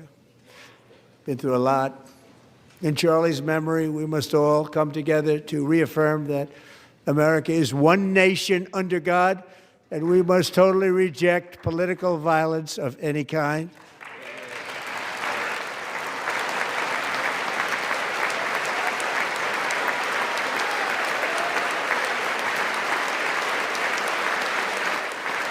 We love religion, and we love bringing it back, and it's coming back at levels that nobody actually thought possible. It's really a beautiful thing to see.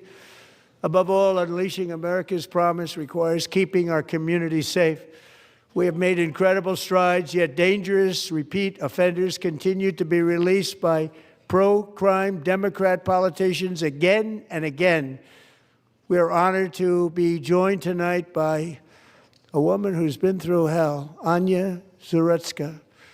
In 2022, she and her beautiful daughter, so beautiful, what a beautiful young woman, Irina, fled war-torn Ukraine to live with relatives near Charlotte, North Carolina. And by the way, what's going on with Charlotte? Last summer, 23-year-old Irina was riding home on the train when a deranged monster who had been arrested over a dozen times and was released through no cash bail, stood up and viciously slashed a knife through her neck and body. No one will ever forget. There were people on that train.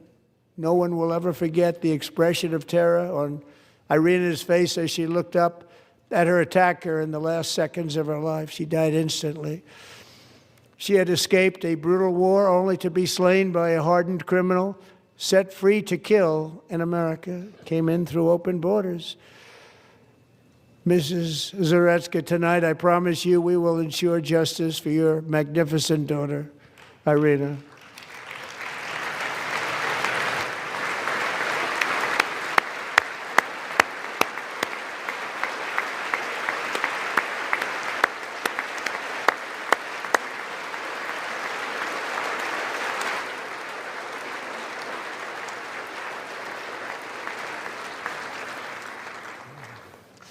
How do you not stand?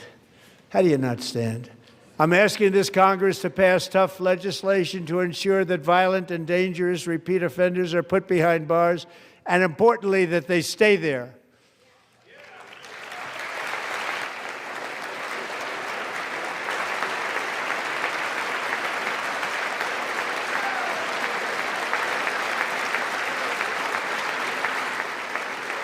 Starting last summer, I deployed our National Guard and federal law enforcement to restore law and order to our most dangerous cities, including Memphis, Tennessee, big success, New Orleans, Louisiana, big success, and our nation's capital itself, Washington, D.C., where we have almost no crime anymore in Washington, D.C. How did that happen?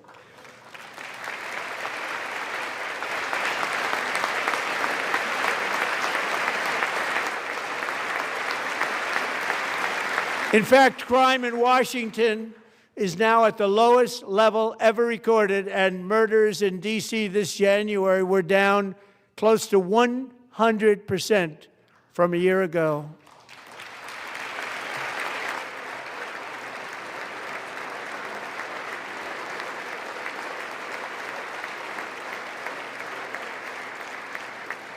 They don't like to hear that. One of the brave service members who helped achieve this stunning turnaround was 20-year-old West Virginia Army National Guard Specialist Sarah Beckstrom. After a 4-month deployment, she voluntarily extended her service, and her rank was going to be lifted. She was doing so well. They were so proud of her. But the very next day, she was on patrol near the White House when she was ambushed and shot in the head by a terrorist monster from Afghanistan. Shouldn't have been in our country. And all because she wore the uniform of our nation. She was shot. He traveled here because he didn't like people wearing our uniform. He was sick and deranged. Shouldn't have been in our country. Sarah Beckstrom died in order to defend our capital, and we are honored to be joined by her wonderful parents, Gary and Eva Lee. Your daughter was a true American patriot, and she will be greatly missed. She was a great person. I saw reports on her. They've never seen anything like it.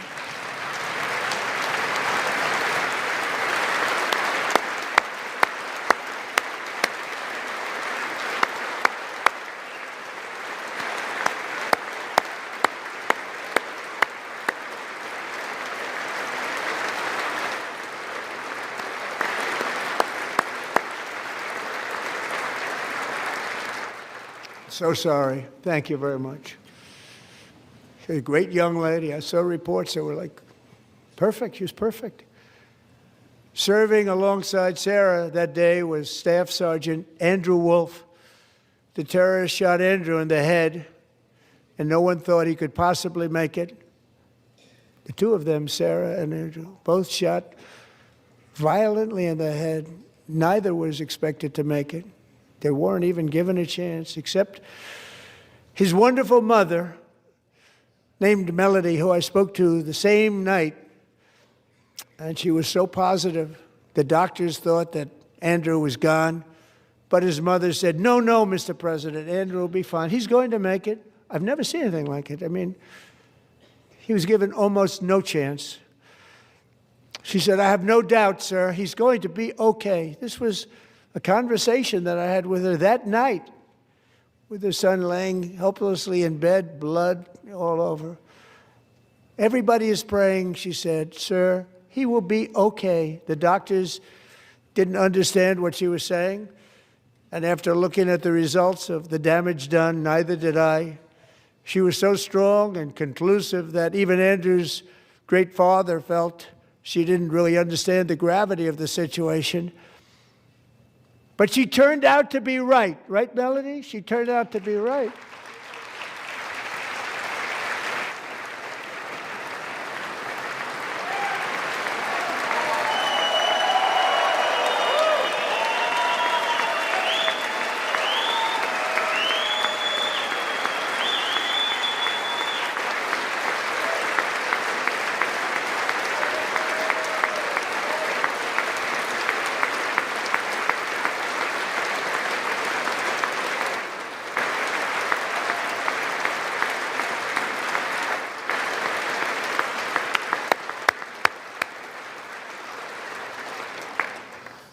Amazing, actually. I said, where does this woman come from? She's the most positive person I've ever met. With God's help, Andrew has battled back from the edge of death, and we're talking about the edge of death, on his way to a miraculous recovery. He's got a little work to do, but he's doing great. Nice to see you. He's a good-looking guy. Nice to see you. Thanks, Andrew. Thank you very much.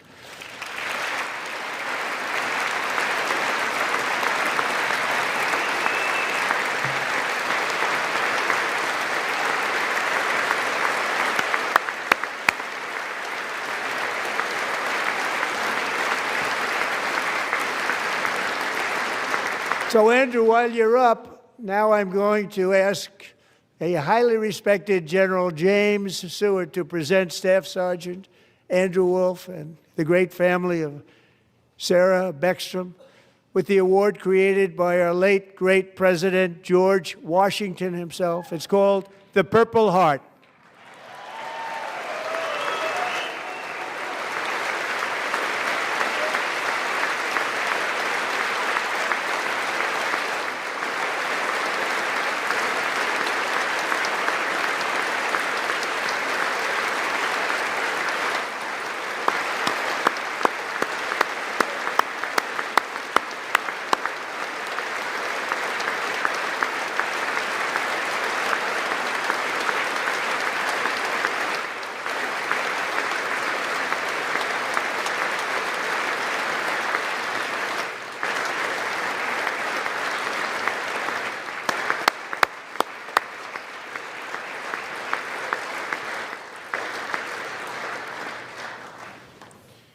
We love you all. Love you. We're proudly restoring safety for Americans at home, and we are also restoring security for Americans abroad. Our country has never been stronger. My first 10 months, I ended 8 wars, including Cambodia. Isn't it funny? Sick people.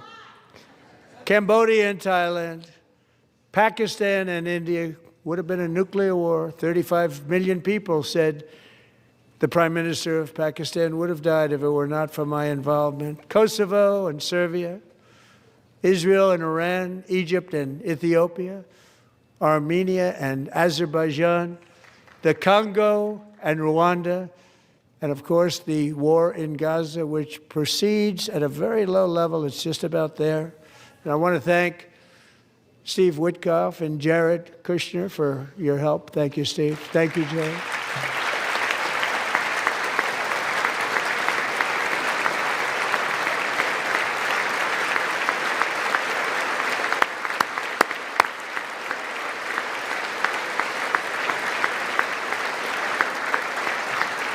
And I also want to thank the man they report to, Secretary of State Marco Rubio. Thank you, Marco.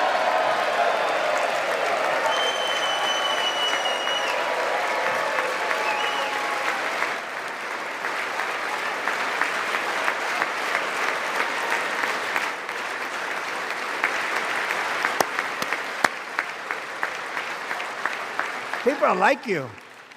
You know, Marco got 100% of the votes when he was in confirmation. I think our next one was about 54%. And some of the Democrats are now saying, I can't believe we approved that guy. And he said it's an honor that they feel that way, right, Marco? You have done a great job, great Secretary of State. I think he'll go down as the best ever.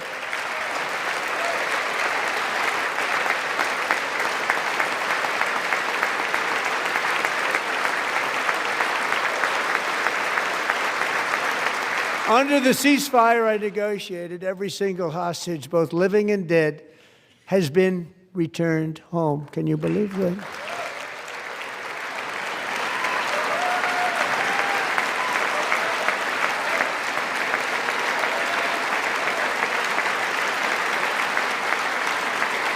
Nobody thought it was possible. Nobody thought that was possible.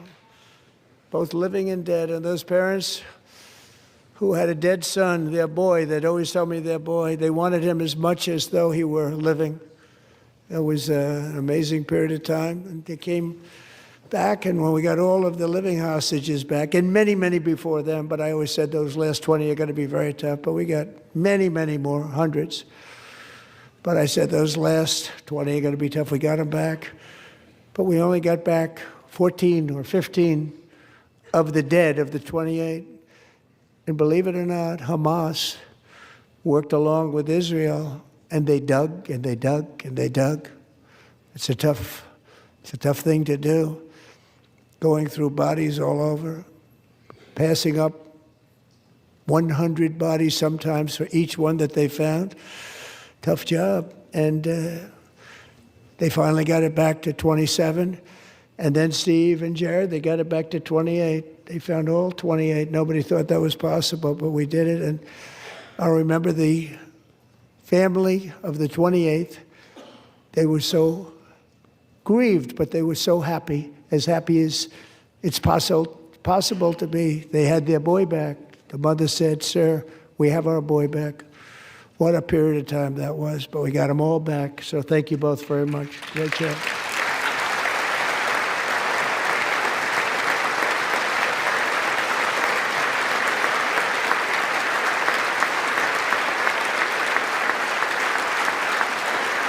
And we're working very hard to end the 9th war, the killing and slaughter between Russia and Ukraine, where 25,000 soldiers are dying each and every month. Think of that, 25,000 soldiers are dying a month.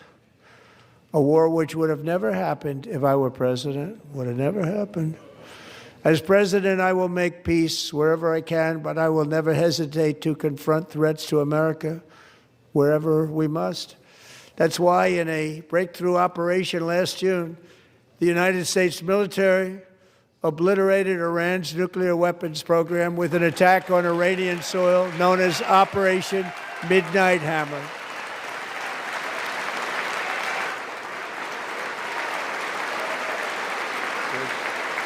Good.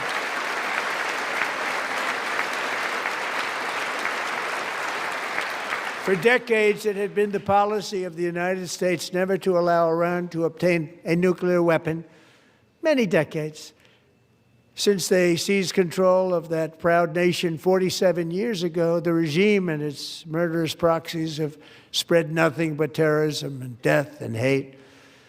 They've killed and maimed thousands of American service members and hundreds of thousands and even millions of people with what's called roadside bombs. They were the kings of the roadside bomb. And we took out Soleimani. I did that during my first term. Had a huge impact. He was the father of the roadside bomb.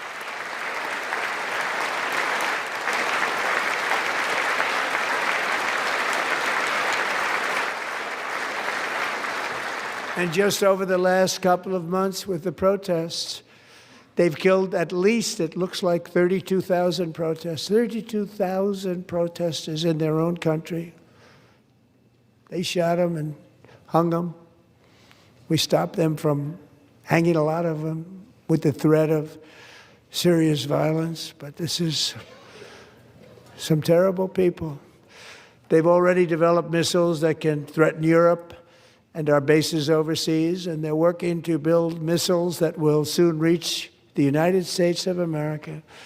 After Midnight Hammer, they were warned to make no future attempts to rebuild their weapons program, and in particular, nuclear weapons. Yet they continue.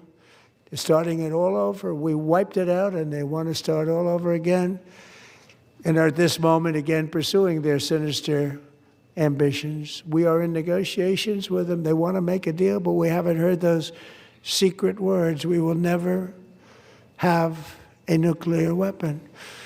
My preference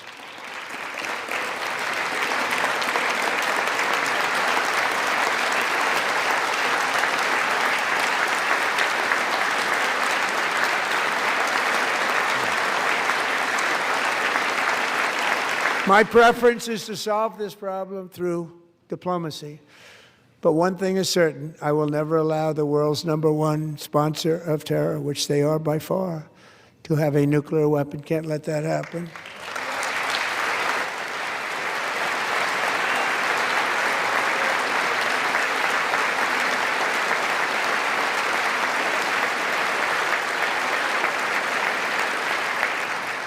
And no nation should ever doubt America's resolve. We have the most powerful military on earth. I rebuilt the military in my first term. We're going to continue to do so. Also, we just approved a $1 trillion budget. We have no choice. We have to be strong because hopefully we will seldom have to use this great power that we built together. It's really called Peace Through Strength, and it's been very, very effective.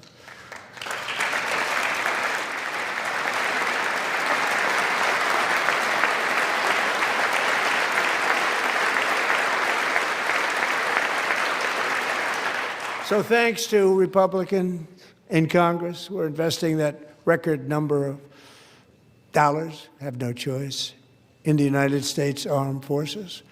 We're also creating a lot of jobs, but we're not even doing it for that reason.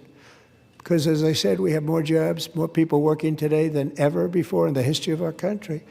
And NATO countries, our friends and allies, they are. They're our friends and they're our allies, have just agreed at my very strong request to pay 5% of GDP for military defense rather than the 2%, which they weren't paying. We were paying for almost all of NATO. Now they're paying 5 as opposed to not paying 2.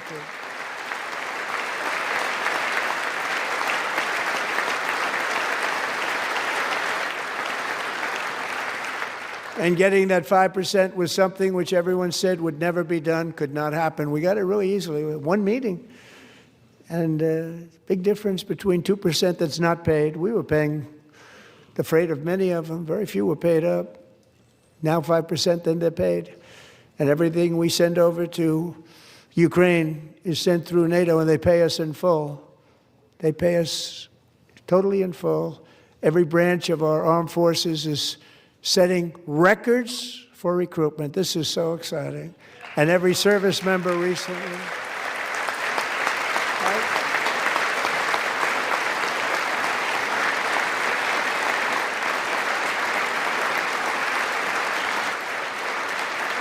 And every service member recently received a warrior dividend of $1,776.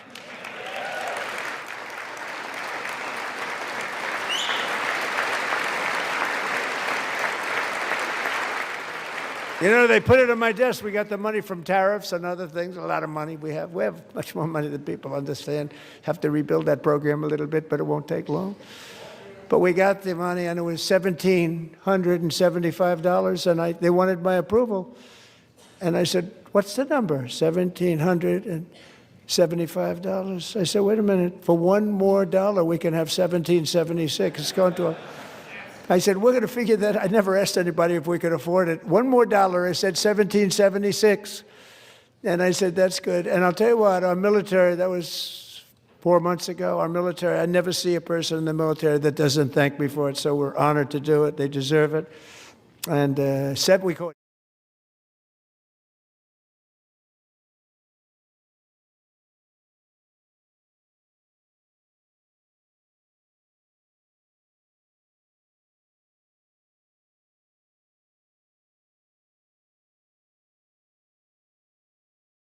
In on a snow day for the rest of the government in the country. And as much of the country feels the impacts of that winter storm, President Trump continues to monitor the situation closely, and he has remained in constant contact with FEMA and emergency responders. President Trump also quickly approved 12 federal emergency disaster declarations within 24 hours for the states of Arkansas, Georgia, Indiana, Kentucky, Louisiana, Maryland, Mississippi, North Carolina, South Carolina, Tennessee, Virginia, and West Virginia, enabling these states to access critical federal resources to supplement their response efforts if needed. These declarations will help state-led efforts of turning power back on, clearing roads for emergency services, and keeping communities safe. The White House will continue to correspond directly with governors and local officials in the coming days, especially in those states that were harshly impacted by this storm. I would also like to address the chaotic scenes in Minnesota over the weekend. Nobody in the White House, including President Trump, wants to see people getting hurt or killed in America's streets. This includes Renee Good, Alex Preddy, the brave men and women of federal law enforcement, and the many Americans who have been victimized at the hands of illegal alien criminals. Saturday's shooting remains under active investigation by Homeland Security Investigations and the FBI. The Customs and Border Protection is also conducting their own internal review. As President Trump said yesterday, the administration is reviewing everything with respect to the shooting, and we will let that investigation play out. But let's be clear about the circumstances which led to that moment on Saturday. This tragedy occurred as a result of a deliberate and hostile resistance